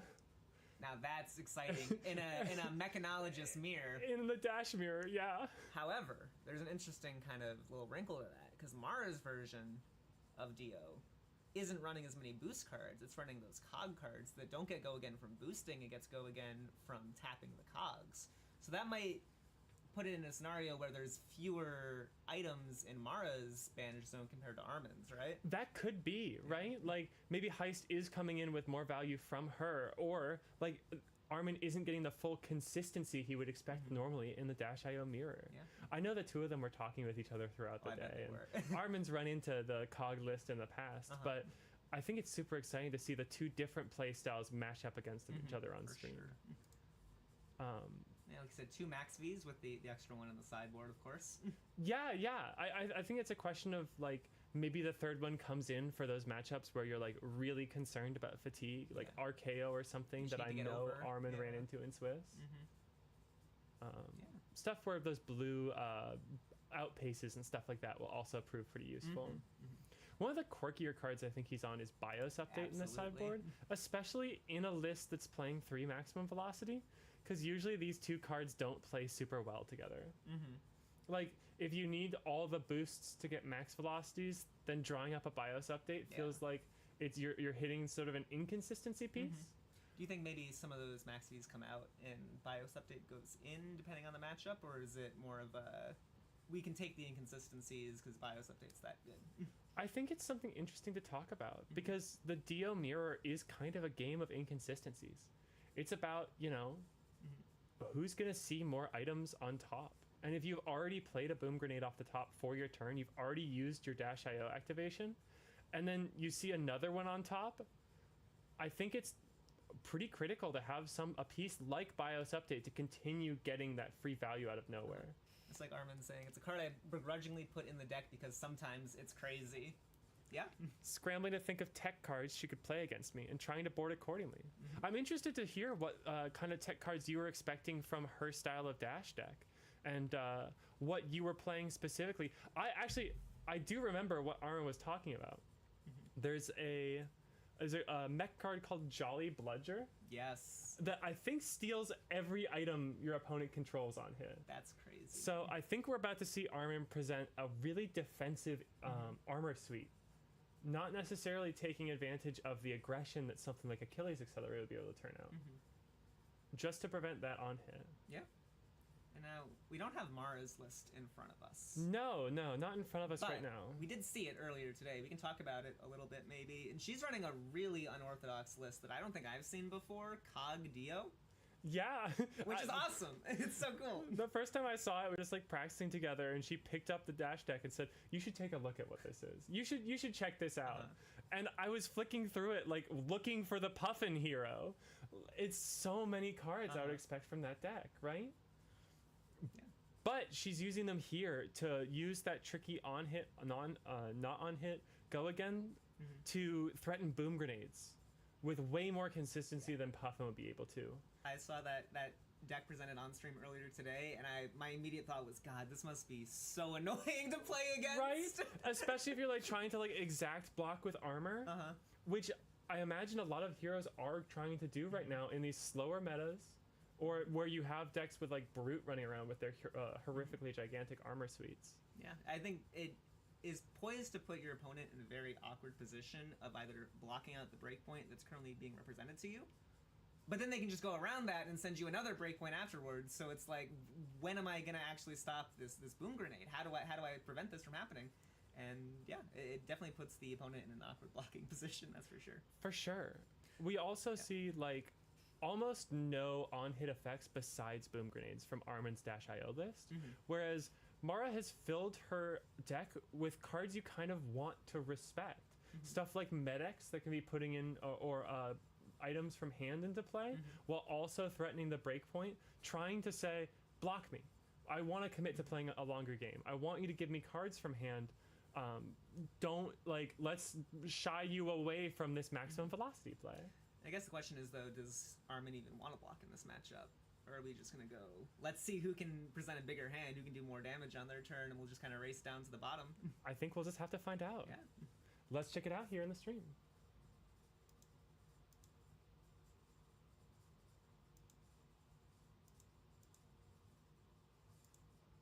All right. Let's Okay. skip forward a little bit to where we're presenting deck.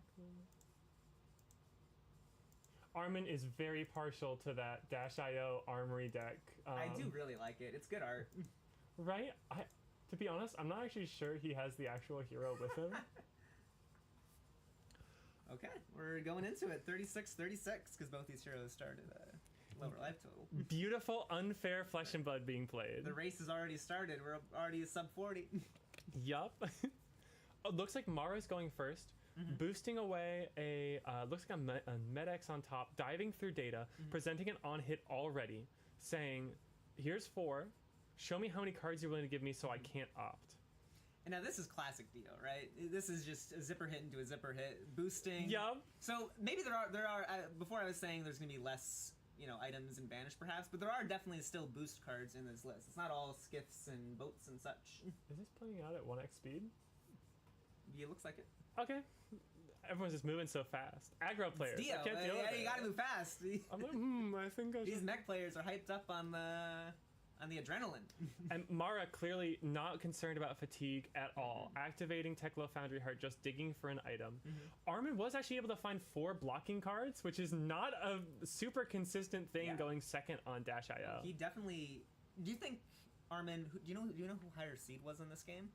Higher seed, Mara was undefeated coming out of Swiss. Okay, so that means that she chose to go first. In Yeah, this game, absolutely. which is interesting. I feel like usually the aggro player wants to go second.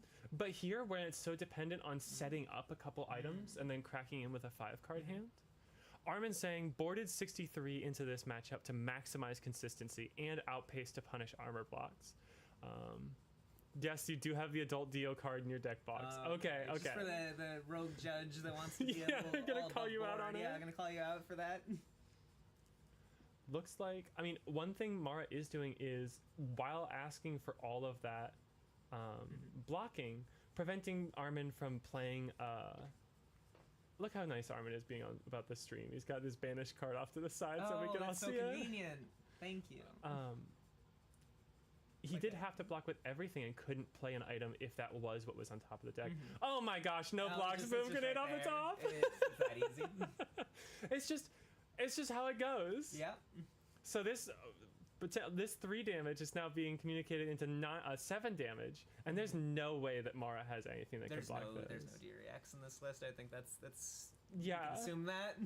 It's not a blocking matchup. This is a I'm gonna hit you and you're gonna hit me. We're gonna see what happens. And when you get to 7 damage. Yup, off like of that. a card and a half and floating an extra action point. Should be a counter on that symbiosis shot. I wonder if that's what he's reaching for Probably, now. yeah. Yup. Armin's not gonna forget something like that. No, he's locked in. He's locked in. Still 2 cards in hand, 7 damage already dealt. Yeah, there's more damage coming.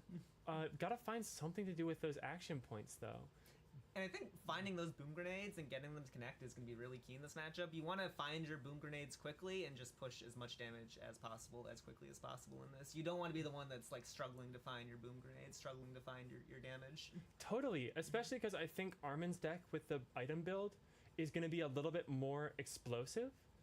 Whereas Mara, over time, just by like always being able to choose the more advantageous choice with all the cog tapping attacks, will slowly edge out a long game. Yeah, if Armin takes too long, finding these big spikes, Mara's going to creep up ahead and kind of start taking the game by surprise, I think.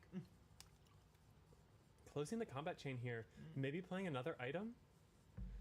With the extra action point, it wouldn't need to be cranked, so you could potentially keep it around for a little bit longer. Oh, it's heist. No, interesting. No items banished so far. Pitching the Cerebellum processor is really interesting. Looks like... Oh, banishing another Cerebellum processor off the top. He saw that off the top. He knows that he wants to give this heist an on-hit, so you need to boost it to get it into the banish zone. So now this is threatening to play the Cerebellum processor that was just banished. Yup, and just saying, give me any cards. Give me cards, give me armor, give me all that stuff. Yeah. Or just like be willing to lose out on your turn. And Mara does have the option to just kind of shove armor at this point. But okay. Totally. Looks like. Is that Balance of Justice also a really interesting thing. Yeah, cog in the machine. That's kind of her like anti-fatigue plan, right? Well, that is, I guess, traditionally not traditionally, but since High Seas has been kind of a dash new tech piece. Is that cog in the machine to kind of get around fatigue? Because with if you tap at least one of the cogs, you can always put it back on the bottom. It's generating you extra action points and 2 gunshots, so it's kind of like the weirdest Titan's Fist ever made. Yeah. I wonder if Mara's saying, okay, I don't need this right now. I have more in my deck. I'll find them. And this is more important to just kind of prevent it. Because this Cerebellum processor could be very, very, very risky, right? That's a power card in Dio. Oh, for sure. Okay, especially with the action point already floating. Playing the Teklo core? The Teklo core on Armin's turn, looking to convert that blue. And now we're on Mara's turn proper, right? Yeah, without an arsenal and with only 1 shot in the gun now, I can understand why she didn't want to lean towards the cog in the machine. It's like, sometimes, what are you even using those action points for? This might be a smaller bit of a setup turn for Mara. We got the Teklo core down. I guess it's going to go off at the start of her turn, right? Yeah, I think because it was played last turn. And we're just making sure we get all the counters on the... That should be a 2. We'll fix it. Yup. That's fine. players know. The players know what it and is. Techno Foundry Heart was blocked with. Yeah. So like each of those equipment is one more less block than you would think it is right now. Cold Foil Techno Heart, by the way. Oh my god. Fancy. Mara likes to bling out. You know. Oh my gosh. She got the six Marvel Dragons. So you have the 3 in deck, 3 on the side. She has all the cold foils and the gold foils and all that. She likes her bling. It's always a treat playing against her. Absolutely. It's kind of blinding. There's so much light emanating off the other side of the table. And look at these. The special promo 0 to 60s. Oh wait, I didn't know about these. Yeah, what are they're these? blue. I don't remember where they're from, but they're blue. Heck, that could have been like ages and ages ago. Yeah. It might have been a Bright Lights promo, possibly. Oh yeah? Around that time. That was just about when I was getting started. Oh, yeah. Pause real quick here because we're coming up on an ad break. Yeah. But I want to talk a little bit about Balance of Justice versus Crown of Providence. Yes. Balance of Justice is sort of almost like a floodgatey effect. Always saying to Armin, watch out, right? Watch out for double cerebellum turns. Watch out for turns where you're doing something like, what is it? Spark of Genius, draw, cerebellum draw. Can't do that. It's kind of the implicit threat of that as well, right? It stunts Armin's turns just by it being there. Right? It could be that Mara never activates it this game, but just having it be around as that threat, I think, is super important. Absolutely. On the Team Covenant Arcane Rising promo is the 0 to 60. Those are the words of a man who is currently looking at buying very pretty cards for his dash deck. Yeah, I think you should do it. You have to do it. Yeah. It's Bling not an important. option. Bling is non-negotiable. Yes, you see the items on top more when they're coin flipped. But Armin has Crown of Providence. Right. And in a deck that is always checking the top card, I can't imagine there's a better place to play that headpiece. You just always know what's on top. It's kind of similar to Gravy, where you can tap the. I never put that together. Yeah, you get to do Dio stuff with huge. Crown of Providence. Exactly. It's kind of Dio coded. Yeah, and also the ability to fix your hands. You know. Oh, for sure. And knowing that the card you're gonna get is the exact card that you want. Like the all red turn that could be max velocity if you just needed a single blue and seen on top. And look what's on top. It's a blue. Yep, Let's right? shove that at Crown of because there's going to be damage coming through. There's no way Mara's not sending damage ever. So you're always going to have the opportunity. There's some heroes that can kind of play around that where maybe you're not sending, you're taking a setup turn, you're sending Arcane or something, and you don't have the opportunity to get that filtering with Crown of Providence. That's definitely not the case in Dio. Oh, that was the classic thing with I like Zen. You would try and say like, oh man, I'm trying to like sniff out the turn where I'm not supposed to send anything, so he can't block with all his equipment, and then do like the Art of War pop off thing that Zen would do at that time. Oh, I've seen a bunch of that in LL lately. Yeah, have you been practicing a bunch for LL? I'm looking forward to playing the Calling. At Worlds. I just want to play Dromai again. Heck yeah, I'm heading over to Baltimore. I'm excited to see what it ends up being like. I'm not playing LL though. No, you don't play They banned my favorite card. They banned my special favorite card. Unban CYB. Unban CYB. It won't hurt anyone. I think it only heals. Slow down. Yeah, the meta would slow down. I'll tell you, the meta would slow down.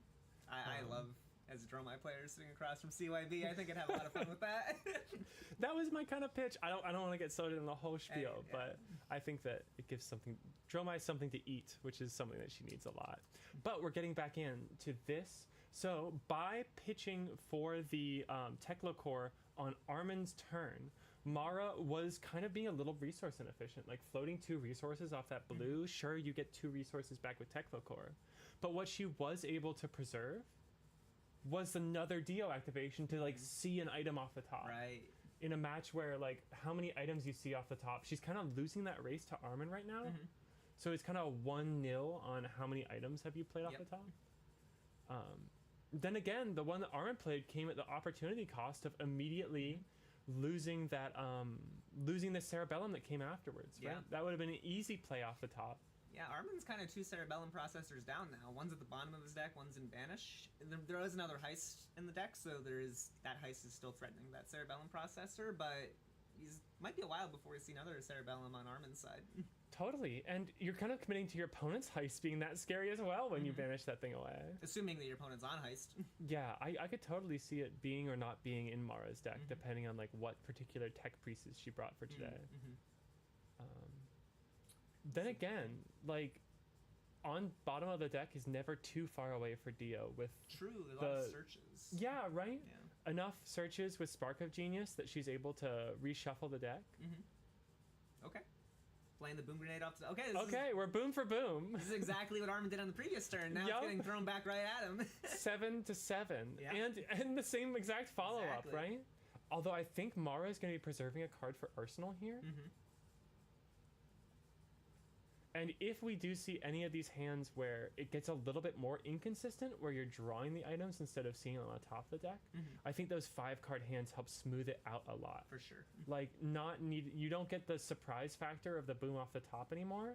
But if you're sending 4 chain links of, especially Mara's evasive damage behind it, it's gonna connect just the same. Now this is another very kind of classic Dio turn though. It was a 0-60 into a zipper hit. It's boost, swing the gun. We still haven't seen any of those like cool cog. I think that's coming up though. I think the cogs are coming soon. Yeah, we talked about a big game, but I'm excited to see when those start hitting the combat chain.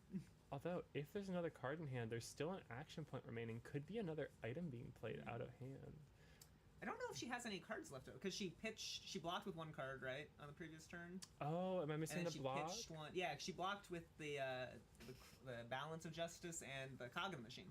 Oh, you're right. It and wasn't then she pitched to play the Techless. I think she was working with a 2-card hand on this one. Here's that Crown of Providence Like we being talked used about, for hand fixing, not really blocking any sort of communicated on hits, but it is coming in. I wonder how many T-bones each of these players play. That's also something to consider. Armin was on 6, I believe. I think he's on the reds and the blues. I know at least one of the other Dio players here at the event is on 9, who we'll see a little bit later. And balance actually is kind of a little failsafe against something like T-bone, right? Because Crown of Providence block with it once, it's gone. Balance, it's not going to block anymore. But if they're trying to rip some of your armor with the T-bone, you can still just shove the balance in front of it. It's not going to block anything, but... Absolutely. Now it's just like completely a head jab, right? Exactly. It's getting around the kind of disruption that the T-bone can represent. Because that card, if you're very reliant on your armor, it can be very annoying. That being said, the same is a little bit true of the leg pieces that Armin presented. If I knew the name of them, it looks like a 4-word long Heavy phrase. Industry Gear Shift? Was that what it was? Yeah, that sounds like right. It's from the Max deck, correct? Or is it from the Dio deck? I think it's from the Dio deck. Right, all the heavy industry stuff. Max had like the discount Oh, he has all the dynamos. punky stuff, yeah. Yeah. It's like someone like skating on an electrical wire or something. Sick, by the way. Can I say that?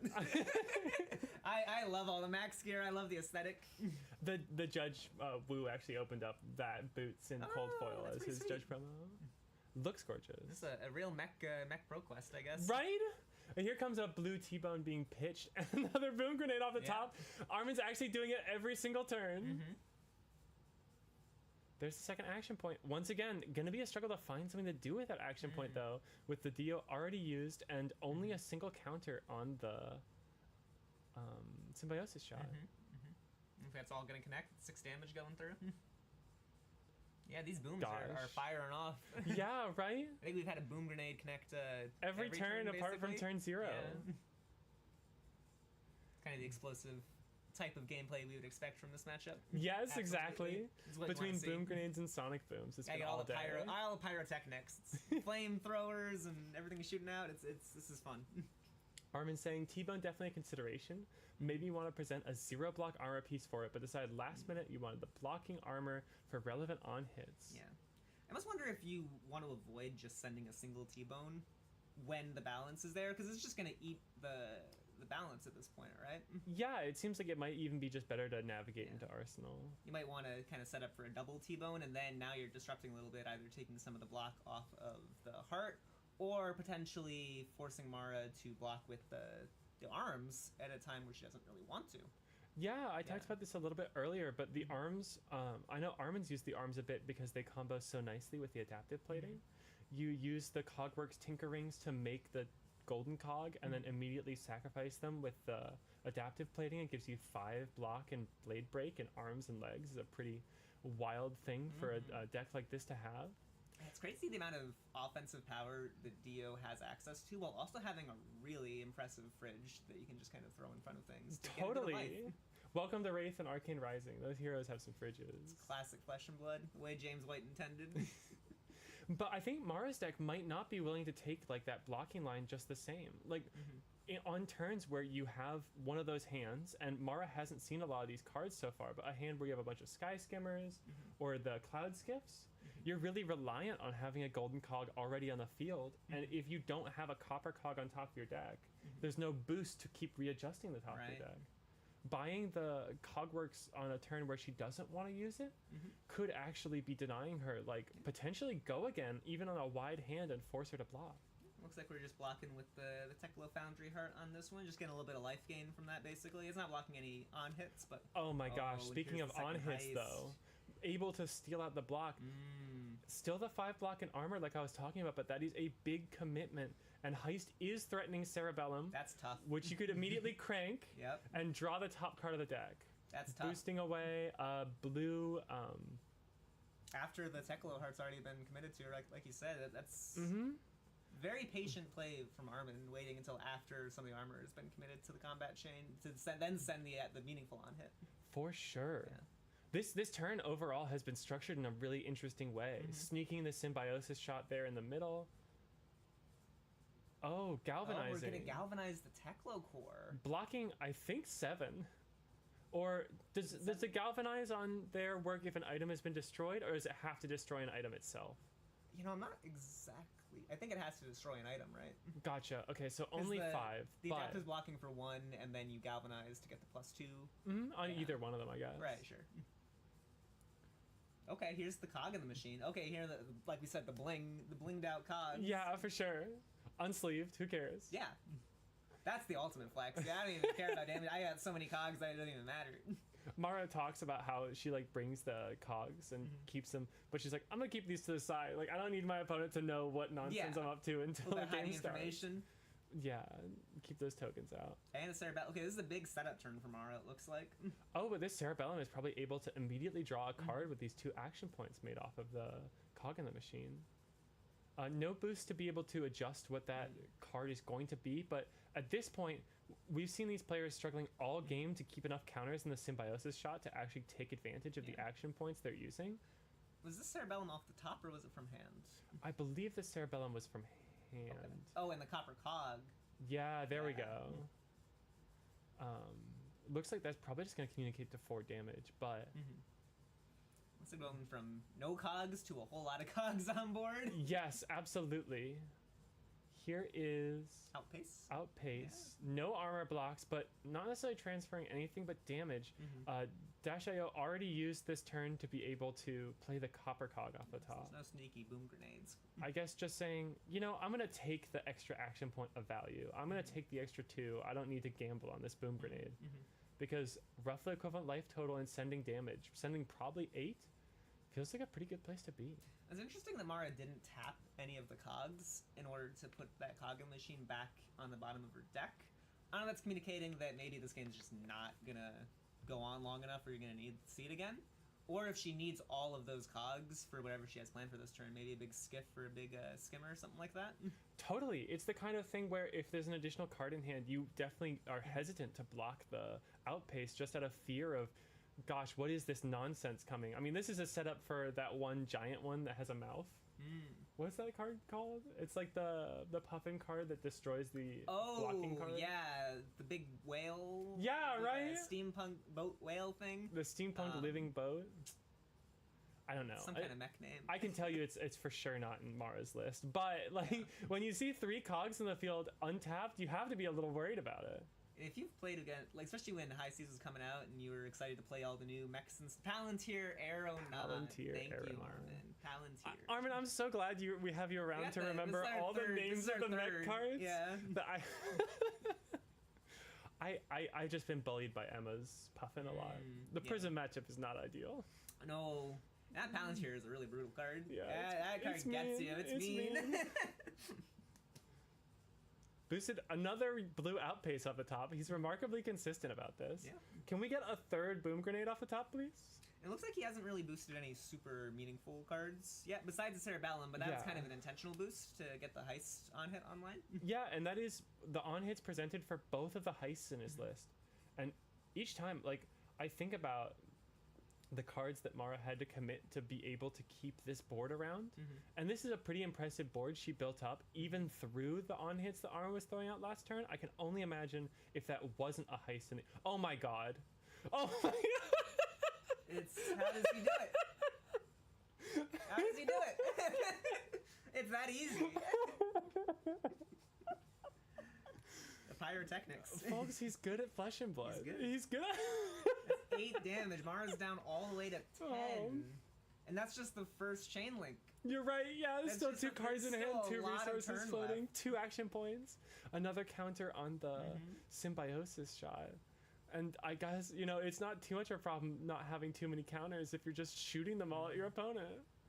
Now Mara's at 10. She does still have 1 block on the Tekla Foundry Heart, and is it 2 blocks on the arms? Yeah, it is a 2 block break so break. More like 13. Yeah. But getting to the point where, oh, it's a throttle for 6. I mean, oof. We're getting low. Yeah, if it's another red in hand, like a 0 to 60 is almost threatening lethal, even through equipment. Yeah, if you take the 6 here, you go down to 4. Now every boom grenade is going to kill you. Yep, absolutely. Even the yellows. And he's proven pretty good at hitting the booms off the top so far. So it's definitely something that Mara has got to be concerned about. I think maybe that luck's going to run out soon. Maybe so. Maybe, but I mean, when you're playing against protagonists like Army. Mandate of heaven. This is a kind of protagonist on protagonist type of. Yeah, that is absolutely the truth. But you know, when they pair against each other in top 8, someone's got to win, right? Is it the underdog story of the person who snuck in? I think Armor was either 7th or 8th seed. Really? Or is it Mara just charging to victory at first Typical seed? Mara dominance. Yeah. And there's another cog. Folks, she has some cogs on the field. I wonder if she's going to trigger Galvanize next turn. Alright, what's this last card? Item actually kind of still does a bunch of damage because you still get to double Symbiosis shot if it's crankable. Okay, 1 Symbiosis so I think shot. This is close to. Armin might be setting up the information. arsenal and just trying to push through on this last turn, thinking, okay, there's probably like 2 turns left in this game. I need to set up a big 5-card hand and hope that she's not able to present 11 damage in this turn. Looks like, but without an item on the field, that adaptive plating isn't blocking for that much. It's only 4 blocks and equipment for Armin here, and Mara's keeping a big hand. Yes. Like, especially with booms off the top, or anything off the top to power up the Cerebellum. Did she block it all last turn? I don't think so. Just with the arm piece. Just with the arm piece, yeah. Like I said, utilizing the armor to kind of get that little extra life buffer. And to keep 2 cogs on the field in case that's what she needs to go wide. Yeah. Yeah, I think we're getting down to the kind of the end of this game. This is where everyone's gonna put out everything they have, and we're gonna see who can come, which deal can come out on top. For sure. Being at 4, if Armin's able to survive this turn with any number of cards, like a reasonable number of cards in hand, it feels pretty reasonable that he could either clean it up right there with another boom off the top, or he could just pressure Mara to the point where she's not able to keep much of a hand and will just eventually die to drawing items. And this is a fair boom grenade played out of the hand and cranked. It was ethically obtained. Ethically sourced boom grenade. And here's the first skiff. Yes! We're finally seeing the cog Dio doing the cog thing, and Armin has to read. He's like, what does this card do? I'm not expecting to see this. And this is like the perfect skiff too, because if you just throw 3 block plus Teklo Foundry Heart in front of this 5 attack skiff, Mara can, instead of giving it go again, give it the +1 to make sure that boom grenade gets across and still be arsenaling powerful cards. Yeah. And then she has the option of playing. She hasn't activated Dio yet, so she could get the action point back and still pump up the skiff if she finds an item off the top and then cranks that item. Absolutely. Here's Armin saying that this card put me in the blender for a while. Had a lot to think about. I think all the cog cards really do that, because there's just, how do you play around it? Oh, absolutely. Especially because they can do the thing where they actually give it go again in the resolution step. So they can totally pass priority on reactions and just always put the pressure on you to be making the right choice at any given time. Mara gesturing. Gesturing, yeah. How can you not love, by the way, the gem pack full arts? Absolutely. Like, we expect, look at the cold foil cogs, the cold foil boom grenades, the rainbow foil cerebellum processor. Rainbow foil cerebellum processor. Come on. Where's the cold foil at? Yeah. Where's the cold foil? That was recent, wasn't it? I think so. Yeah. It was one of the skirmish seasons, I Those think. got to be kind of pricey. Yeah, I think Yeah. it was like a top 4 promo for the skirmish season. We did LL for ours for both of ours in You did? Charlottesville. It was a ton of fun. I missed it. No, really? Yeah, I did, I guess. Oh god. I love LL. I don't know if I mentioned that before. Yeah, Oh, I okay. think What happened? Okay. Spark of Genius? I'm not even sure what the Spark of Genius is doing on the board. I think it was grabbed from Mara's banish. Oh, it is her full banish zone. Armin's okay. going through and Just taking a look. and checking through all of the banished effects. Making sure, counting up each of the options, saying what are the odds, we're looking at another boom off the top, because You know what would kill right now? Double boom. any boom right now with no blocks declared is just straight up lethal. Yeah. One resource floating is the perfect amount to bring it across. Because we're looking at 10 right now, right? If Armin says no blocks, this can do 10 damage just on its face, right? Yeah. Checking for red outpaces to see whether I should block with armor. That's also something to consider with these nasty breakpoints. Oh, for sure. Combined with something like outpace, you need to know when to commit the armor, right? Yeah. If you wait too long, it might be too late. Played one and boosted one away, Yeah. thinking about what that is worth playing against, when you want to use it and when you don't. But if you're committing armor, it almost feels like you're so much more easily committing to the overblocks. Like, I don't know if this is real math or if this is just like neuroses talking, but to me it's easier to just put 2 3-block cards in front of the skiff and be like, I had no choice, I just had 3 blocks. When you start making the choice of whether to throw the 3-block in the armor piece and put it on them to activate the cog in one way or another, that's when it gets really spooky to me. I guess that's kind of what this list is preying on, right? For sure. And about what cards are left in the hand. We're committing not committing yet, but we're thinking about committing the Teklo Foundry Heart here, and then probably another card from hand. So if Armin just clean blocks this for 5, Mara still needs to find an action point, right? This is only you can only tap 1 cog for this. Yeah, I think it's this is either a or. once per turn. Yeah. It is an either or. Either +1 or go again. Although the checkmate is always playing another item off the top. Right, to get that's the where action it point kind of back. blows up. So, but Mara has a full hand still, right? We've pitched the blue. Pitch a yellow, 1 resource Yellow, floating, but right. there are 2 cards remaining in hand. I don't believe there's an arsenal.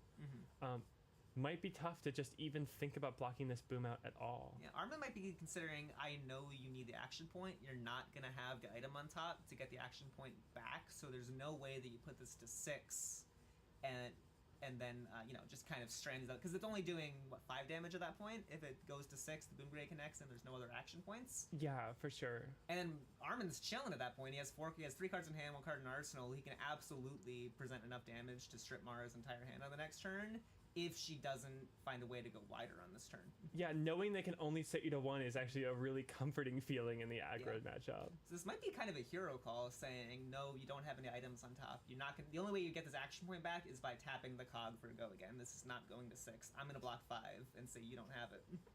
Absolutely. Always to think about is how many cards that actually block are in Armin's hand. That's also something to consider, right? A lot of items in Dio. We've seen a lot of boom grenades off the top, but all the Teklo cores, the other Cerebellums, stuff like that, we haven't really seen it in Banish or in play. There's still a lot of items in that deck. A lot of no blocks. And that can get real scary with the rest of the turn. You also you don't want a hand that's just items, right? You don't want to block with all your attacks and then have a hand that's just items for your offensive turn. You need to keep some of the attacks too. Oh, for sure. For sure, especially because, if the double Teklo core hand doesn't do much. No crank ability to get your action point back, so you can't even play 2 of them. Yeah. All right. It looks like we're blocking 5, tentatively blocking 5. That was a very decisive clench of the fist I Yeah. saw there. I think that's going through, and now it's on Mara to decide. Oh, okay. Never and mind. Giving Never it a mind. bit of respect. Maybe thinking this armor's not going to do anything. If this is the last turn, this is the turn I'm committing the armor. It's not going to do any good if it's... Oh, here's another... Here's the thing the deck does, right? Oh, it that's says, so brutal. what about again? Yeah, what now? And this one's a really tricky one. Now talking about only 1 card bringing out might be the only blocking card in the hand. Not enough blocking armor to be able to cover up the 5 anyway because of the extra commitment of the heavy industry, whatever it is, to the first chain link. I'm going to bring up a good point in chat that Mara hasn't boosted at all on this turn yet, so the top cards remain consistent for the entire turn. She hasn't dug for any new items. one of the things the deal is really well is you're banishing a lot, you're manipulating the top card of your deck, you're seeing a lot of cards, and you're getting a lot of different play patterns and stuff. But that hasn't happened this turn yet. Yeah, absolutely. It's still, as far as Mara knows, the same information besides the revealed cards in Armin's hand. Just a couple of zipper hits, a red and a yellow. So now Armin has blocked with 2 cards so far this turn. So he's going to present back a 3-card hand. That might still be enough to kind of put... I mean, you're only at 4, right? Yeah, 4... Any Boom Grenade does it. So Mara needs to start thinking about respecting...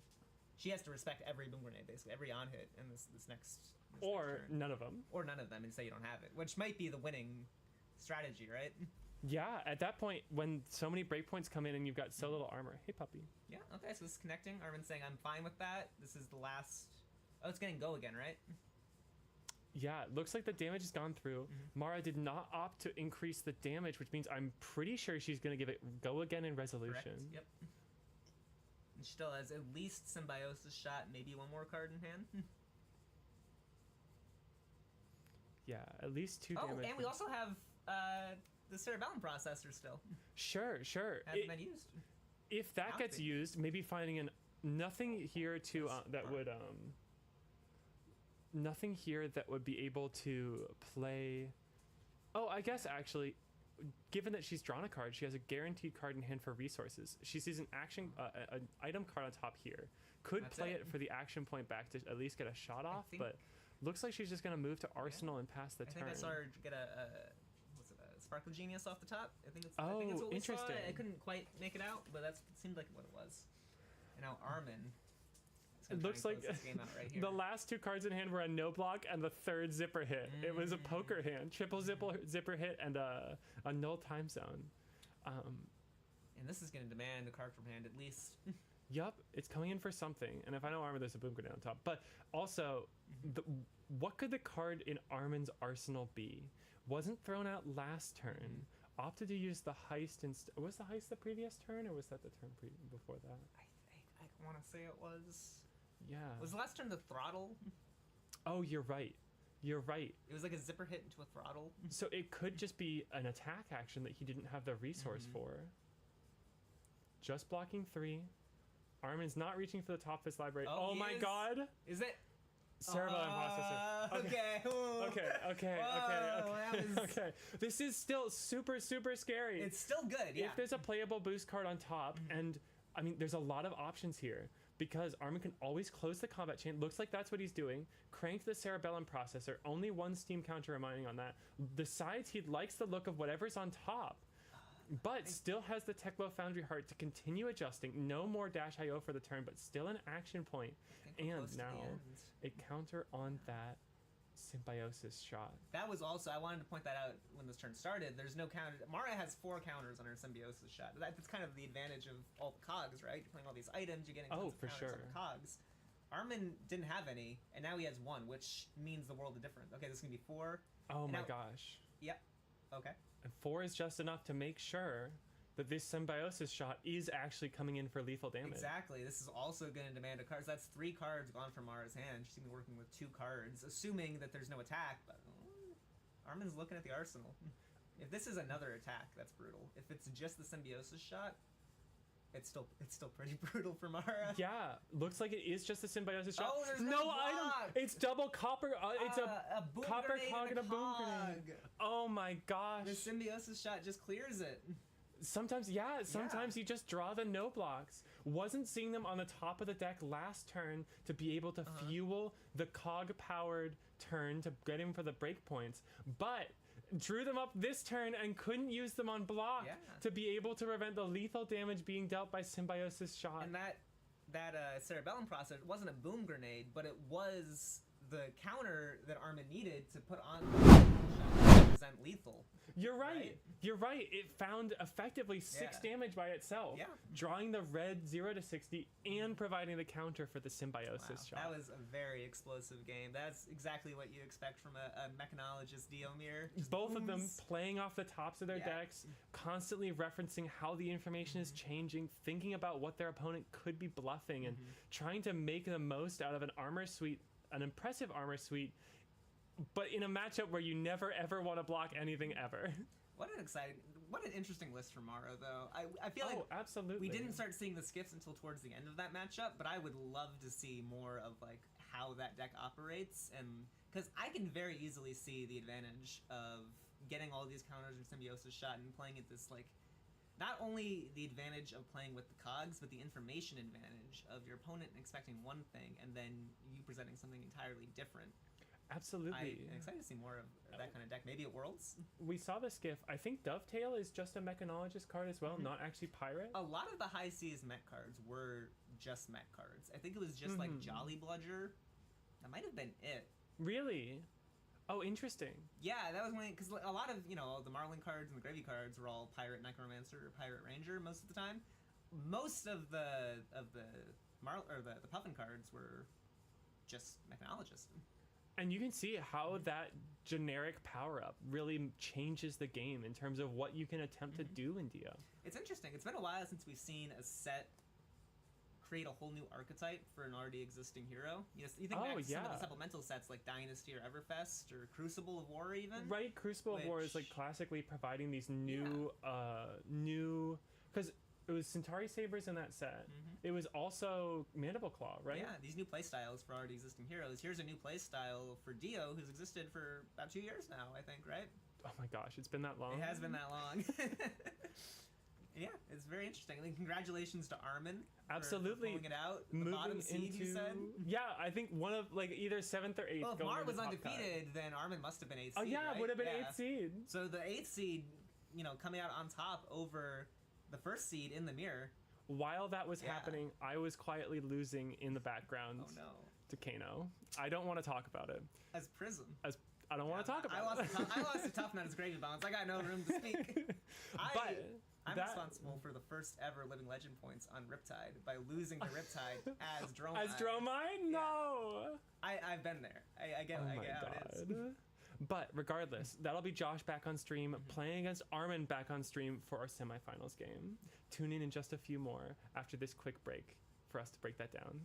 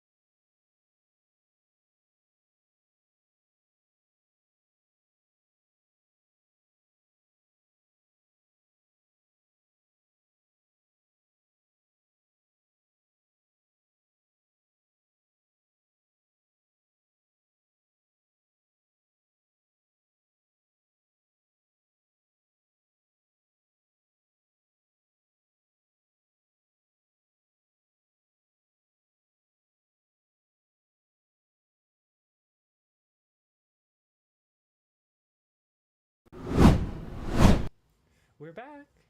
Howdy. Coming through here for the semi-final round of ProQuest Lifelink games. We're going to have Josh on stream previously playing Kano, and Armin on stream previously as well as just last round playing Dash.io. This will be Armin's second time playing against Dash.io, playing against Kano today, and it'll be Josh's second time playing against Dash.io because he played against Mara in round 3. Kano. Maybe a chance for redemption for Josh? Yeah, for sure, but going to be an uphill battle. Looking back over, and I'm going to swap over to it real quick because I think it bears mentioning. Looking back over at Armin's deck list, backing a little bit more of the Arcane Prevention. Remember that card I was struggling to remember the name of earlier? Yeah. The Misfire Dampener.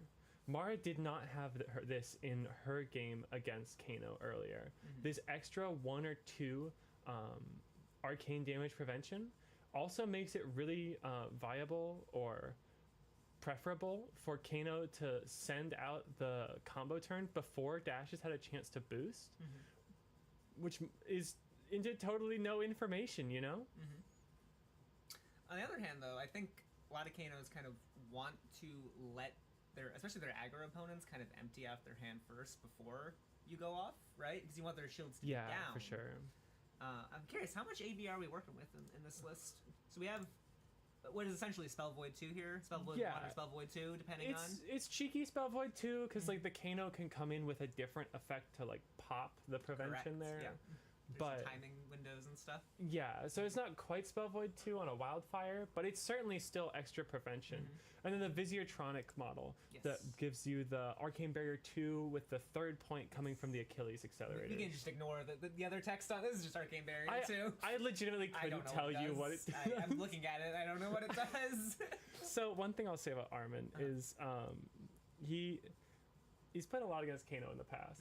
I was on Kano for a while there, end of heavy hitters into MST format. Likewise, yeah. I think you were doing the same, right? Yeah, that was kind of my rebound after Draw My LL was a little bit of Kano. Learning Kano for the first time. There was a big Kano scene, I think, in the Richmond, Charlottesville area for a while, especially around then. A lot of people getting on Kano back when you could stack, back when you had those really cool. Oh my god, stacking Kano. Josh kind of representing a bit of a return to that Kano cult in Richmond, I think. Yeah, I know he gaslit Brendan into playing it a little bit. It's a fun deck. Took it to what, PQ out in like Williamsburg or in Virginia Beach. But yeah, I think Kano does have a bit of trouble into Mechanologists because not only they are aggressive, they have a lot of Arcane Barrier, and they have a pretty decent number of, blues and yellows pitch cards, right? For sure. If there's like 3 classic things I'm looking for against Kano, it's the ability to go wide. Because if you're splitting your damage up across the length of the chain instead of throwing it all at once like a Guardian might be forced to, you're digging for more information about whether the Kano is trying to keep or block with their hand. The other thing is arcane damage prevention in the form of the 3 Arcane Barrier. Any class with one of those Arcane Barrier 2 pieces is already a step up into the Kano matchup. And the third thing is on hits. Absolutely. Something to make it matter what you're throwing at the Kano. On hits combined with breakpoints, like your 0 to 60s. Kano does not have a lot of armor block. Right? Yeah. Now we have Old Knocker, but you really only can commit Old Knocker on the turn you're gonna go off. So right, it's maybe buying you like 1 additional chain link worth of knowledge about what your opponent has and how much damage they'll be able to prevent. So if you want to, stop a boom grenade from hitting, you can't put a 3 block plus a piece of armor. You need to commit 2 cards to prevent that boom grenade, and then guess what's gonna happen on the next chain link? You're gonna send another 4, another 5, and it's like, well, am I gonna commit my whole hand to block this? So you need to get set up really fast as Kano, I imagine, right? Oh, for sure. Looking for, but Joshua does have a little bit more of a setup-oriented deck list, opting for an additional potion in the form of Clarity Potions. This is a way a lot of Kanos have kind of gone after the book banning that happened last year, where you can't rely on stacking your opponent much anymore because you don't have the tomes, the Aether Wind tomes, and the Tomes of Findel. Oh, I miss them. Yeah, I miss them too. So you're kind of pushed into almost gambling. You want to set up your potions. You want to get all of these resources available, and then you just want to you want to go off the top, you know, you want to right, hoping your open the floodgates are gonna hit blues, or like setting that up with the potion of deja vu, having the extra resources from energy potions, so if one of your draws happens to be a red, it's still sort of a blue, and always stacking the top of the deck with those powerful Fable cards. The clarity potion also kind of provides that role of maybe bailing you out of a not so great draw off of your open the floodgates. That's kind of what it's there for, right? Is just giving you a bit more consistency when you do go off, that you will find the cards you need to actually close the game and seal the deal. Totally. Yeah. And in Josh's early game against Mara, struggling to find an Ether Wildfire in a critical turn, that's where something like Clarity Potion could have dug just that 2 cards deeper he needed to go to find the Wildfire. Sometimes. Also want to mention a newer addition to these lists, Ruby Amulet. Basically, a 4th copy of Energy Potion. Energy Potion is huge in Kano. Kano, the damage he can do on his combo turn is kind of reliant on the amount of resources. I think we like to say 1 resource is worth about 5 points of damage on your Wildfire. Obviously, it's a bit different now because we're not just doing Wildfire lessons into Blazing. There could be a lot more intermediary spells there, but just the extra 2 resources from Ruby Amulet, or just finding your Energy Potions a little bit faster because there's 4 copies in the deck instead of 3, can be really important, especially getting set up quickly in these kind of aggro matchups. Sure. Like, you were talking about it. If a single resource is worth 5 points of damage on only a 3 spell wide turn, when you go wider and wider and wider with the draw effects, it can only mean that much more that you're able to bring across. And that might be what Josh needs, because this Wildfire might only be connecting for something like 2. Yeah. Yeah, especially with the Spell Void and the Misfire. Right? Was it this one? Yeah, I mean, that's brutal. You need to, as a Kano player, kind of time your combo in a way that plays around these, but sometimes there's only so much you can do, and it might be on the opponent, or it might be on you to, like, there might just be nothing you can do to prevent that damage with these instants. It's different from Spell Void, which just kind of goes onto the damage. Absolutely. Yeah. And that's the kind of thing we're looking out for. Another game where both heroes have access to this instant speed interaction that is sometimes not present in a more in a slower game of Flesh and Blood. For sure. So, I think this is going to be very explosive. Absolutely. Kind of continuing the theme from the last game. Lots of fire, lots of explosions, lots of booms. One of those games where it's probably not going to be a long turn count, but I'm sure these players will be thinking about the best line and the most complicated interactions at each step of the way through it. There's going to be some tanking. Let's see if I can't find this. What did I pull it up with? I did. I pulled it up with the wrong dang thing. Let me go and let me go back to us real quick as I open this with show mode. This is what I was doing earlier, before we swapped over. I noticed that. Thank you for that advice, by the way. Yeah, oh my god. VLC player. This is a plug for VLC player. It's like 20, 30 years old. Best video player you'll ever get. It's great.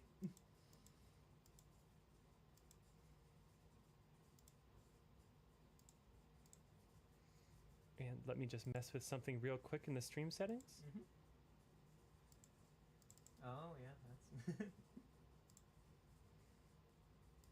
just getting the last few things set up here. Yeah. And I don't think we're looking at the board yet, but I think the equipment loadout's going to be about what you would expect in this kind of matchup. We're going to see AB3 on the dash side, plus that pseudo Spell Void 1 or 2 from the arms, and then on the Kano side, you have the Ragamuffin's Cap, which you're always going to use for your combo, the nodes, the legs, Storm Striders. And the old knocker may be able to push one more chain link of knowledge out of the opponent. Exactly. That's kind of like just a little bit extra that you might need on that final combo turn. Let's swap over to that now. Yeah. So I think Josh is still a higher seed than Armin here. So we'll be able to choose which card's going first. Armin presenting the Japanese translation of the Misfire Dampeners. Is that a Japanese? Oh yeah, it is. For a while, all the hunted we had in at Lifelink was all in Japanese. It was so weird. It was all over the place that Japanese hunted was being sold. But I think he's got the cold foil in Japanese, so that's the one he's going to stick with. Okay.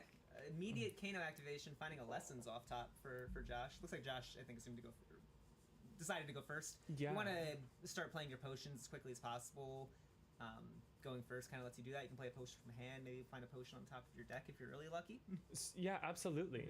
This Lessons in Lava, even though it is a search, it is only search for wizard cards, so it won't be able to set up potions, but it can set up other critical combo pieces. If he's trying for something early, could even go for something like a Kindle to set it up on top to draw for the following turn. I think maybe Aether Spindle. Oh yeah, I know he Optibit. is playing Ether Spindles. Yeah. That is going to mean it's going to have to come across for 2, and Arm presenting AB3, probably going to take every opportunity to use that AB across the course of the turn. Yeah, definitely tricky. But this Crucible is going to push past it, or at least ask for the Misfire Dampeners very, very early to try to prevent that search. I have a hard time seeing the Misfire Dampeners getting played in any turn that isn't the combo turn. You really want to, I think, save that for the Blazing Aether combo with Wildfire. Right, you kind of think about it, and then you say it's not Wildfire. It's not worth it, yeah. That rule is just fast and hard for. I might save 2 life on this, or actually we'll only do one life on this turn because there's no boosting. This is on Josh's turn. Yep. That could be a lot more life saved on the combo. Oh, okay. Just taking 1. Yep. Yep, which means the search is going to go through. Josh opting to not commit any more Kano activations before the search, so not fishing for any pots. Maybe wants to keep the last 2 cards in hand, although still has an action point if there is a potion in hand. This was instant speed, yeah. A potion would be kind of ideal, I think, right here. Either a potion or a blue to search for a potion on top, maybe. Right, doesn't really matter which one. Yeah, and then setting up an arsenal. Something like Gaze the Ages as well, maybe? Gaze would be pretty sweet. Especially when you already know you have 1 card you want to keep up there.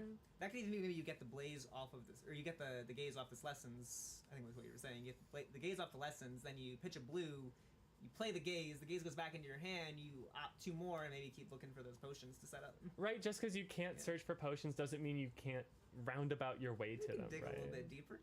Yeah, that's oh, exactly hey, what it's wait, gonna be. Look at that. that going to the top?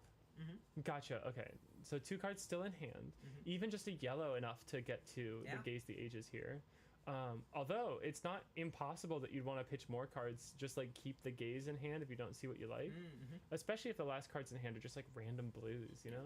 So we're getting a couple Kano activations, I think, on this turn, which is pretty sweet. Army taking a moment to look over Gaze the Ages. The text on that one says, opt 2, if you've played another wizard non-attack action this turn, return this card to your hand as it resolves. Look at that's a Lessons right there. That's a wizard non-attack action. So it might just be. I think we're gonna see another pitch into Kano here, and then playing the Gaze. With a pitching Gaze, play the Gaze. Sure, that's fun.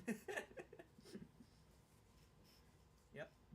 And with the action point. And there's a potion. Hey, not bad. And the Clarity Potion we were talking about, the extra potion in the deck, that would maybe just be a blue zap in a different Kano list. Here, it's a powerful setup option that is going to come through when really arcane damage isn't doing much on turn 0. It's no E-Pot, obviously, but it is good to get something on the board in this kind of game state. I think you want... It's better than nothing, right?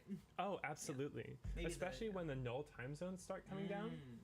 I hadn't even considered the null time zones until you just said that. Oh my gosh. In the game against Mara, Josh, with Open the Floodgates named under Mara's null time zone, played his Open the Floodgates off the top and drew 2 Open the Floodgates. Can't pitch, can't play. Still had Storm Striders, but couldn't continue the combo turn. That's rough. That card makes me sad, and not just because there's a dog getting got. You know, it's sad to see. Oh my god, you're right on the null time zone. It's getting like scanned. Crystal. The tower. Yeah. Eternity, 100 years on the tower.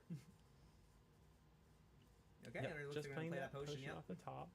Other card was a red Aether Flare, which is a pretty notable inclusion in a Kano list. Did we see if he put that on the bottom or on the top? I think he kept it on the top, but it could be just someone committed to blocks. I think there's an argument either way there. You know, it's a 3 block. If you want to block, you're definitely going to want to block on this next dash turn, I think, because you're nowhere near set up enough to combo. There's an interesting idea to saying like Aether Flare exists in this sort of space where you can't full combo them. You have to get them to like a threshold first. I mean, that card goes to arcane chain links wide so nicely. Or just the heist. Buys cards from the Dash.io's hand, gets less aggression pushed at you. All right, 3 go again. This is the first kind on of the 0 to 60. aggressive turn of the game. Yeah, for sure. Now buying real cards. Yes. Blazing, blocked from hand. Incredible card. You never want to draw it ever. Yeah, it's fine to block here. We still have 2 more in deck, you know. You don't need 3 blazings. You really only need the 1, maybe 2. 2 would be nice, but I think seeing it this early, it's probably better off just to stick in front of, you know, the 3 damage, and now you're not getting boomed, right? Yeah. I was gonna say this yellow 0 to 60 into boom grenade off the top is something we've seen Armin do several times. It's like we were saying earlier. You really want to see the breakpoints with the on hits as DO. Yeah. So presenting 3, you might get the on hit, but that's not really a break point. Kano blocks 3 pretty good. Oh, yeah. For sure. It's kind of the best mode on most of his cards is just to shove it in front of a 3 attack. Yeah. When you think about like, oh, I could do 1 arcane damage with this card, or I could block 3. Yeah, because not a lot of zaps, not a lot of red zaps in Kano, right? That's the 3 arcane damage spells. So a lot of Kano's spells are taking 2 cards, you know, 1 to pitch, 1 to play. A lot of times better just to say I'm going to block for, you know, 6 of both these cards rather than pitch 1 and send 5.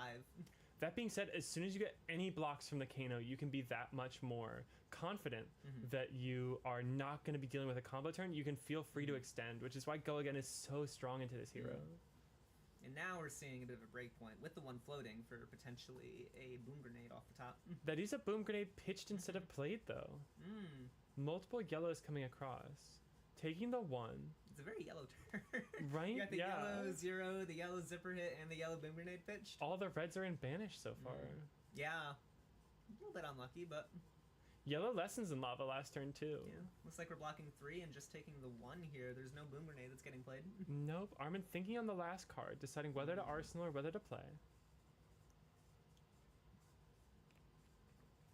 1 resource remaining. 2 cards in Kano's hand, there's no threat. No threat of a combo turn at all. Looks like they're just going to do something cheeky on their turn. Yes. Maybe playing like a spindle or something. Maybe the Aether Flare that he had. We haven't seen that blocked with yet, so either it got put to the bottom or it's still in his hand. There's the Fast and Furious. Coming in for only 3 because we haven't cranked this turn. No boost doesn't look like either. Yeah. And there's no items that have been played yet, so you can't follow that up with a Symbiosis shot. So I guess just boosting at that point isn't really doing anything. I guess so. Yeah.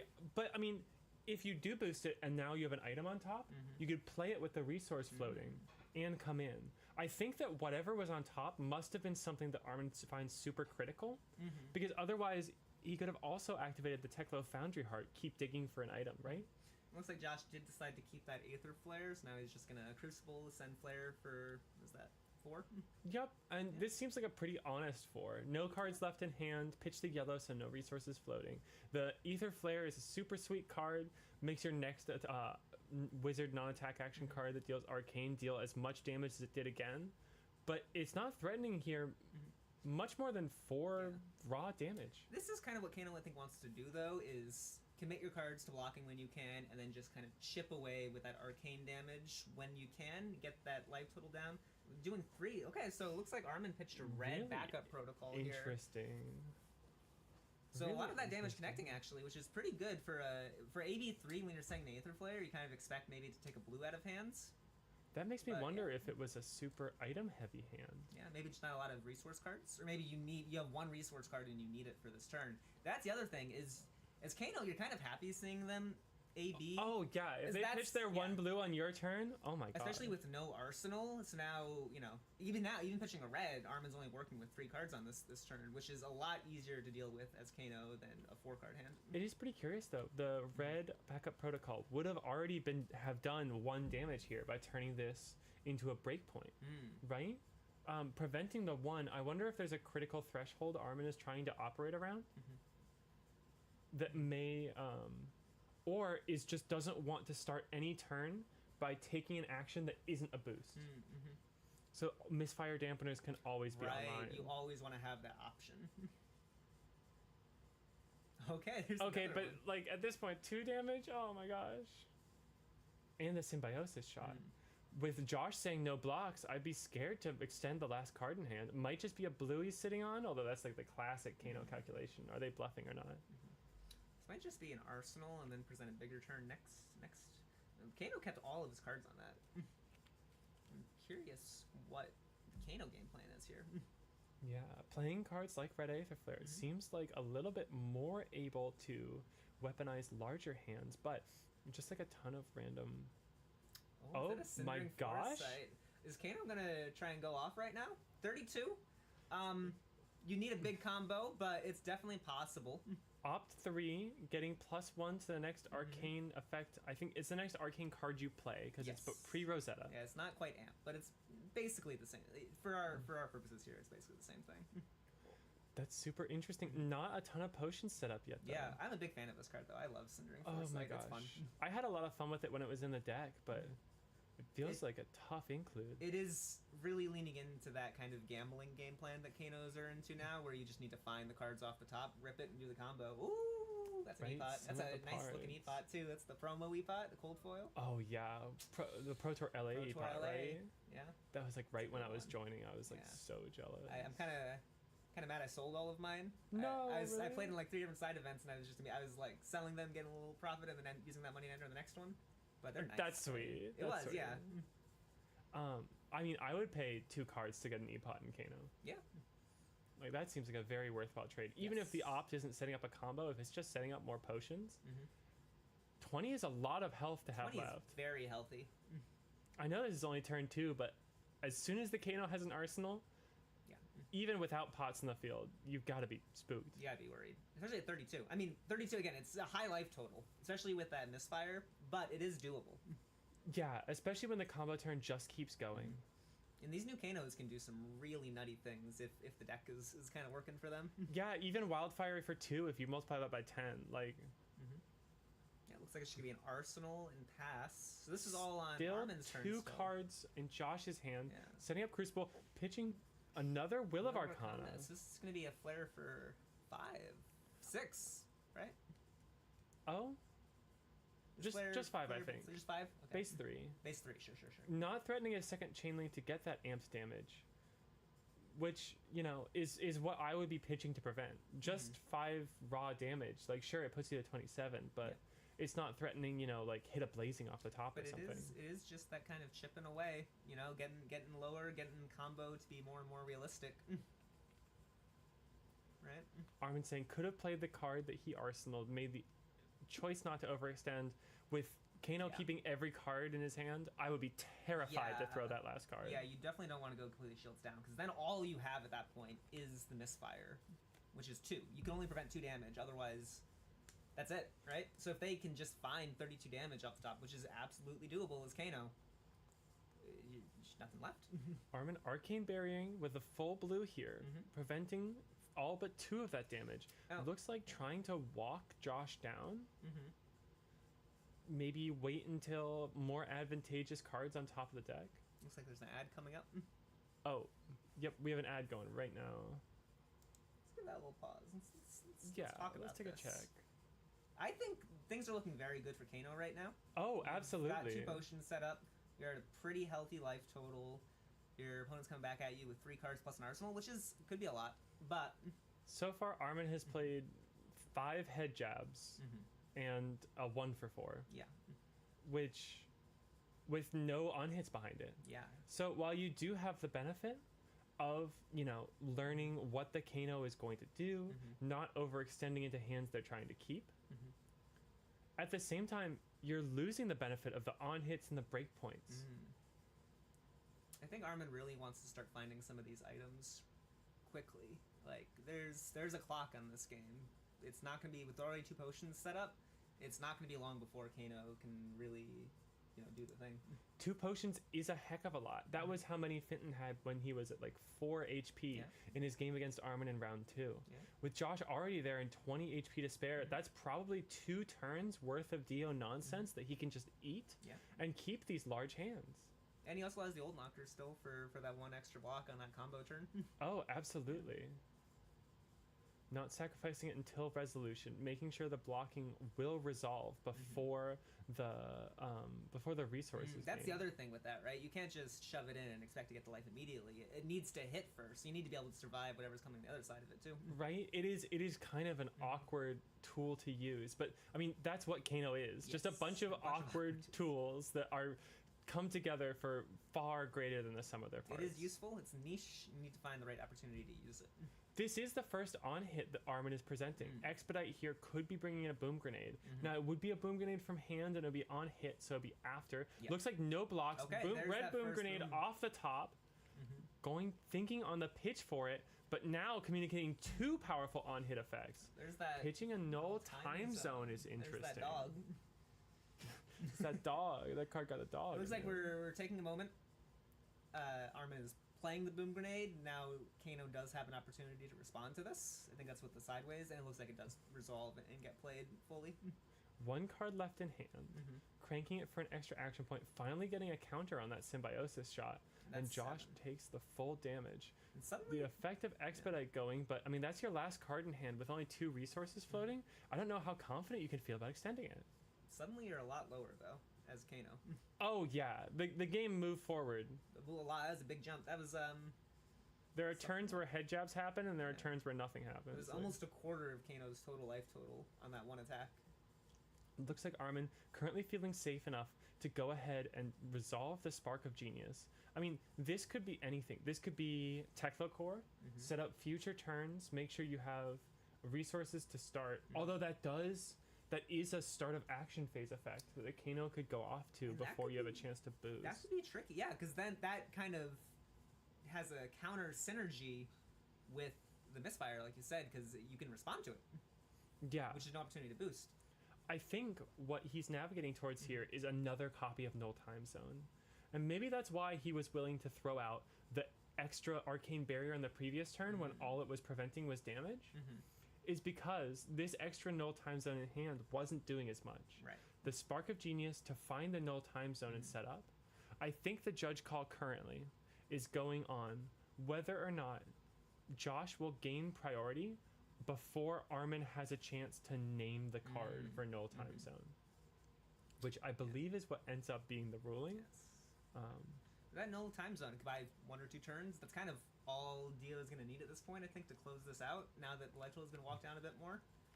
Right? Those potions are no longer over the top. They might have to be replacing cards you can no longer use in hand. Buys back a lot of the advantage that Josh was able to build up while blocking these past few turns.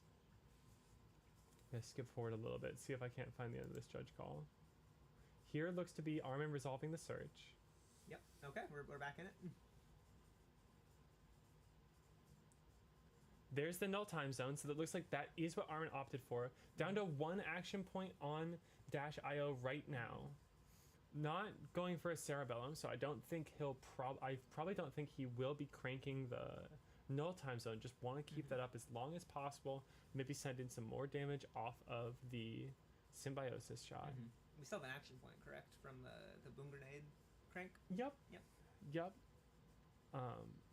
Josh did let the Spark of Genius resolve, so Armin will be drawing from it. Yeah, you can't go in between after the card's played, before the card's drawn. You have to resolve the entire card text all at once. There's no priority. I think the crank gets resolved in the middle of all that nonsense for weird mechanologist reasons, but I can't begin to understand the nuances of the mechanologist crank interaction. Anytime something happens in the middle of another card resolving, that's when I like. So it kind of happens with Figments too. Oh, sure. Like, most of the Figments do their thing. Okay, it looks like as they enter a replacement, so nothing goes on the stack. Oh, that makes sense. Yeah, makes sense. Right. That's a good way to put it. That's finally something that clicks for me. What are we looking at here? I think we're just maybe still going through this judge call. I'm gonna fiddle around with it a little bit. Yeah, you might be able to speed it up. Yeah, Armin's saying this is the judge call. Okay.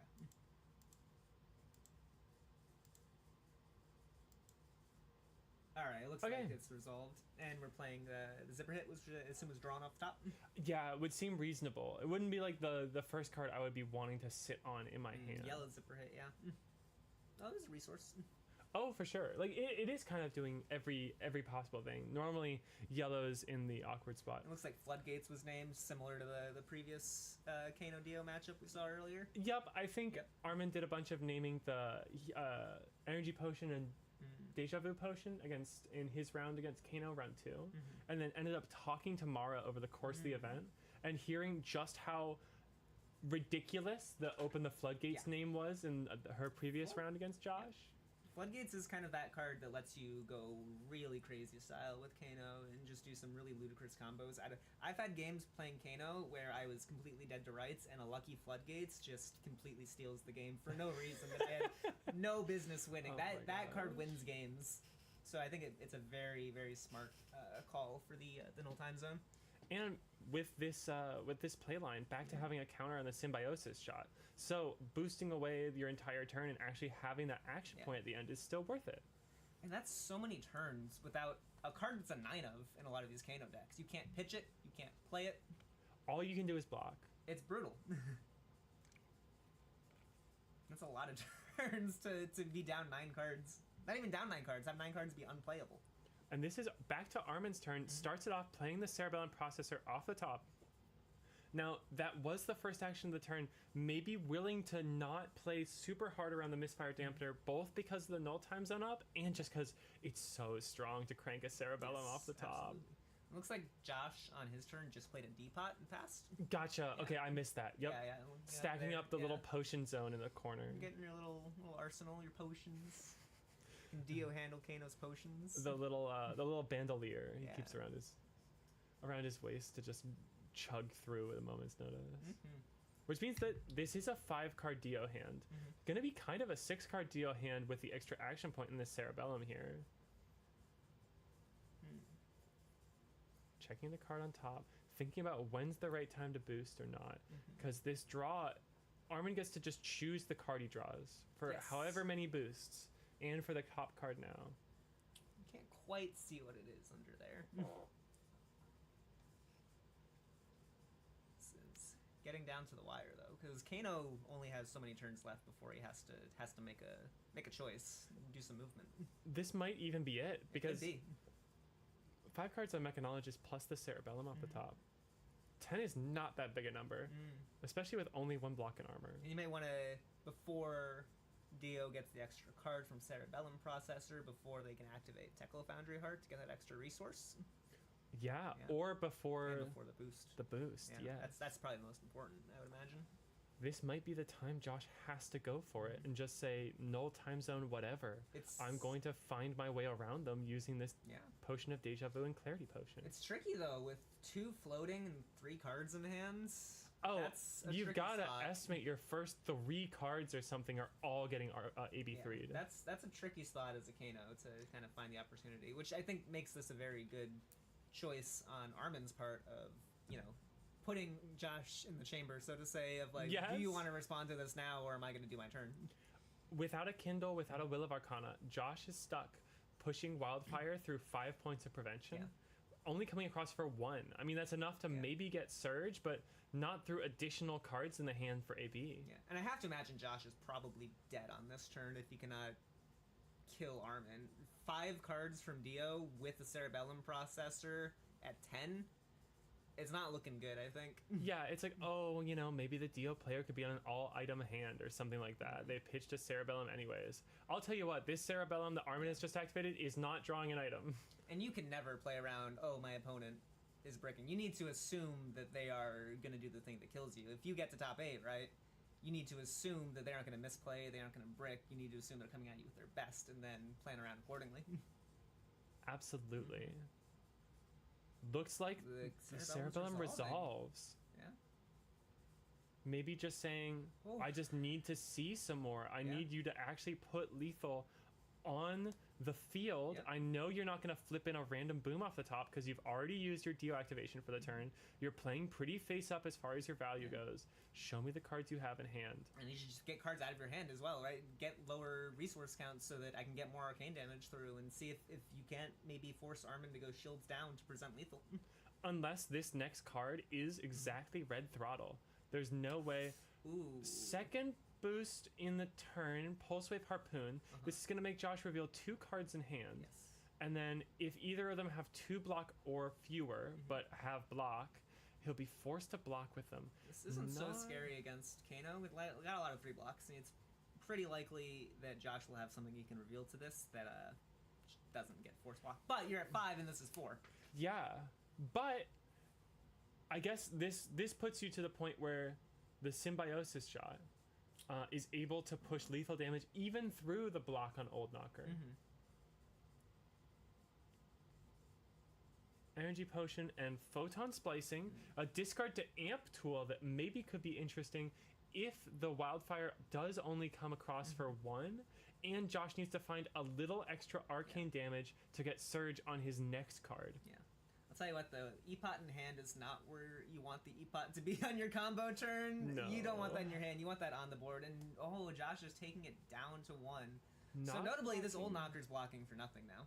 Yeah, right? Yeah. Unless you send Armin 1, but finds a way to send 1. I mean, think there's any way. T-Bone? T-Bone maybe? I don't think. Oh, an extra card in hand was a blue outpace with the Teklo Foundry Heart on the field. Oh my gosh, there were 2 cards in hand.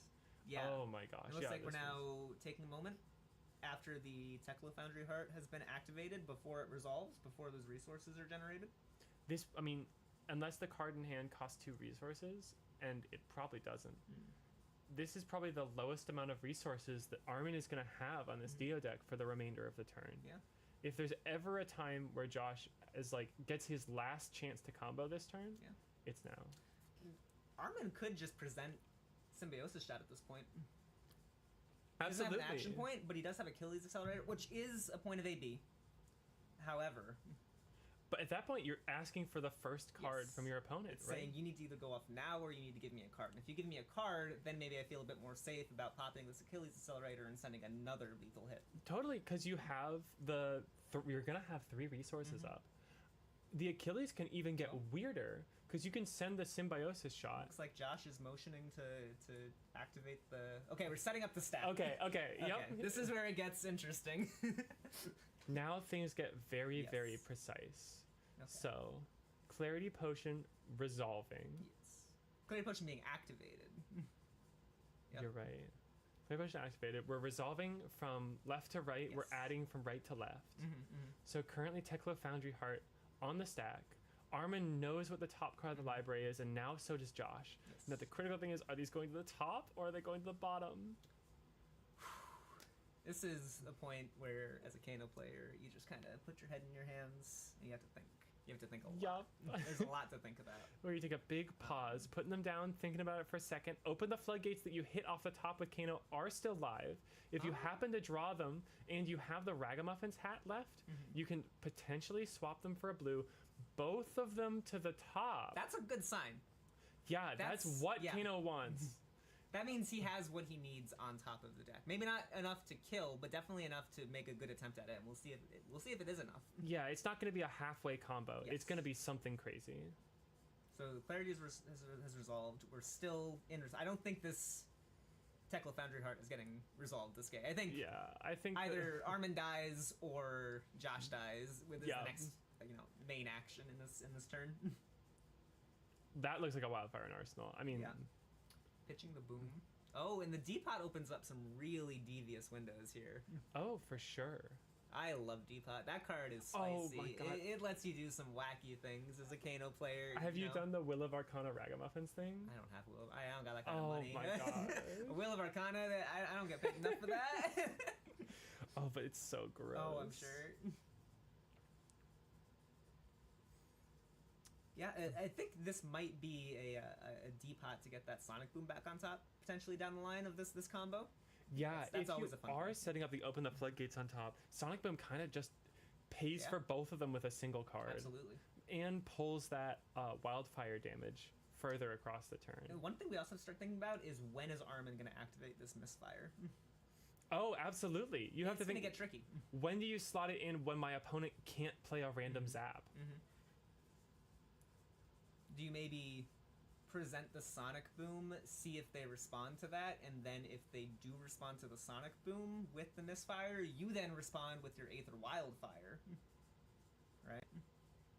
The Storm Striders is actually not resolving here. Yes. Activated just to put cards in the pitch zone. That's important because you want to. It's the next wizard attack you play, or wizard action you play, correct? Yeah, if you banish a card off the top and then try and play it over your already activated Storm Striders or already resolved Storm Striders, it'll eat the Storm Striders activation. Yeah. Looks like we're getting a double Kano activation, then the Ragamuffins. Okay. This is classic Kano stuff. This is beautiful to see. Pretty good resources in the hand. Yeah. 2 blues and a yellow, and that sets up very well for the Sonic Boom if you can find your way to and open the floodgates, because those are some random blues you're putting on top. So it looks like a Wildfire was put on top from hand using Ragamuffins and then banished off of the Kano.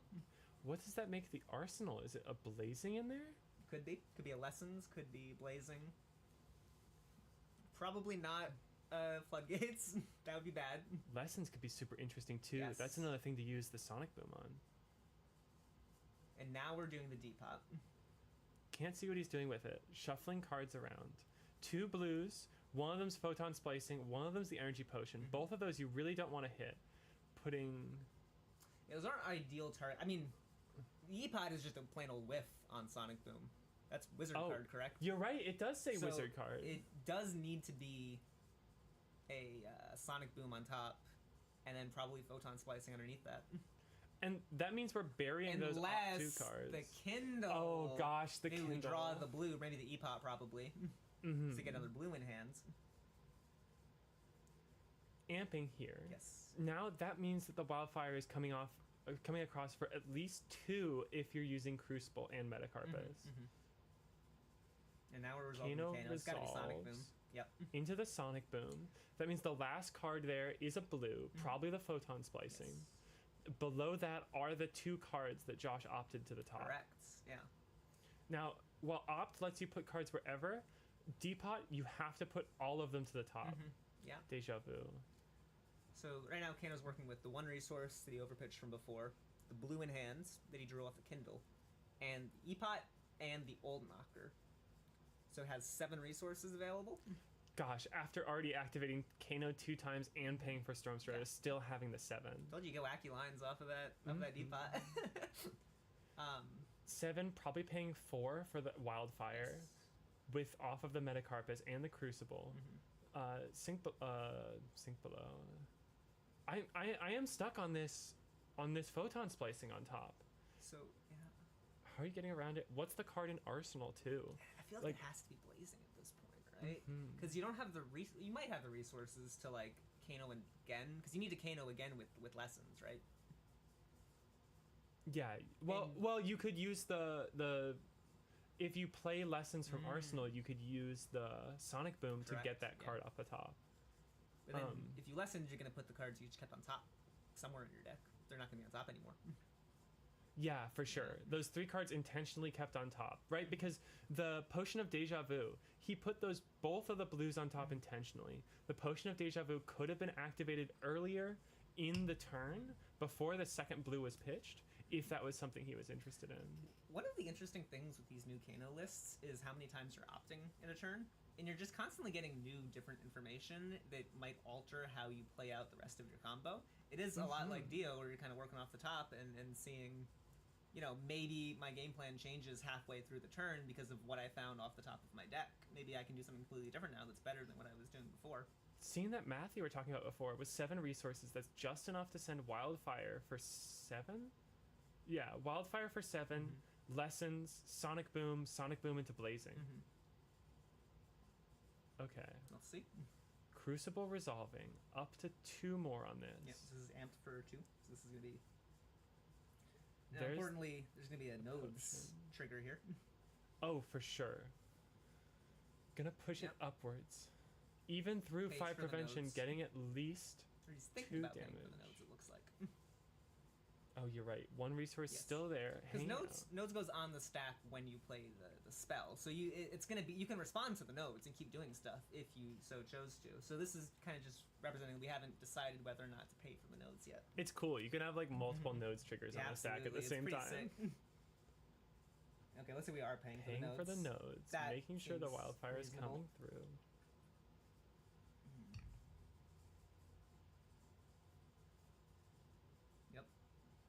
Counting it all out. Here's 7. Okay. Even if the last card in hand is a red, okay, here's the Misfire Dampener activation. Yes. Can Josh sneak something in? Is this why the Photon Splicing was put back to the top of the deck? Could be. Notably, Josh has 3 resources left. Another Kano activation would cost all 3 of those resources. Photon Splicing costs 1. Oh, you're right. So he can't play that in response to this. I think he needs to save those resources for the Sonic Boom that's coming afterwards. You're right. Sonic Boom also not paid for yet. Have we boosted this turn? No, I don't believe so. Right? No, didn't we? It was the Oh, maybe. Oh. I don't remember. Yes, yeah, for sure. Because this is the turn where the Pulse Wave Harpoon showed the Photon Splicing and the RNG Potion. So there's been no cards committed. It's just on these Kano turns, it does take a while. Oh, that's another blue. That's not what Kano wants to see. Okay, that's just about as much resource prevention 9 as it possibly resources could be. that this Dio's had this turn. Armin, not this Dio, Armin. Taking 2. 2's going through. Set up the Wildfire. 2 resources remaining. 1 more resource from Old Knocker. Tapping the Kano. Yep. Sonic Boom, but this is going to hit the Photon Splicing on top. Not great. If that is a Blazing, I feel like the only card in Arsenal right now, it has to be Blazing, right? Yeah. That's going to be 2. This Sonic Boom, this big Sonic Boom's coming in for, what is that, 6? Oh, you're right, yeah. 2 from the Wildfire. 2, 6, probably going to 82 on this. Does Armin have any cards left? I don't think so. Wait, is it 6? Looks like it. Yeah, it's 6. It's 6. Yeah.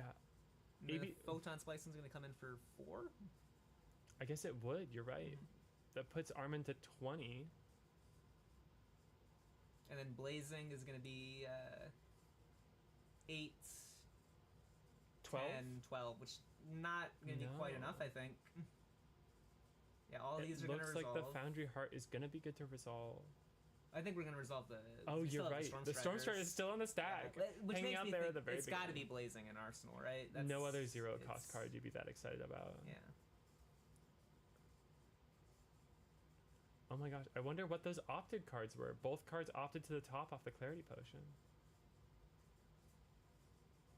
Is it Gaze the Aegis? Yeah, no, it's just Blazing. So that's a 10, 12 20, damage 22 damage combo. I don't think that's enough. No, even without the extra resources. Armin can just send the Symbiosis shot right here. Yup. And honestly has game. 4 damage. Yeah, it's 2 Of course, finding the Mechanologist cards off the top. At this point don't really matter. And just send the Symbiosis shot, and that's game. Wow. GG. Oh my gosh. Looks like Kano doing a really impressive combo. Oh my gosh, wait. That would have been... Yeah. That was an absolutely crazy Kano combo turn. Yeah. Makes you think how the top of the deck was stacked there. Every piece of layered knowledge about the top of the deck from both players' perspectives. Armin knowing what he's boosting away or what he's finding with Teklo Foundry Heart digging for items. Josh looking for critical spells. And if that Sonic Boom had hit another Wildfire instead of the Photon Splicing, that would have been significantly more. That might have been lethal. Yeah. I don't know the exact math off the top of my head. It would have been... I think it might have been lethal. It would have been 6 more... Yeah. 6 more... Which doubles. It would have been 12 more damage. Yeah, it looks like Armin's 12 more damage is lethal, exactly. Lethal, exactly. That's unfortunate. Oh my god. It just shows how tricky, even for experienced veteran Kano players, it's tricky. It's tough, especially playing around all of these different interactions that Dio has access to with the Teklo Foundry Heart and the Misfire. There's just so much, so much to think about. Honestly, the Misfire may have even worked better for Kano there if it was Spell Void too. Just one less thing to worry about in how you're structuring your combo turn. Still a really impressive, I think, game from both players. Absolutely. And the closest Kano Dio game we've seen on stream so far. For sure. Super excited. Well, that pushes Armin to the finals against another Dash.io player. Not Mara, who he knocked out in quarterfinals, but the final Dash.io, running up the other side of the bracket. And we'll be super excited to bring that to you very soon. We'll be right back.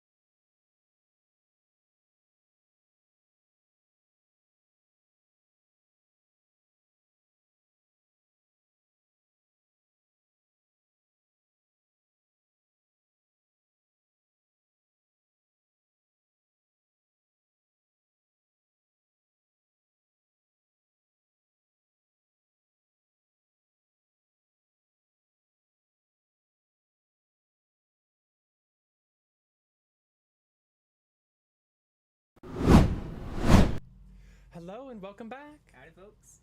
We are in our finals. Yeah, it's been I'm sure a long day for you of casting, but A fun day. a fun day. This is an exciting climax. We have a Dio mirror. The mechs kind of reign supreme, I think, at this ProQuest. Yep, our second Dio mirror in our top 8 bracket. This time, Armin versus Delta X. Armin, who we've been following up his side of the ladder. Delta X coming up the other side, just fresh out of defeating a RKO, the fatigue threat, pushing past it. Has come. These two players are both so excited to be here. Their first time in a finals of a ProQuest, and both playing, not just for the gold foil or the invite to Pro Tour Yokohama, but most importantly to become a part of Flesh and Blood history. That's right. And get their names forever enshrined on the Roll of Honor for Dash.io. Yeah, and as someone who's been on some Rolls of Honor before, it's such an it feels like such an accomplishment when your hero finally LLs. You had a good ride with them, it was a good time, and you see that Roll of Honor get published, and you see your name on there as someone who contributed to that legacy, to that legend of Dio. Yeah. It's one of the best. It's almost more exciting to get that than the gold foil or the invite, because that's forever. Well, where are you? You're on Dromai, of course. Absolutely. Anything else? No. I'm on No. I'm on Enigma. This is the illusionist casting bench. That's right. But here we're talking about mechanologists. That's right. This is the mech weekend. This is Mech Weekend. Mech City. Absolutely. And this time it's not as much of a super big difference in the two mechanologist decks being piloted. Last time we saw Mara with her Copper Cog deal list doing crazy zany stuff and pulling out tricks from the Puffin deck lists that you saw maybe previously. This time the only aspect of Puffin that's going to be involved are Delta X's sleeves. Yeah. And the arms. And the arms. Oh yeah, the Cogworks Tinkerings. Yeah. That's just 2 block, right? Yeah, 2 block and the additional galvanized block. True, I didn't think about that. Maybe covering up critical boom grenade hit points. That kind of combos with the legs, right? The adaptive plating? Adaptive plating, or yeah. I think that's what it's called. Yeah. Yeah, it combos real nicely. It's a good little extra life. Might matter in a super aggressive race like this. But this time, it's not about tricky breakpoints versus the person who gets to boost more to see items off the top. It's just about what you see and how you make and build advantage out of the constantly shifting game state that boost and checking the top of your deck provides. Yeah. Let's watch some damage fly. Both players just getting set up, ready for a brief but intense game. Armin presenting the Armory deck hero art. Looks like actually a different equipment suite from each player. Slightly different setups as far as equipment goes. Looks like Delta X is choosing to, like we were saying earlier, do that kind of combo perhaps with the rings plus the adaptive plating in the leg slots. A bunch of super clear boom grenade off the top, pitching a Teklo core. Yeah. That means probably at least one more item in hand. Looks like a Teklo double core. item setup. Delta X on, of course, the higher side of the bracket, chooses to go first and has setup. That's a spooky turn 0 for Delta X, I think. That's setting you up for some success. We'll see how Armin can respond. Armin's going to be the one throwing real damage for the first time. That's and true. Even though there's less block in the equipment suite as easily, those heavy industry boots are still giving the extra action point that could be used to activate a Cerebellum down the line. Right, 'cause that's Battle Worn, right? Yeah, Battle Worn. That makes a huge difference. There's a world difference between Battle Worn and Blade Break. That, as well as trying to deal with big, wide T-bone chains. Here's a Another first boom grenade. Both players starting their turn by playing a yellow boom grenade. Armin's from hand, so he is going to crank it, where Delta X, before, they played theirs off the top of the deck. Armin, sitting on a 3-card hand, here's a T-bone, asking for something, not clean blocks on any piece of equipment here. It's a bit annoying. You don't have a 3-block here, unless you galvanize, but I don't think you want to galvanize either of these pieces. They're important. Probably 1 or 2 more attacks coming from Dash.io. If they're both 0 to 60s, you're going to be real sad you blocked with Galvanize.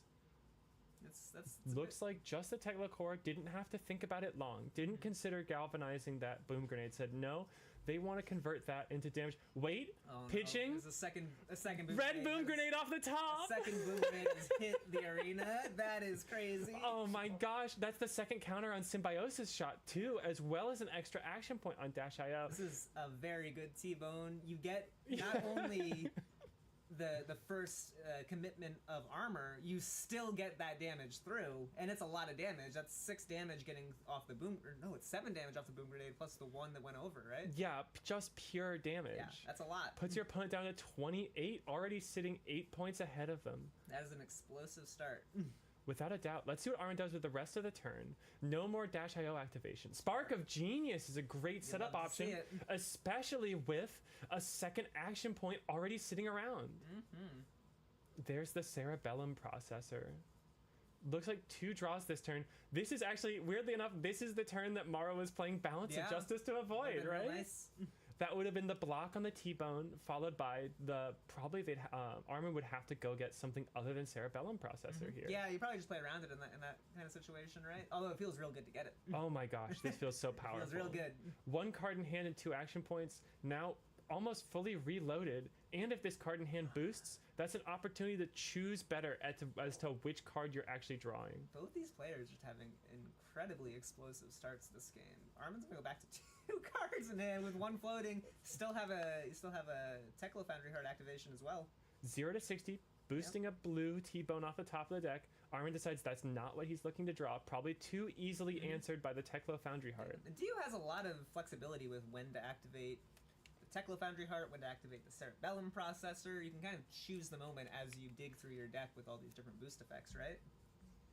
Okay. Choosing to activate the Teklo Foundry Heart, dig a little deeper, try to look for a card willing to draw. Looks like he found it, but that is a boosted Cerebellum Processor. That's 2 down from the deck already. If Delta X is able to drag this out into a slightly longer game, he may be able to leverage that over his opponent. Yeah. It's gonna be 4 into 2. Fast and Furious. Yeah. Going again, boosting away a zipper hit. So we're seeing 6 damage for the rest of this turn, it seems like. We're getting the Fast and Furious into the Symbiosis shot, and then probably calling it a day from there, I think. Seems like. Being able to just rip 4 damage off the top of your deck with the Cerebellum Processor has got to feel good. Very good first turn from Armin.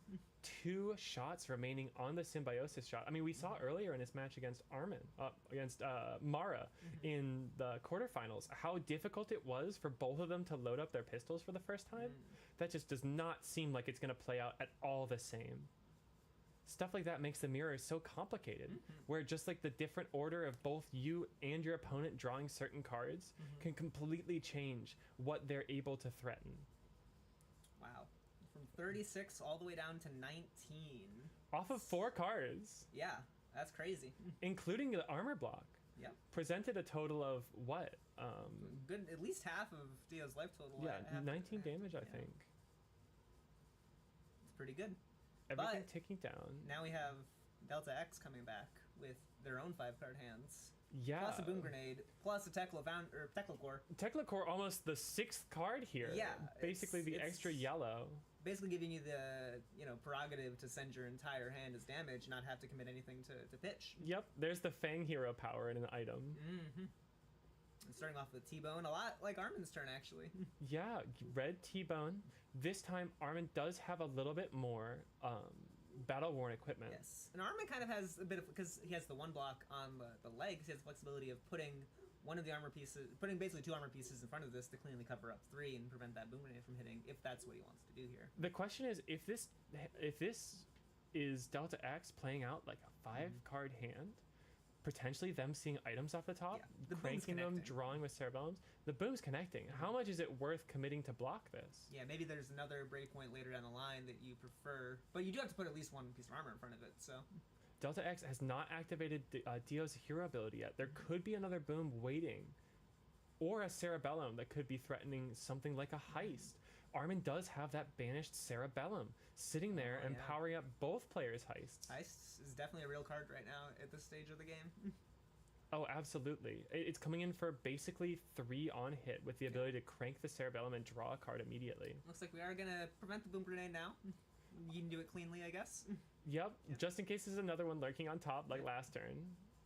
And besides, it's a battle-worn piece of equipment. Maybe just trying to block with it early to get the value out of it before it's potentially asked for by another T-Bone. If, for example, Delta X needs to close the combat chain to, say, activate Teklo Foundry Heart or Cerebellum Processor, Spark of Genius, and then you can kind of insulate yourself from a second T-Bone coming off after that combat chain is restarted by just shoving the battle-worn legs in front of it. Then again, not having that 1-block armor here to cover the 4 breakpoint on the zipper hit yellow, looks like this Boom Grenade's going to hit unless Armin's willing to give up 2 additional cards to cover it up. And I think it's kind of, we expected this to happen. Yeah. Boom Grenade was not going to make it through this turn without exploding. Yup. Max velocity banished off the top of Delta X's deck. That's a lot of damage just going into the banish zone. He might have probably preferred getting, a Cerebellum Processor to play that, but there goes an outpace as well, boosting reds, but it's not like fatigue is going to be a threat this game. There's a lot of reds. We're not quite so worried about that, I think. Boom Grenade is gone. This is just a blue zipper hit. Nothing too impressive, but still sitting on 1 resource. Could be used at any moment to play something off the top of the deck. That was a yellow Boom Grenade as well, correct? Yeah, so 3 damage, came in for 7 with the 4 off of zipper hit. So 5-card hand, but it seems like the only the only red we've been able to play so far is Delta X is the T-Bone, which is maybe not the most impressive red to play, right? Yeah, it's a crazy leyline turn. And Fast and Furious. Okay, this is pretty sweet. Fast and Furious, cranked, I don't think Delta has cranked. So unless there's an item on top, it looks like this is just going to be another head jab. Do you know, is it on attacks that it updates the... I don't know. Or is it just like a static thing? I would imagine it's a static thing. Is there a window? Yeah, I imagine it's static. Is there a window where you can respond to playing it, boosting, and then play a card that you boost, or the card after the one you boosted? You can combat trick it. Yep.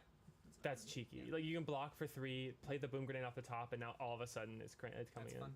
Okay, Armin playing very defensive. I mean, probably doesn't see an item on the top here, but covering 3 on the 3 over there, just saying, I want to use my armor as soon as possible. I want to come in with as much damage as possible by not blocking with any cards in my hand.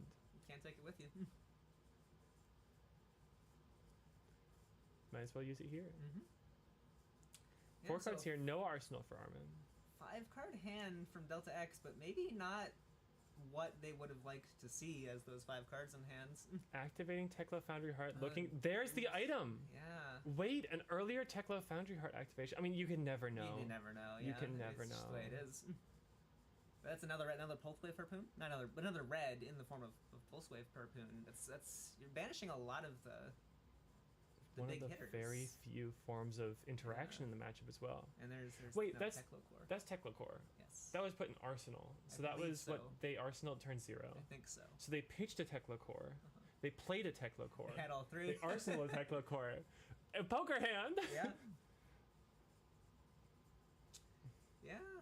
It was a 5-card hand, but it maybe wasn't enough to really threaten Armin's life total to the extent you might need to in order to keep up. And now Armin's cracking back with 4 cards, but we'll see how efficient these cards are. Throttle? I mean, that's what I'm looking for from Delta X the following turn. How are you going to be able to use these 4 resources? Okay. Fast and Furious, being boosted away. Trigger goes on the stack. Could respond here by playing something like an item off the top and still get the Fast and Furious to resolve on it. That's tricky. I think. Now Delta's got to think. What, is there an item on top and Armin's bluffing? Or is there not? Because it could be that Armin's identified that this is actually just going to be that short of a game that the extra steam counter isn't going to matter. Seems to declare no blocks here. Armin thinking for a moment. Got 2 cards left in hand. Fixed the hand a little with the Crown of Providence the previous turn. That was pretty nice. Yeah, it's all connecting. All no connecting. item on top. So it's just 6. 6 damage, 2 cards in hand. Closes the combat chain. This is probably a Teklo Core activation? Or Foundry Heart, pardon me. Looks like. Okay. Yeah, wasn't an item. Was a red outpace. Yeah. Keep checking the top of the deck. This time, resources left. Could, like, always threatening items off the top and just a bunch of boost cards necessary to come in with that. Okay, playing the item now. Techlo Core, setting up actually for a slightly longer game, saying, I'm willing to take this. I'm willing to take the 4 resources off this over the course of the next 2 turns. It's probably not 13 damage in the rest of this hand. So oh my gosh, wait. Next card on top was the 3rd Cerebellum. Oh gosh. So not working with any more Cerebellums. And this Pulse Wave Harpoon isn't really doing anything as far as interruption. Yeah. However, just sending 4. Do you need the extra Cerebellum processor right now? Delta X is at 13. We're going to probably Arsenal this card or maybe play it. And then we have the Technical for next turn. You're at 27. It's maybe a lot to ask to present 27 damage from Delta X on this next turn with 4 cards, even with the double Techlo Core. So you might want to keep this Techlo Core, maybe Arsenal this last card, and set up a big 5-card hand to really go over and push through that last 13 bits of damage. Would have to be some really impressive boosting, and I think there's one real card I'd be looking for to bail Delta X out, which is Max Velocity. Yeah. I mean, that's kind of the best case scenario for all these Techlo Cores you have out right now. Delta's got to be thinking, if I need this Crown of Providence, when do I throw it, you know? Because this could very well be Armin's last attack of the turn. Maybe this is just setting up an item. Yeah. Sending the Symbiosis shot, perhaps. Leaves an opportunity for a little bit more Crown of Providencing. I think that face down card is just a golden cog. Yeah, it looks like we're just representing a cog with that. Mara has walked out of the door and all the golden cogs went with her. She took all the cogs. We've just got this way of like Kyloria, kind of yes, all the items, all the shinies. But that is representing a pretty easy galvanize with the adaptive plating in a future turn, because it does come in with the steam counter. We'll stick around for just a little bit. Likely the turn after this, Armin is going to kind of try and line up the kill shot. The turn after, that might be the time to get a little bit of extra block. I mean, Delta X is at 11. Likely going to take 2 here. Still has 1 armor block on the Techlo Foundry Heart, 2 on the crown, 3 on the legs. So secretly at 15. Yeah, 50, which is not a lot, but if Armin maybe has a similar hand to the one that Delta X had on the previous turn, where it's a lot of blues, a lot of yellows, not a lot of boom grenades, might be enough to survive and then still present, a lot of damage. But 27 as Armin, you got to feel pretty comfortable at 27 versus 19 in the Dio mirror. The only thing that the thing that you're really looking for here is how are they setting up the 2-card 10 or the 2 resource 10, right? Cerebellum Processor played from hand. Okay, a powerful start. Now time to start boosting. 0 cost attack. Not using any of those resources yet, but digging through the deck. There goes a card I couldn't possibly be asked to name right now. I think it's the Sprocket Rocket? Sprocket Rocket. That's the one. If an item is banished from boosting, get +1. Sometimes it's zipper hit, folks. Yeah, it's like these legs are just going to be offered up as the T-Bone sacrifice, not really blocking anything, but preserving the opportunity to still block with the Techlo Foundry Heart later down the line. Oh, there goes a heist. Wait, that could have been a very powerful block. Delta X has been hitting a lot of very unfortunate banishes from their boosts. And I mean, that's where the Achilles Accelerator actually could have come in very handy. I mean, the heist would be covered with single card from Armin's hand and the Techlo Foundry Heart that he's preserved. Because you know what's on top, and you need the action point to Cerebellum.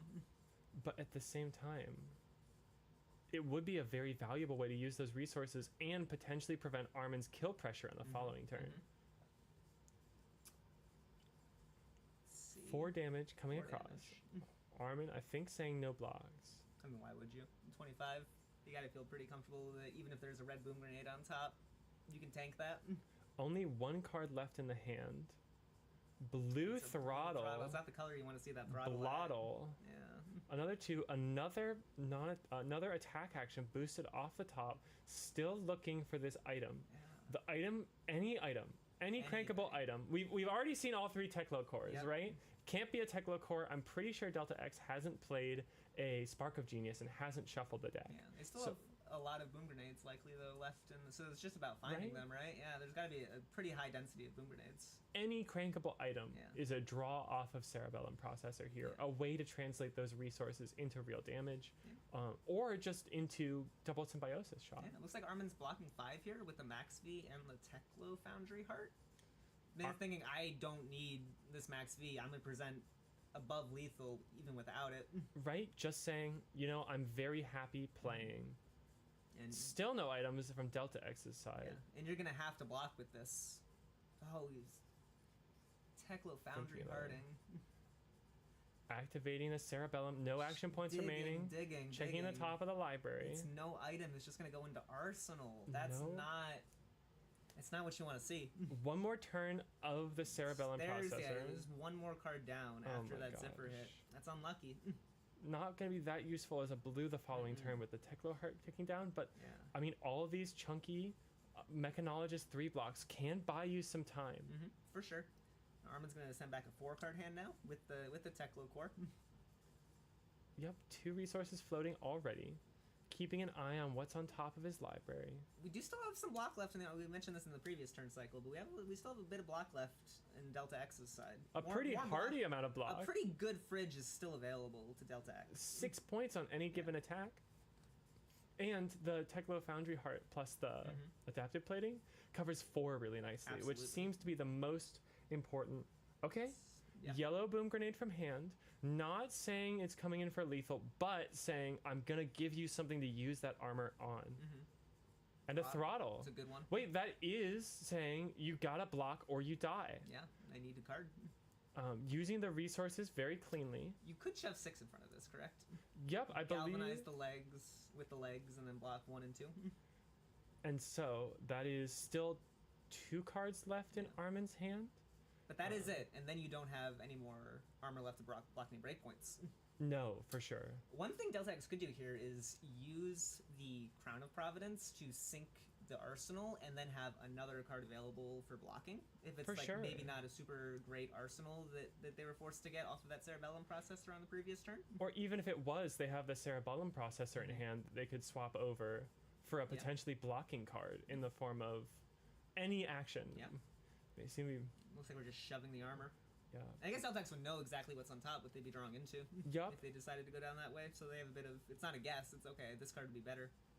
Looks like sending one to the bottom. Could be that Cerebellum processor looking for more block. Could be something else trying to get an item on top the following turn, just saying, I want to do anything to get that item to activate the Cerebellum processor. Yeah, that Cerebellum processor in hand is not doing a whole lot at this state in the game. No, just a counter on Symbiosis shot is not enough. And three counters, you're pretty set. Looks like that was the sink because that would be the only blue in hand.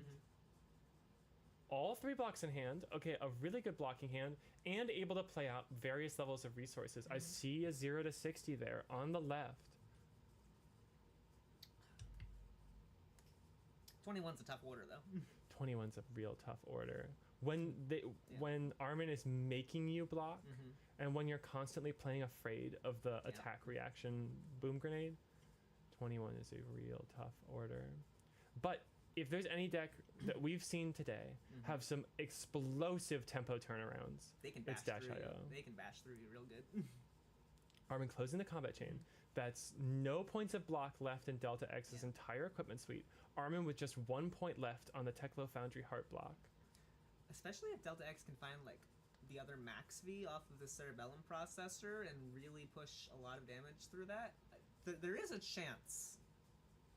Even having to block a little bit, you're having it covered up by the Techlo core, giving you that sort of pseudo extra yellow in hand to pitch. So that's both of Armin's max V's gone. Yeah, don't know if he's playing in the third one in this matchup. Pulse Wave Harpoon just showing 1 card. Red Outpace off the top. That red outpace could have been really annoying here. Yeah. Now that the I guess it could have been really annoying previously, but the equipment's gone now. This is representing 7. Yep. Delta X shows the 0 to 60 red and has to think, is it another boom grenade on top? How many has Armin played so far? There's the 1 on the field, so this is coming for 7. It's not lethal. Yeah. Does Armin have any cards left in him? I don't believe so. Those should be the last 2, right? Unless it's a boom grenade on top, Delta X does survive this turn.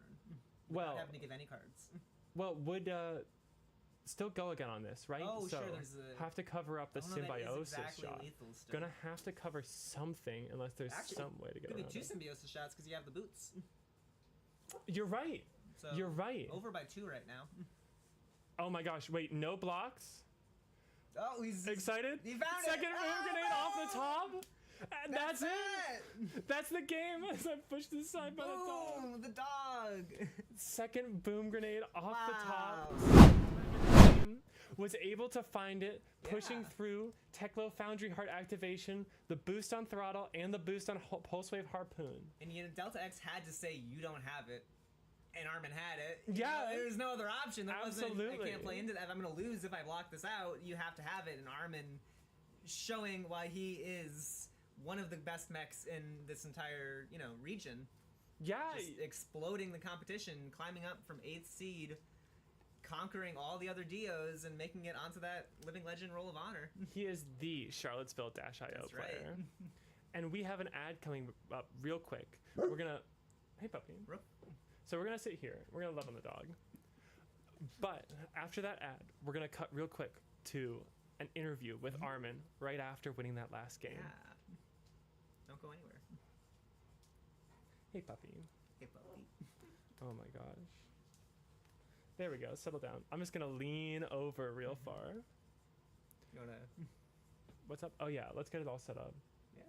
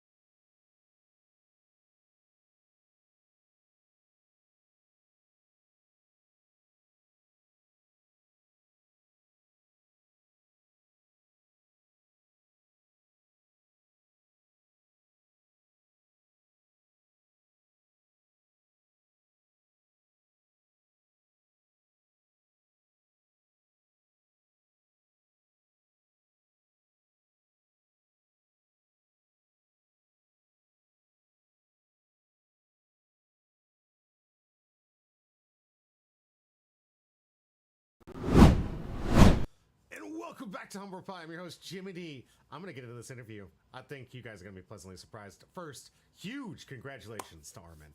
Well done, well earned, well performed. That was an epic finish. I hope you guys really enjoyed it. Off the top, nailing it and just sealing the deal for himself. Just absolutely big W. Sorry, I was listening obviously to this, and now I got to turn this thing on mute because I don't want to have you guys hear you in echo mode here. Yeah, there you go. Sorry about that. So I'm going to introduce this to right here with Mary, interviewing Armin, our winner, and the current pro champion at Lifelink Games. I cannot wait to see how you perform out in the Pro Tour. We'll be watching you very intently. Right now, an introduction to our hero and winner, Armin. Extras.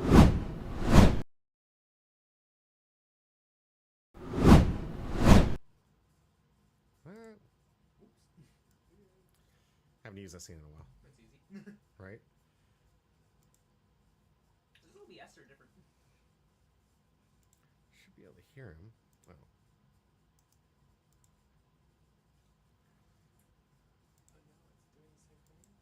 It's not going out.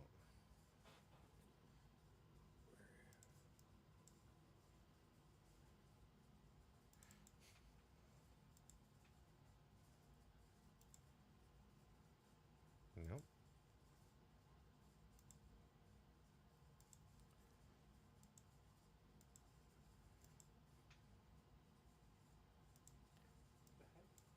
It's not muted on VLC, is it? Yeah, they can't hear anything. They would be able to hear this go out. Dude, I'm yapping away. I can't. Nobody can hear you. I gotta put something else in the background so I can hear that something's happening. Can we hear him now? Catching us. It is catching us right currently.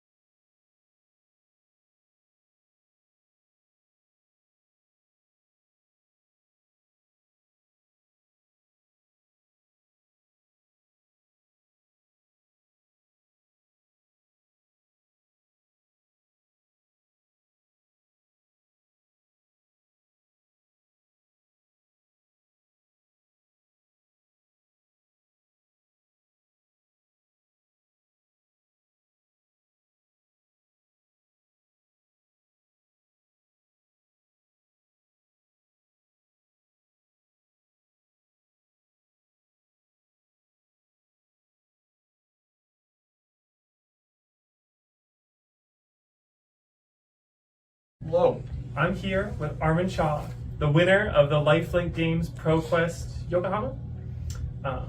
Congratulations on that incredible win in the mirror. In the mirror. Have you played the mirror much for Dio? Oh gosh, Seems like you played it a lot today. This game lives rent-free in my head a lot. So I've done a lot of sideboard revisions, a lot of versions of the deck. I have a bad habit of deleting my old versions, which is a bad idea. But for the most part, yeah, I've played it on I played it online. However, I have not played it in paper as much as I would like to. I have a general idea of what I want to do in the matchup. Gotcha. Because I mean, to us at Lifelink Games, you are Dio. You're our Dio. And we're so proud to see you do well. But it seems like Dio is a pretty popular choice today. A lot of Dios out there. What was it, 4 of you? 3 of you? 3. What made you decide to bring Dio today? So it's right now the best decks in the format are Gravy, Syndra, and Verdance. For the most part, there's you can argue about the top 8, top 6, whatever. But into that meta, Dio's pretty, I don't want to say she's well situated. So just talking about just the meta per se, she's 50-50 or has real game into Gravy enough that you can pressure his life total and just blow him up sometimes.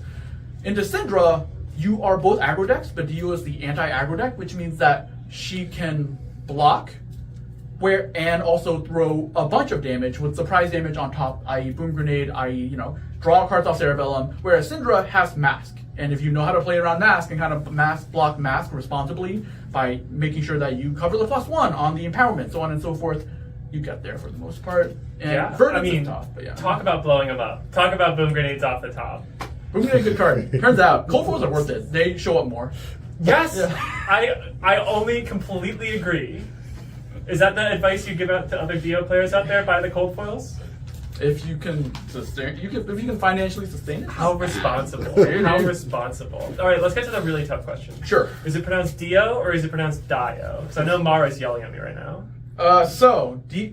Dash input output. Technically, it's IO. It's supposed to be Dio, but that sounds bad. I like Dio. It's Dio. I like It's Dio. Hey, you won. You get to say how it's pronounced. True. Yes, I do like. I do get to decide who. Yeah, it's Dio. I got one more question for Yeah, you. suck. Yeah, what's up? What's the gold foil? We're gonna open it. We're gonna open it. We're gonna open that right now. Yes. Ooh.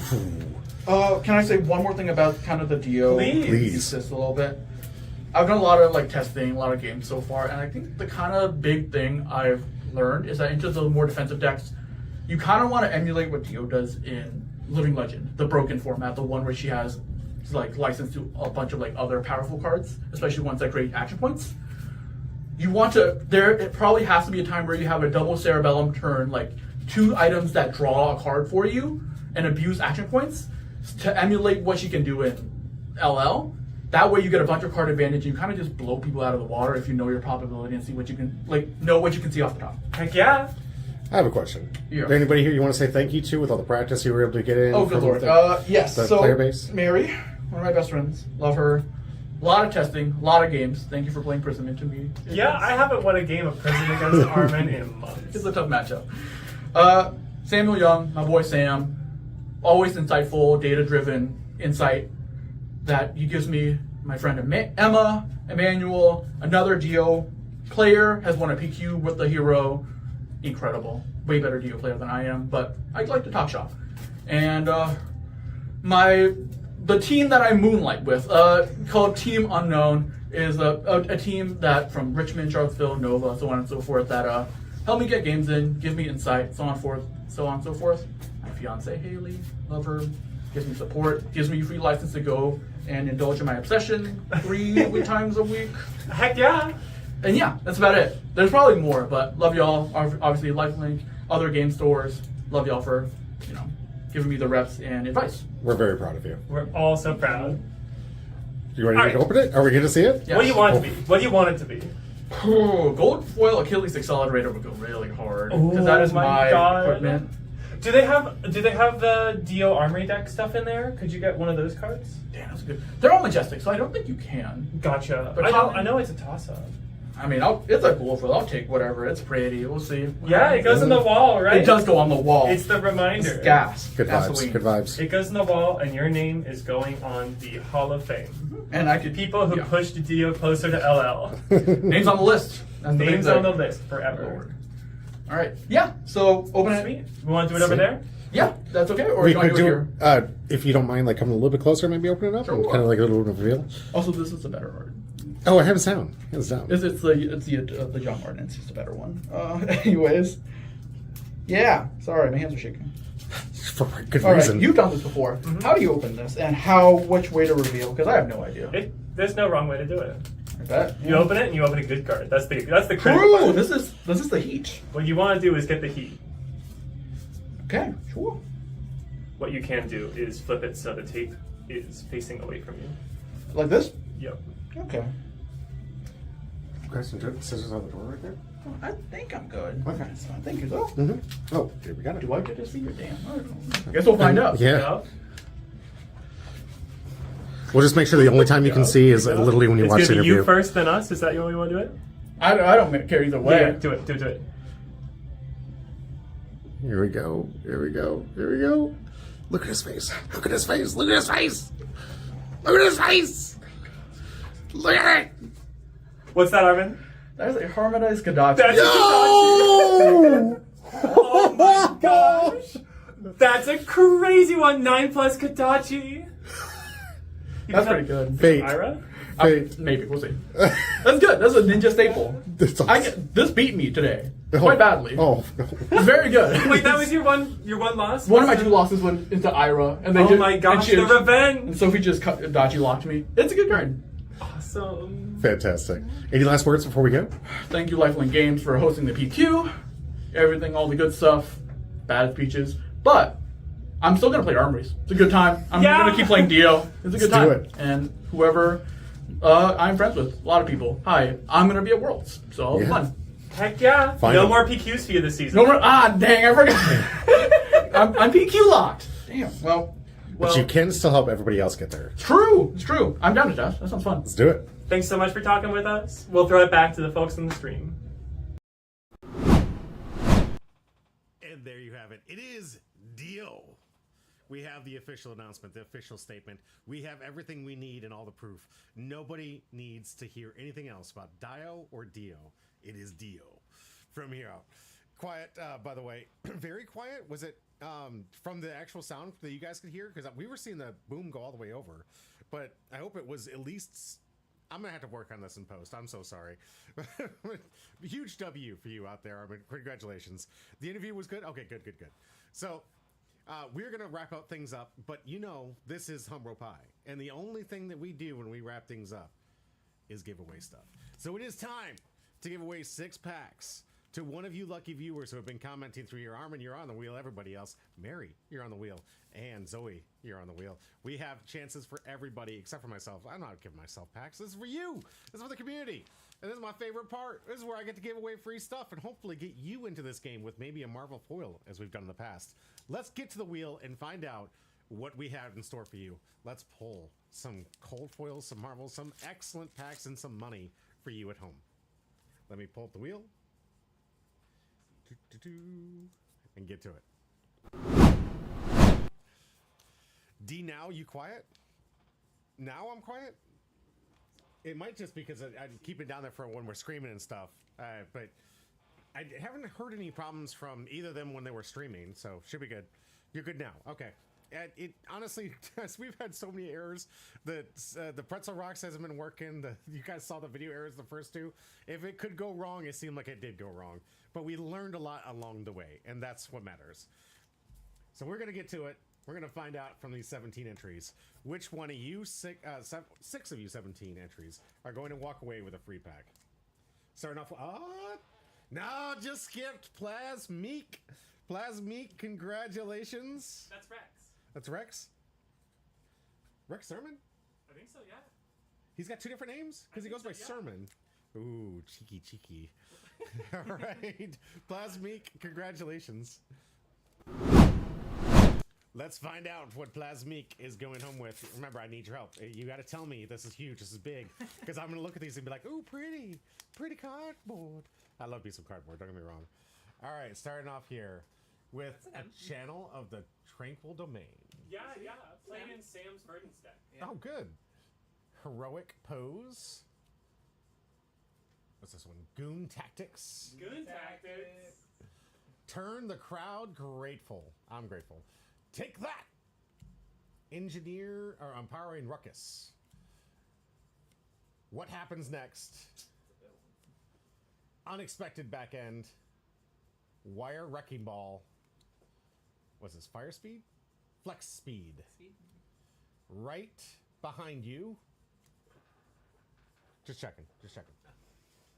Strong Stomach for Adversity. Fight from Behind.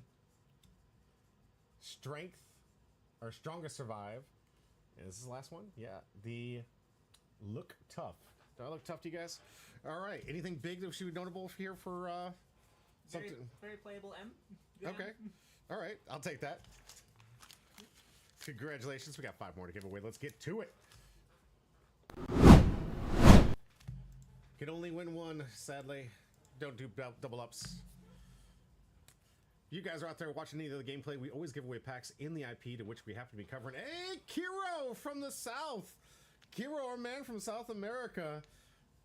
Welcome back. We're building up a heck of a care package for you, brother. You've got at least $4 to $5 in packs over here already in value. That care package that I'm still waiting for Little Pound Cake to hook up with me, but also this today, which could be that big number putting you over the 20 to get you that shipping.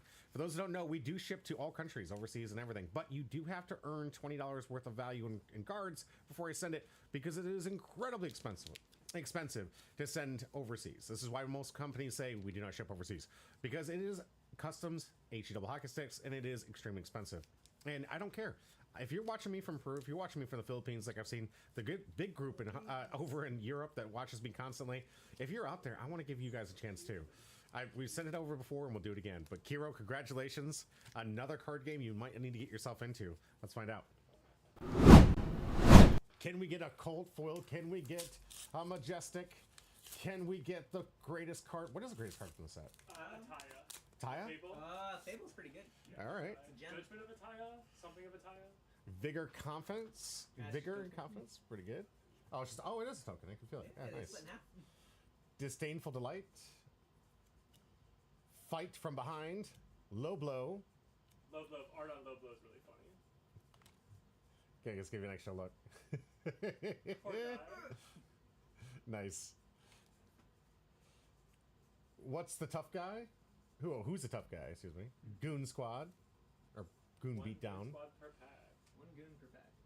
Familiar That's what Flesh and Blood stench. To be continued. Vigor. I saw this one on play today. This was great. Vigorous smash up. We saw this at least 2 or 3 times today. Tough nut. That was in Short shrift. That's right. That's right. Prince. The who? The crowd. Or prime the crowd. I like that. Prime the crowd. I can barely hear. I'm watching. Like my eyes are literally looking at the camera. I'm trying to see like what you guys can see. Horn of the Despised. Ooh, this one looks foily. I like this. Yeah. Mocking Blow. Right? Foil, yeah. Super playable in RKO, which is one of the top 8 decks we didn't actually feature on stream. Oh. Steel Victory. Also great in RKO. An arrogant what is it? Arrogant showboating. I love the names of these things. They're so good.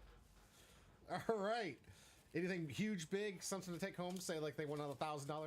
Nothing? Nice No. playable foil. All right, I'll take it. Yeah, no $1,000, but a head start towards your RKO deck. Excellent. You're blinged out, okay? Right? And as we heard in the interview, the blinged out decks are the ones that do well.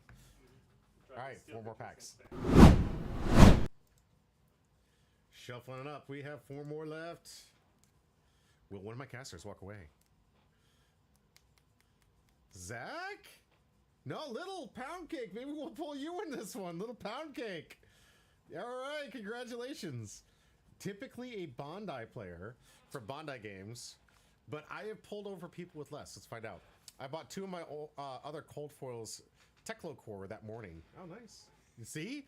If you get those, get those cold foils. You get yourself some wins.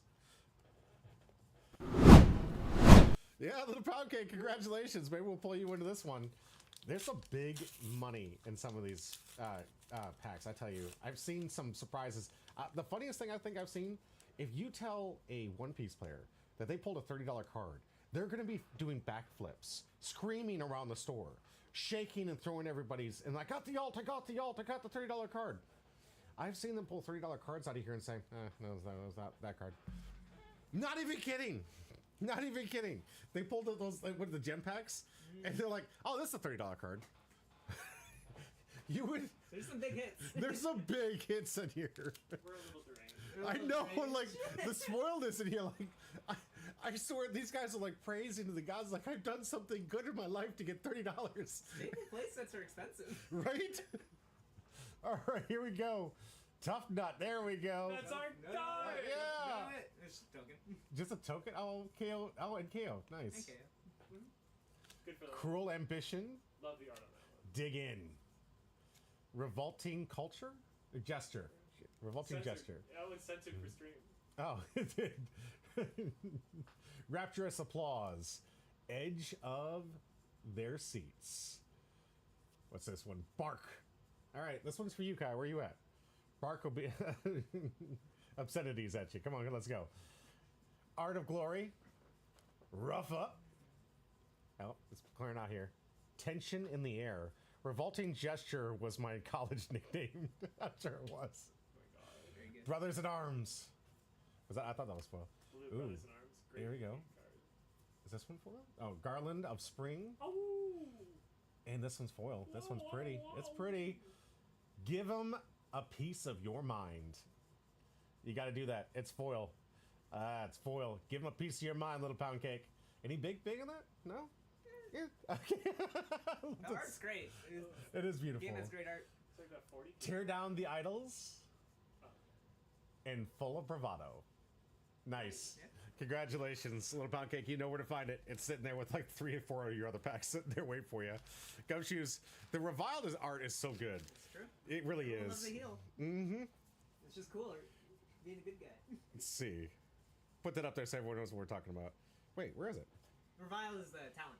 All the bad guy art. Yeah. Like, take a look. I think it was one of the first cards in the pack. Yeah. See this? There we go. Yeah. Oh. Reviled action. Oh, reviled action, the cruel ambition. Yeah. Right. That You is see, beautiful. Like all the tiny people standing in front of this, like the weird texturing of Come on, how baby. the like layers of the art are put together.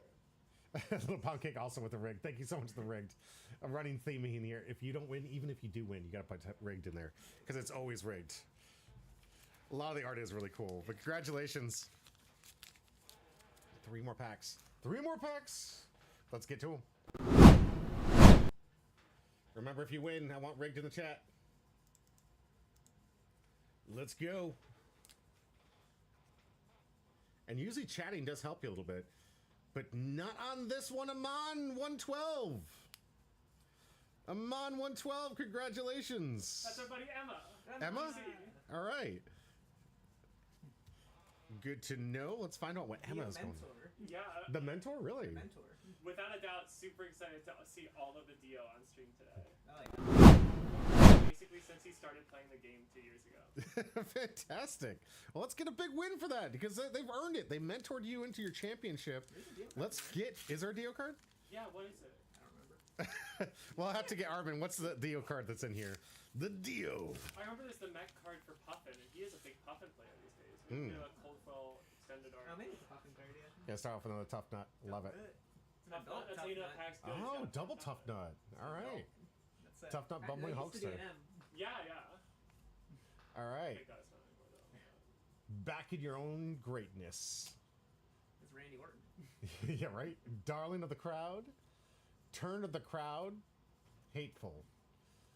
Ooh, here we go. Another one. I love this one. Tough smash up. Set. Good for football. Fire, strength. What is it? Flex strength. I'll get that right. It's so blurry on this side. Familiar story. All right. See this one. Vigorous smash up. This one's, it's yellow versus red? I thought this is the second one that's pack, right? A lot of them should be. A lot of the comments should be printed at multiple colors. Mm-hmm. I could have swore I saw it. Vigorous smash up. Oh, it's tough. Okay, vigorous and tough smash up. So tough smash up was red. Vigorous was in yellow. Yeah. Nice. Same art. Power play.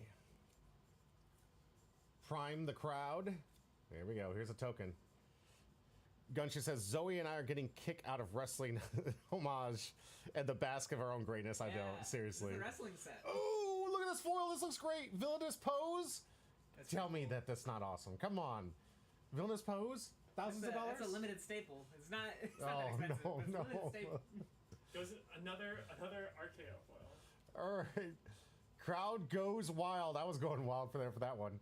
And disperse. Oh, that's sweet. Nice. It's kind of cool. It's a cycle of 3, and the art lines up, so it's one big long art piece along the 3 cards. Oh, side cool. by side. I know in the defensive Pleiades deck, the card guys we're talking about. Yeah, I guess I have stuff to give him. A majestic. Let's get it. Come on. Did we have a majestic in that pack? Did I miss it? No. Okay, okay. We got the Come one on, come early on. on, the Tranquil Domain. All right. Let's get another one. It's going to hit.